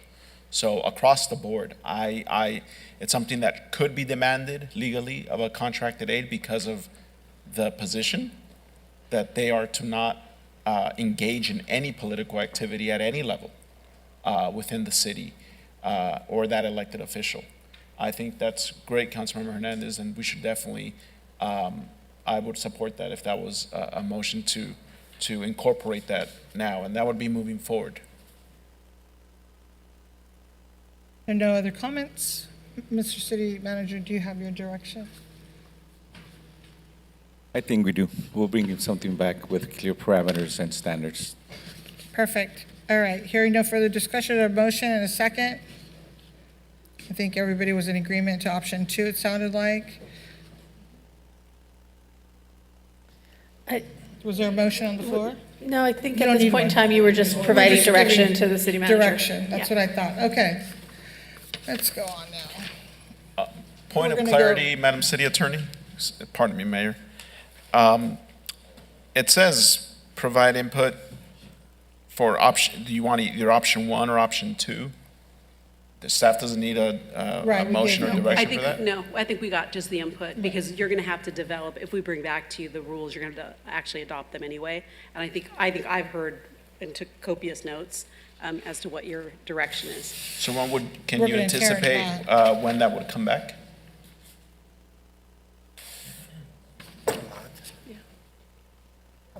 Did you say tomorrow? Just because of our 30 new days. agenda deadlines in your publication, it's hard for us to bring it back at the very next meeting. But I think within 2 meetings, we could bring it back to you. Okay. Second meeting. Now, would that include, I know Councilmember Becerra mentioned it, the political activity kind of silly season that we've seen in the past, because back in 2022, when I was running for re-election, I tried to black out the period of being able to use the city's emailing system, and nobody cared to move in that direction. Nobody wanted to, and that for transparency. So Yeah. that should come back. I've got some standards that other communities use. I could work with staff. If staff would Okay. allow me to assist them, I could give them some variations, and they could use that and make a proposal to you. And they could come back together. Right, as long as we understand there's 2 separate requests. Okay. Thank you. Thank you. 2 meetings from now, it sounded like, is that what you said? Exactly. And I'd just like to Perfect. remind the council on this point, in case you forgot, it has been my personal practice as your city attorney to send you a memo as to what I would do and what I don't do, and not everybody agrees with it, not everything's in the law, but for example, I sent one the last election cycle that said, how I was going to deal with complaints about campaign signs, for example, or how I would not provide assistance. So you may not recall that, but I did send out a memo. It actually was jointly authored between myself and the city manager. And so because the council had not given us some parameters, she and I had worked together to say, okay, council, these are our limits. So unless we hear otherwise, we're not doing this stuff. And so I think we'll use some of that as well, because I think it was effective. And then we'll add some additional parameters for the manager to propose to you. Madam City Attorney, please feel free to send the email again. I will. Thank you. All right, at this time, we're going to close the business calendar and go to public hearings. Public hearing, item number 29, Madam Clerk, please provide the instructions to the public who would like to make a comment on this item. Thank you. If there are any members of the public joining us by way of Zoom or the conference call who would like to make a comment for public hearing item number 29 only, please dial *9 from your phone or select raise hand from Zoom now. Thank you. One second, please, Mayor Pro Tem. Thank you so much, Mayor. I have to recuse myself from item number 29, as America on Track is a client of my employer, Rattan & Tucker, and we also provide free pro bono legal services to Community Legal Aid SoCal and United Cerebral Palsy Association of OC, DBA, Unlimited Possibilities. So at the advice of the City Attorney's Office, I will leave the room until this item is determined and come back when you are done. Thank you. Thank you very much. Item number 29 is related to the fiscal year 24-25 annual action plan and budgets for CDBG. Once Mayor Pro Tem leaves the room, Mr. City Manager or staff, may we please have the presentation at this time. Thank you, Madam Mayor and members of the council. You see this every year, and then you see the CDBG aspect of it every 2 years. We do have a presentation available for you. We have our CDA team that's here to walk you through the application process, how they were judged, the commission's involvement, and they'll give you some background on that. Mike?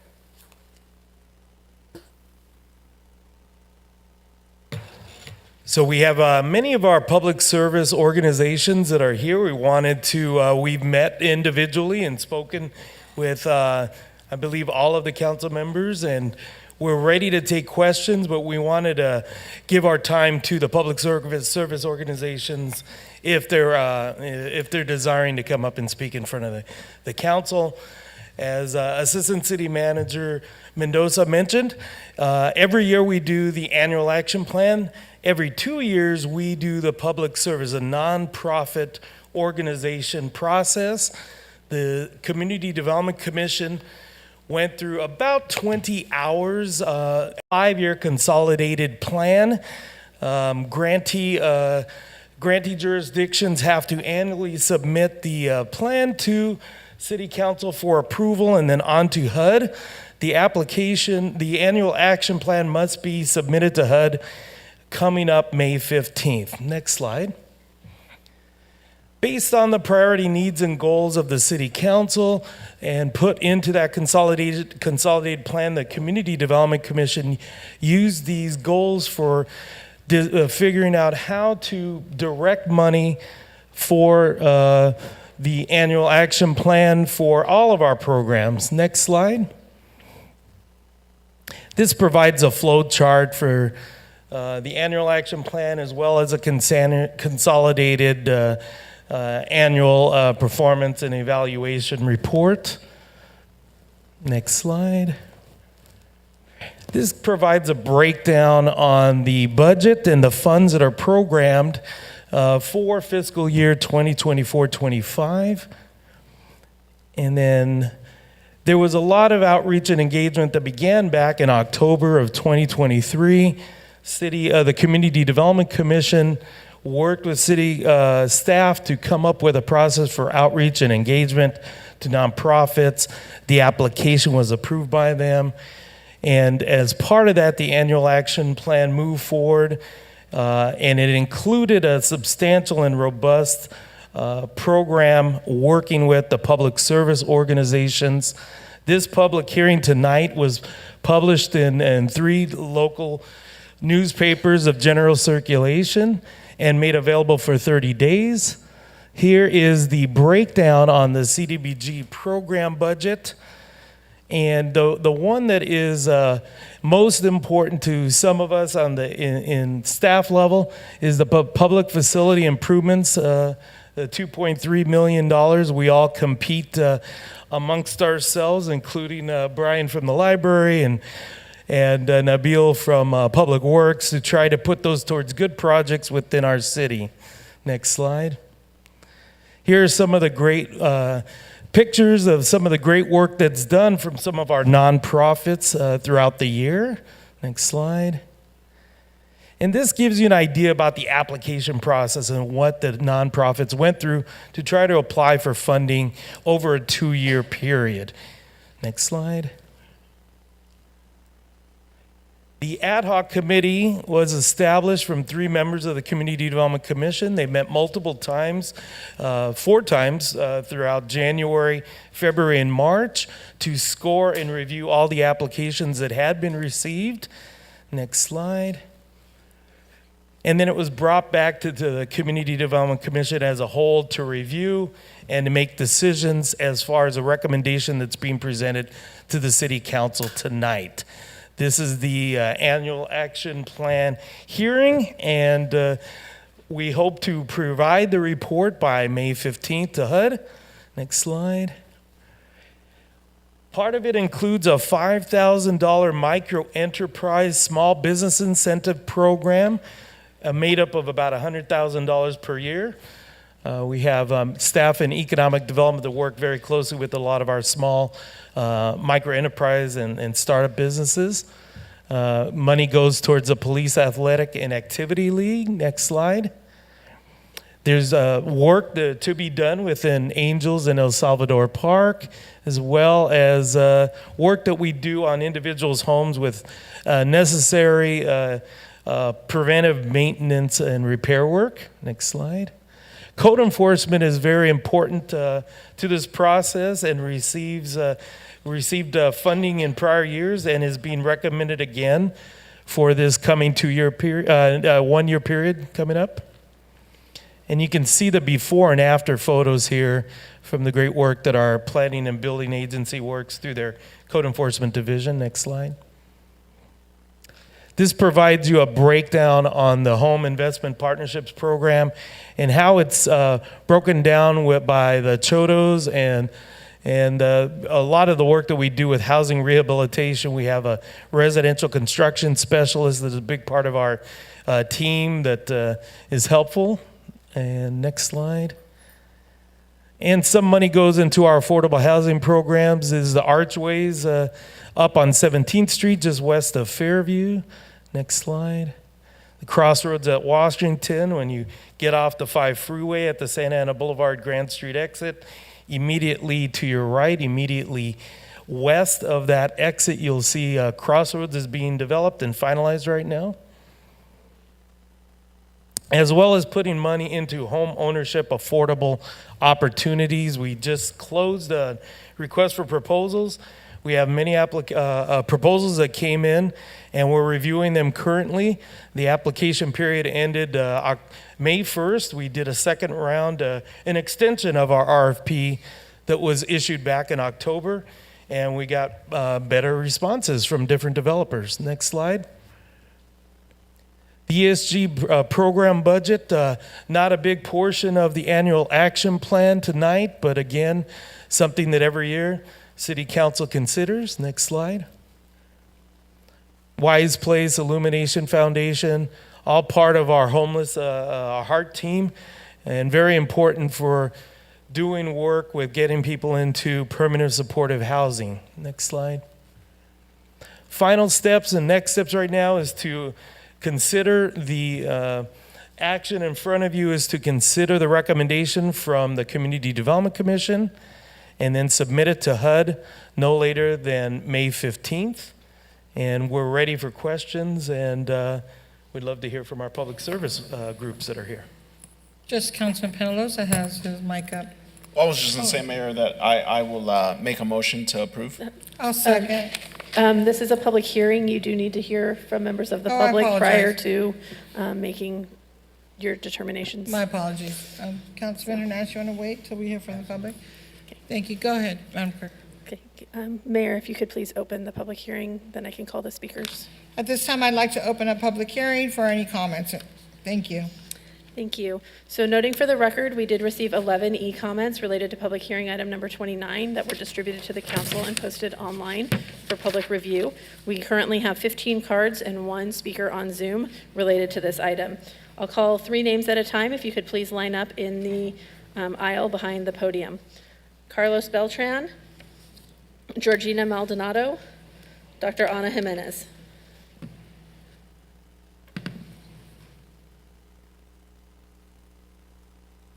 Good evening, good night, not sure what to call it at this moment. Good evening, Madam Mayor, Mayor Pro Tem, and City Council members. I am Georgina Maldonado, the Executive Director at Community Health Initiative of Orange County, also known as CHEOC. I want to thank the City Council for the 5 years of commitment for CHEOC's mission of access to health care. Our program, Community Access, has helped reduce the uninsured population in Santa Ana, especially our undocumented residents, enroll into Medi-Cal.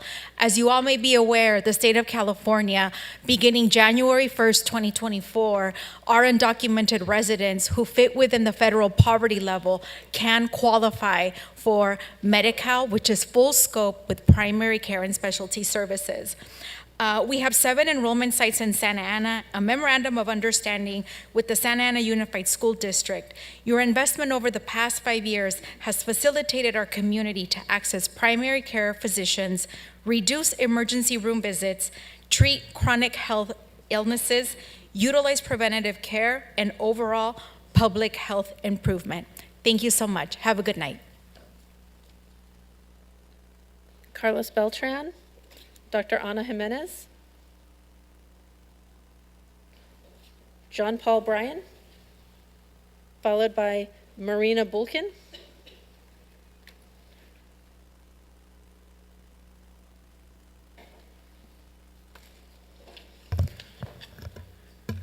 Good evening, Mayor, Mayor Pro Tem, and council members. First and foremost, we, the staff, board, and leadership of MOMS, extend our thanks for your consideration of the application before you and for the many years of partnership we've had working together to give Santa Ana moms and babies the healthiest starts possible. Since 1992, it has been our pleasure to work with thousands of local moms, dads, and their little ones, giving them the knowledge, skills, screening, support they need to thrive. We have submitted an application to continue this storied partnership into the next fiscal year so that our maternal child health coordination program can continue to support moms with flexible in-home and virtual visits to ensure that each participant is equipped with the resources and information they need beginning in pregnancy and lasting through their baby's first year of life. Each year, MOM serves approximately 750 Santa Ana mothers and infants across roughly 2,500 in-home visits. Although our clients face many barriers to care and even more to establishing proof of income and legal residency, we are able to obtain qualifying documentation from roughly 150 low-income participants each year, which for intents of measuring CDBG progress is our proposed service goal. Our services begin in pregnancy when a participant reaches out to us either by phone, online, or by way of referral from their doctor or community health clinic. She is then paired with a maternal child health worker operating under RN supervision from MOMS who meets with her on a monthly basis, developing a birth plan, conducting mental health screenings, and providing bilingual resource navigation available in Spanish and Vietnamese to ensure that expecting moms receive proper early prenatal care. Where our nurses identify potential areas of concern, they work with the family and MCHW to identify resources to resolve or mitigate risks, including where need be referrals to on-site licensed mental health counseling, courtesy of MOMS. After the baby arrives, we collect data on birth outcomes and continue working with mom and baby alike to promote healthy development, support maternal mental health, and measure progress toward critical milestones, including physical and psychosocial development, as well as healthcare access such as completion of immunizations and well baby visits. In 2023, we were proud to find that the babies served through our program, 92% were developmentally on track at closure, 93% had completed doctor-recommended vaccination schedules, and 100% had a medical home with a pediatrician upon graduating. As of early 2024, the Maternal Child Health Coordination Program has rendered its services in partnership with CalOptima through its community health worker and enhanced care management initiatives under CalAIM. Given that 90% of our participants are either enrolled in or eligible for CalOptima plans, these initiatives have significantly expanded our capacity to provide care coordination among healthcare providers and among community-based organizations to ensure that clients' immediate health needs are met and that social determinants of health, such as housing needs, are addressed. Thank you again for your consideration of our proposal, and we look forward to continuing our work to advance the wellness of our community's youngest families. Thank you. I know that was a mouthful. Questions? Thank you all so much. You've been gracious hosts. Next 3 speakers, Marina Bulkin, Yanette Gonzalez, Arleth Ulloa. I can do faster. Good evening. My name is Marina Bulkin. I'm the Director of Clinical Services at Unlimited Possibilities. We've been in the disability community since 1953, treating over 160 different diagnoses, including autism, cerebral palsy, Down syndrome, and various neurological disabilities. Our organization provides physical, occupational, and speech therapy, and we appreciate the opportunity for this grant to help support our safety net fund, which helps underinsured families have access to the care that we provide. 61% of our early intervention and pediatric therapy patients reside in the city of Santa Ana, and this grant would support the excellent level of services for families in the Santa Ana community. 77% of our patients are uninsured or underinsured, and the Safety Net Fund allows a variety of families to have access to quality care. We're honored to be considered for this funding, and thank you for giving us the opportunity to share our services in the Santa Ana community. Thank you very much.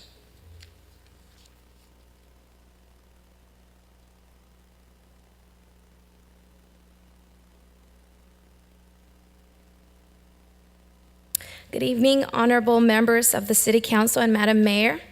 My name is Janet Gonzalez, and I'm the Chief Development Officer at Templo Calvario Community Development Corporation. For 21 years, our mission has been to empower and educate the communities of Santa Ana through focused initiatives in economic development, educational opportunities, and faith-based mobilization. Today, I stand before you to express our profound gratitude for being recommended to receive the Community Development Grant. This opportunity is a pivotal moment for us at Templo Calvario CDC, enabling us to enhance our Legado Academy program, which equips our city's families and youth with essential evidence-based curriculum and tools in effective parenting and financial literacy. These tools are more than just resources. They are lifelines that offer young people and their families the empowerment that they need to build sustainable and prosperous futures. We are eager to deepen our partnership with the city, to continue empowering our remarkable youth and families. With your support through the CDBG, we can expand our reach and impact, contributing to a stronger, more educated community. Thank you for your consideration and your ongoing commitment to improving our city. We're committed to this partnership and excited about the future it holds. For any further information or to discuss our proposal, I have provided my information in the comments via email. Thank you so much. Arleth Ulloa. Marlene Juarez. Emerald Archer.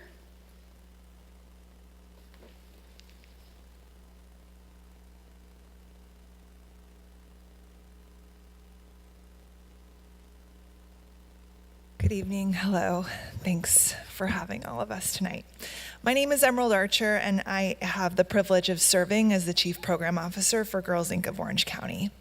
I want to thank you all for supporting the recommendation to issue the CDBG grant to Girls Inc. of Orange County.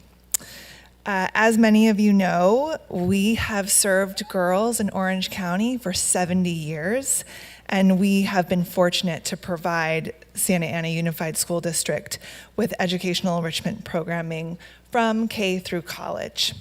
As you know, Girls Inc. of Orange County has the incredible vision of creating parity for all girls in Orange County in education, career, and society. We are proud of our record in providing Santa Ana and its community with girls-focused programming for over 25 years. Most recently, we have served Santa Ana elementary and middle school students with after-school enrichment programming that equips them with the knowledge that any career pathway is open to them, with the understanding of what healthy relationships look like, with the skills to build their own businesses, and the know-how to navigate the digital environment, and to be a responsible citizen. We also serve high school students with college-bound programming that demystifies the process of applying to college and going to college. We've served 1,500 girls in 37 schools across the district in the 23-24 school year, and we're really thrilled to continue our partnership with Santa Ana to provide programming to girls and their families so that they continue to thrive. This programming will be supported with your recommendation by the Community Development Block Grant, and we are really thankful for the opportunity to continue our longstanding partnership to provide programming to Santa Ana youth and their families. Thank you for your time. Lucy Santana, followed by Yolanda Omana. Good evening, everybody. Mayor Amesqua, Mayor Pro Tem is not here, but the rest of the council as well. It's my pleasure to be here. I'm following Emerald, who is our Chief Program Officer. I'm very proud to be a Santa Ana resident and from Ward 4. Have been with Girls Inc. for 25 years. Prior to Girls Inc., I served as a program coordinator for the city of Santa Ana for about 9.5 years. So my experience in youth development programming has been extensive, and working here in Santa Ana continues to be quite the experience, both positive, but also the opportunity to really look at how we can continue to create change. I think for us, as we look at the programs that we serve, as Emerald said, we inspire girls to be strong, smart, and bold, but we need to make sure that they have all the tools they need to be successful. We've had the opportunity to be funded through CDBG for the last 5 years, and we hope to be able to continue to do the work. Proud that we will be serving Lathrop Intermediate School and Century High School with this grant. Really looking forward to ensuring that girls are being equipped with all the necessary tools they need to navigate their lives. And what's really great is that hopefully we'll continue to expand our partnership. We work right now with elementary and middle schools, and we want to continue to do that. And we are so grateful for the opportunity to be here today to just continue to share our mission. And we hope to be able to be here soon, sharing what the outcomes of our programs are. We had a young lady who was here, but she had to go home because she had homework. But she was going to share how Girls Inc. has impacted her life, and hopefully we can bring her back at another time. So thank you for your consideration and funding. Thanks.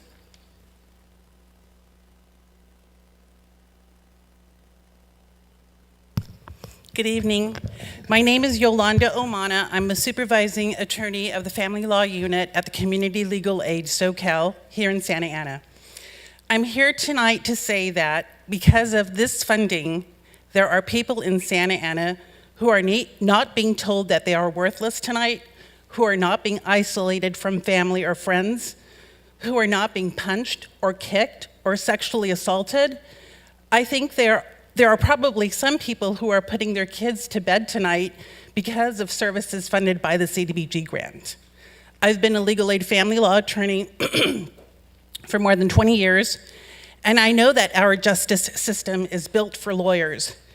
However, it is not built for the 19-year-old domestic violence victim. I've worked on this project since it started in 2017. Your funding has allowed us, excuse me, to provide in-depth services for Santa Ana clients, while clients from other services might only receive counsel and advice. Thank you again for your past support, and we hope that you will continue to support us to fund our domestic violence prevention project. Thank you very much. Shelby Feliciano Sabala, followed by Eddie Gomez and Anthony Santiago. Shelby? Eddie Gomez?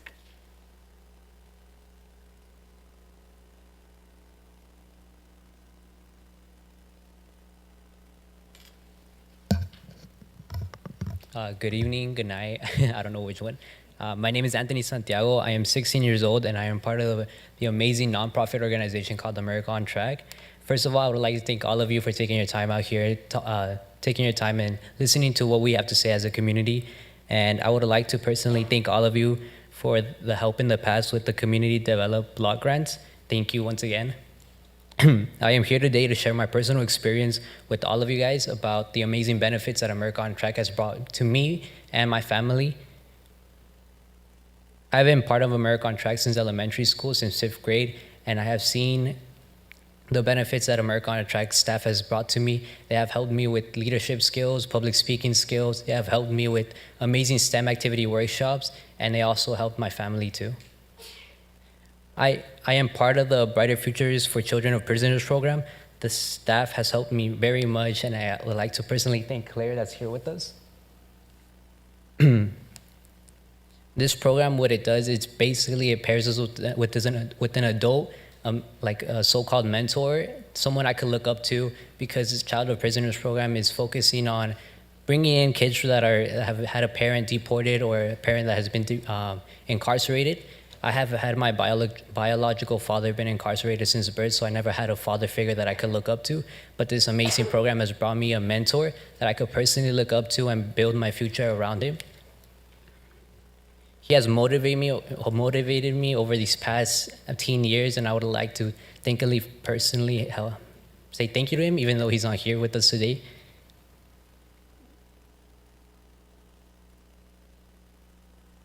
He has helped me find the happiness, the courage, the empathy that I so-called lacked in my personal, because I never had someone I could look up to, so I would like to thank him.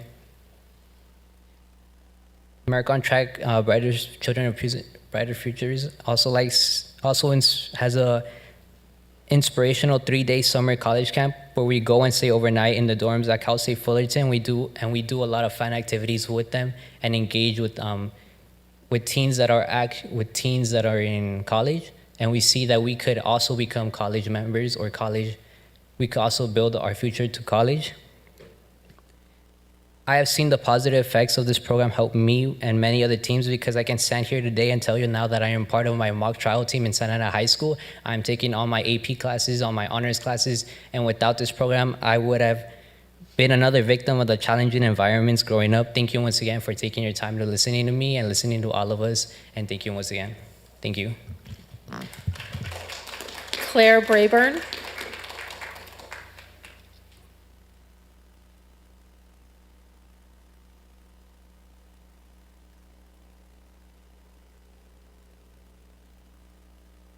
Good evening, Madam Mayor and honorable council members.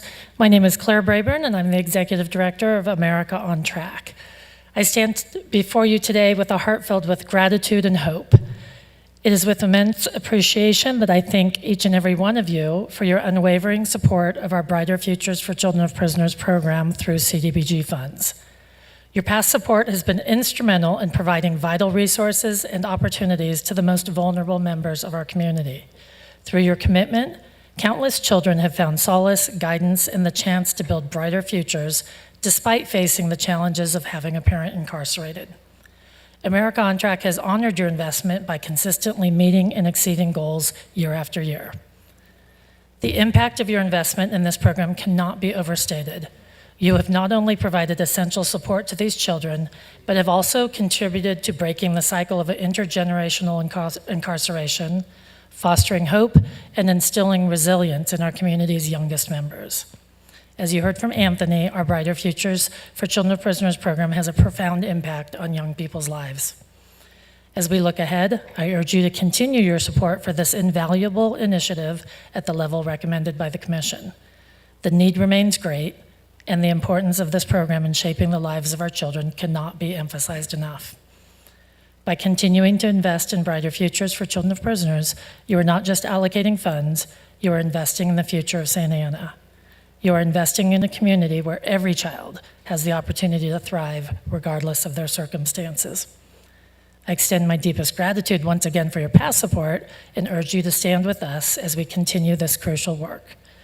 Together, we can make a profound difference in the lives of our children and for the future of our city. Thank you so much for your time and consideration.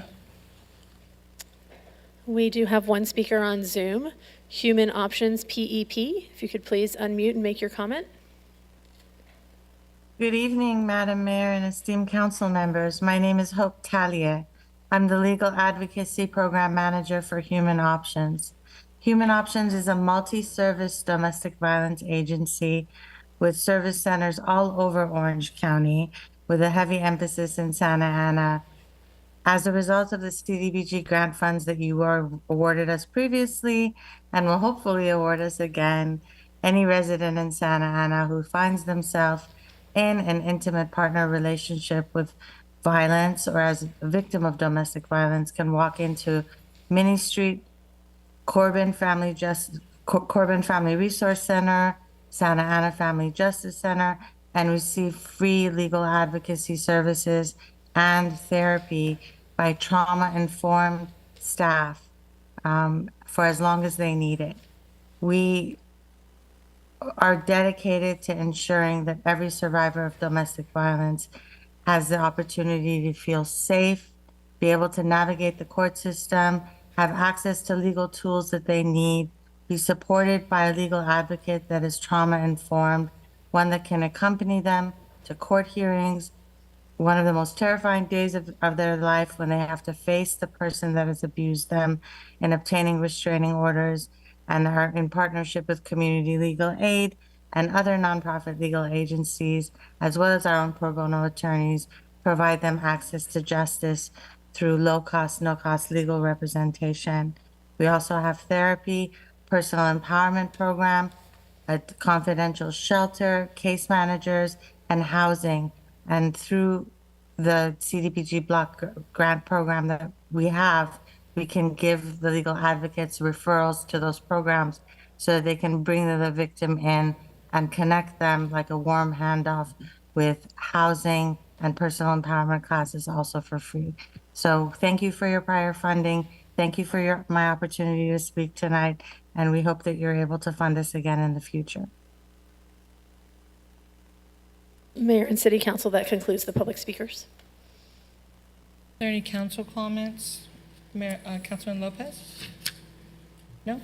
Mayor, I'll make a motion to approve. And I I'll second second. it. Okay. I just have a brief comment, Madam Mayor. Oh, sure, go ahead. I'll be very respectful of everybody's time since I know we're winding down. It's 10:51 p.m. I just want to thank all the members of the public who came out and advocated for CDBG. There's a lot of good, diverse programming that is before us. I just particularly want to shout out organizations that are located in my district. I'm very happy to see Wise Place, Templo Calvario. Very excited to see Moms OC. Nathi's House, they have summer night lights at El Salvador Park. They do tremendous work in the city. And I'm looking forward to us expanding these programs. That'll conclude my comments. Thank you. There was a motion and a second, Madam Clerk. Yes, just confirming the public hearing is closed. That is correct. I apologize. Closing right. the public comments. A motion by Councilmember Penaloza, seconded by Mayor Amezcua, to approve the 4 recommended actions under public hearing item number 29.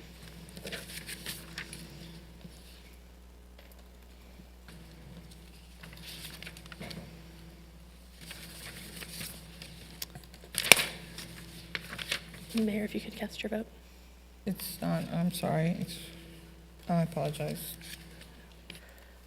The vote is 6 ayes, no nays, with a noted recusal by Mayor Pro Tem Fan. Motion carries. Thank you, Madam City Clerk. If the council will allow me up here, I'd like to close public hearing and move to the Housing Authority meeting at this time. We are recessing the City Council meeting, convening to the Housing Authority. I hereby call the Housing Authority meeting to order. No, I'm not doing that. Madam City Clerk, can you please conduct the roll? I'll get back to that, sir. Authority Member Becerra. Here. Authority Member Hernandez. Present. Authority Member Lopez. Here. Authority Member Penaloza. Here. Authority Member Vasquez. Present. Okay. Vice Chair Fan. Here. Chair Mesqua. Yes. All 7 members are present.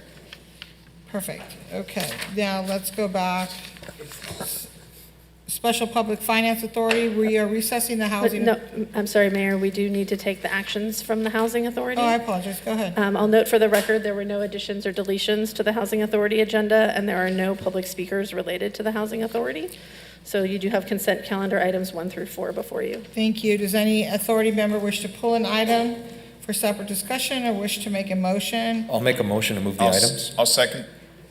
No comments at this time. Go ahead. Let's prepare to vote, please.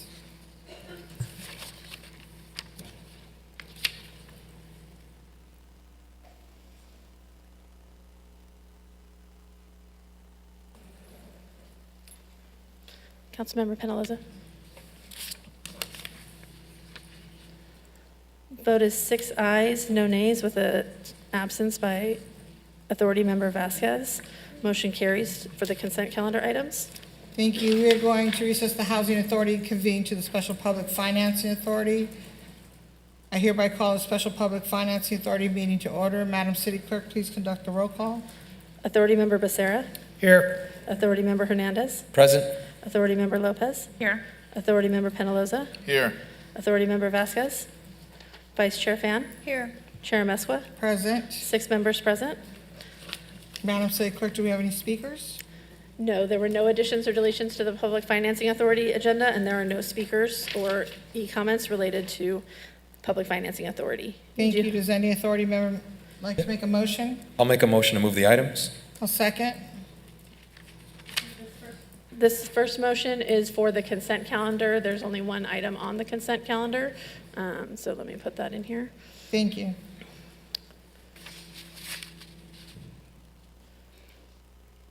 The vote is open. Okay. Mayor and Councilmember Lopez, please. I apologize. Vote is 6 ayes, no nays, with the current absence by Authority Member Vasquez. Yes, okay. 10:55. And then now you do have the business calendar item on the Public Financing Authority. That is correct. Do any members of the authority have any comments or questions or would like to make a motion? Talking about item number 2, correct, Madam Clerk? Correct. Item number 2 on the Public Financing Authority. I'll make a which is motion. To I'll adopt the second. bylaws. A second? No comments? Let's prepare to vote. The vote is open.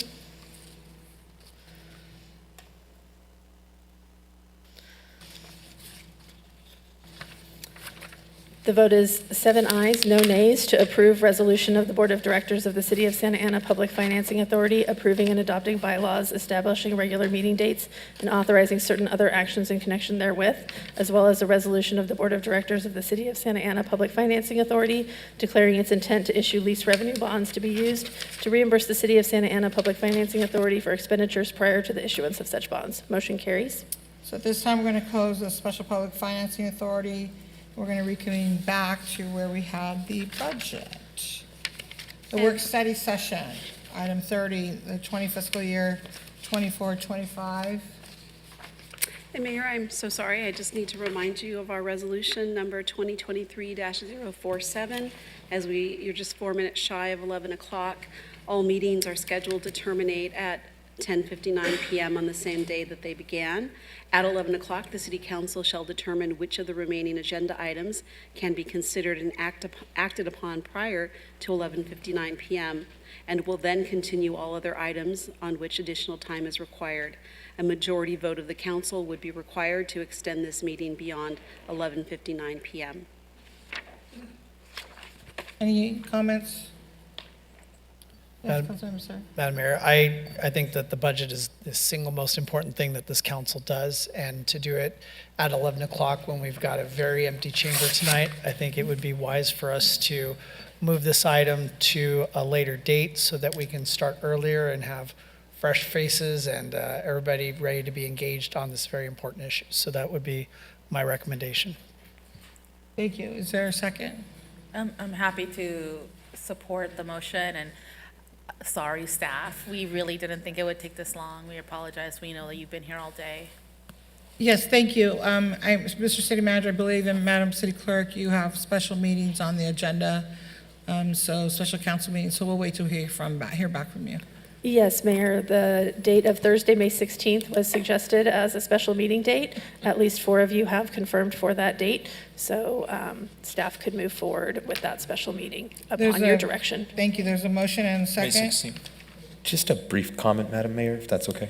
I'm sorry? Just a very brief Oh, yeah, comment. go ahead. I just wanted to thank our city staff. You guys did a great job with the presentation, but given the new rules of order that we have, we would have to end at midnight. An hour doesn't give us sufficient time to debate over a very important budget that's in front of us. So with respects to the city staff and the public's time, we want to really dive into this, and unfortunately an hour is not going to be able to give us enough time. And thank you. I could not agree anymore because I have all kinds of sticky notes and comments and folded pages. So I'm sure we all do. So we'll have a special meeting. Yes, sir. So quick clarification. So we're moving it to Thursday, May 16th? She'll be sending us an email. Is that correct? There is a hold on your calendars for that date now, and provided that's the Yes. date that mayor would call for a special meeting, we can move forward with that date. Staff is prepared to do that. If you wanted to continue it to a different date, then that would be direction you would need to make from the dais. Madam City Clerk, did you say you have, the staff, council has responded for that day? I've received 4 responses. So, Mayor, That's there's 2 5. ways that you could do this. The law would allow you to adjourn this item and this item only to May 16th, if that's a date where you already know you'd have a quorum. It would also allow you to call for a special meeting as the mayor if you want. So either, it can be handled either way. It's really up to you. It sounds like we have 5 now for the 16th, and let's have a special meeting so that the only issue we are discussing is the budget, because it is certainly one of the most, you're correct, one of the most important items that we deal with here as a council, and give notice to the community so those that can attend will attend. I know we do that already, but it's so important. Yes, Mayor. Thank you so very much. So we will have a special meeting on the 16th. What time would that be? The calendar hold is at 12 for thereafter, based on input I did receive in the responses. 12 If noon? that time does not work, then we would need additional direction May I for re- time available. Yeah, I would suggest, Mayor, that we stick with the regular time to not confuse the public. We are a working Correct. class city, and that is used to having meetings at, 6 p.m. So if we want to make it available, I would avoid the 12 p.m. 5 or 6 p.m. works for me. That's usually when we've had our special meetings before. Yeah, 5 or 6 works for me as well. Yeah, 6 p.m. works. 6 p.m. it is? I'm good with 12 too, but. It seems everybody's good after 5 or 6, Madam City Clerk, so just go ahead and whatever time you'd like to put this up for. Okay, so we do have a motion then on the floor by Councilmember Becerra, seconded by Councilmember Lopez, to to continue item number 30 to a special meeting to be held on Thursday, May 16th at 5 p.m. If Yes. that works. May I also request that we blast that out on our social media and just remind everyone so that they can come and make comments on that date if they'd like to? Yes. Right, that's what we all said that, and so then maybe we go to 6 p.m. because, or 5:30 gives people time to get off work. So 5:30, so that people have enough time to get off work, please. 5:30? Yes. Okay. I do have the vote open for that motion. All right, let's vote, please. Madam City Clerk says waiting. Oh, I'm sorry.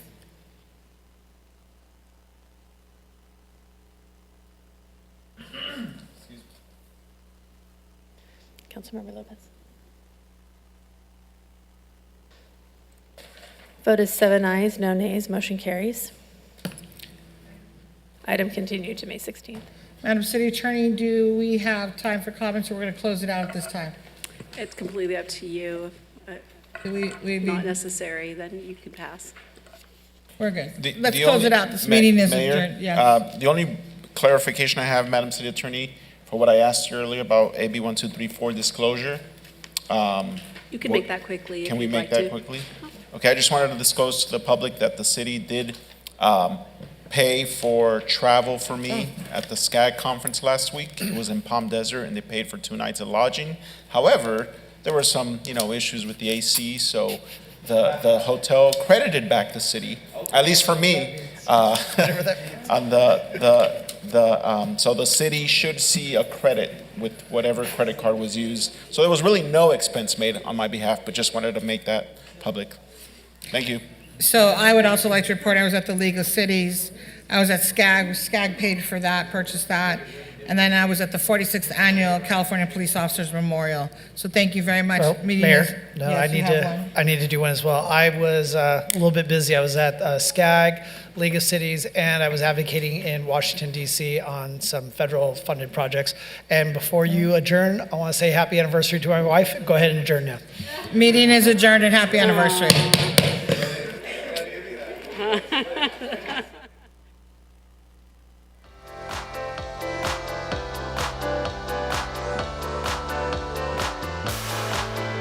Recording stopped.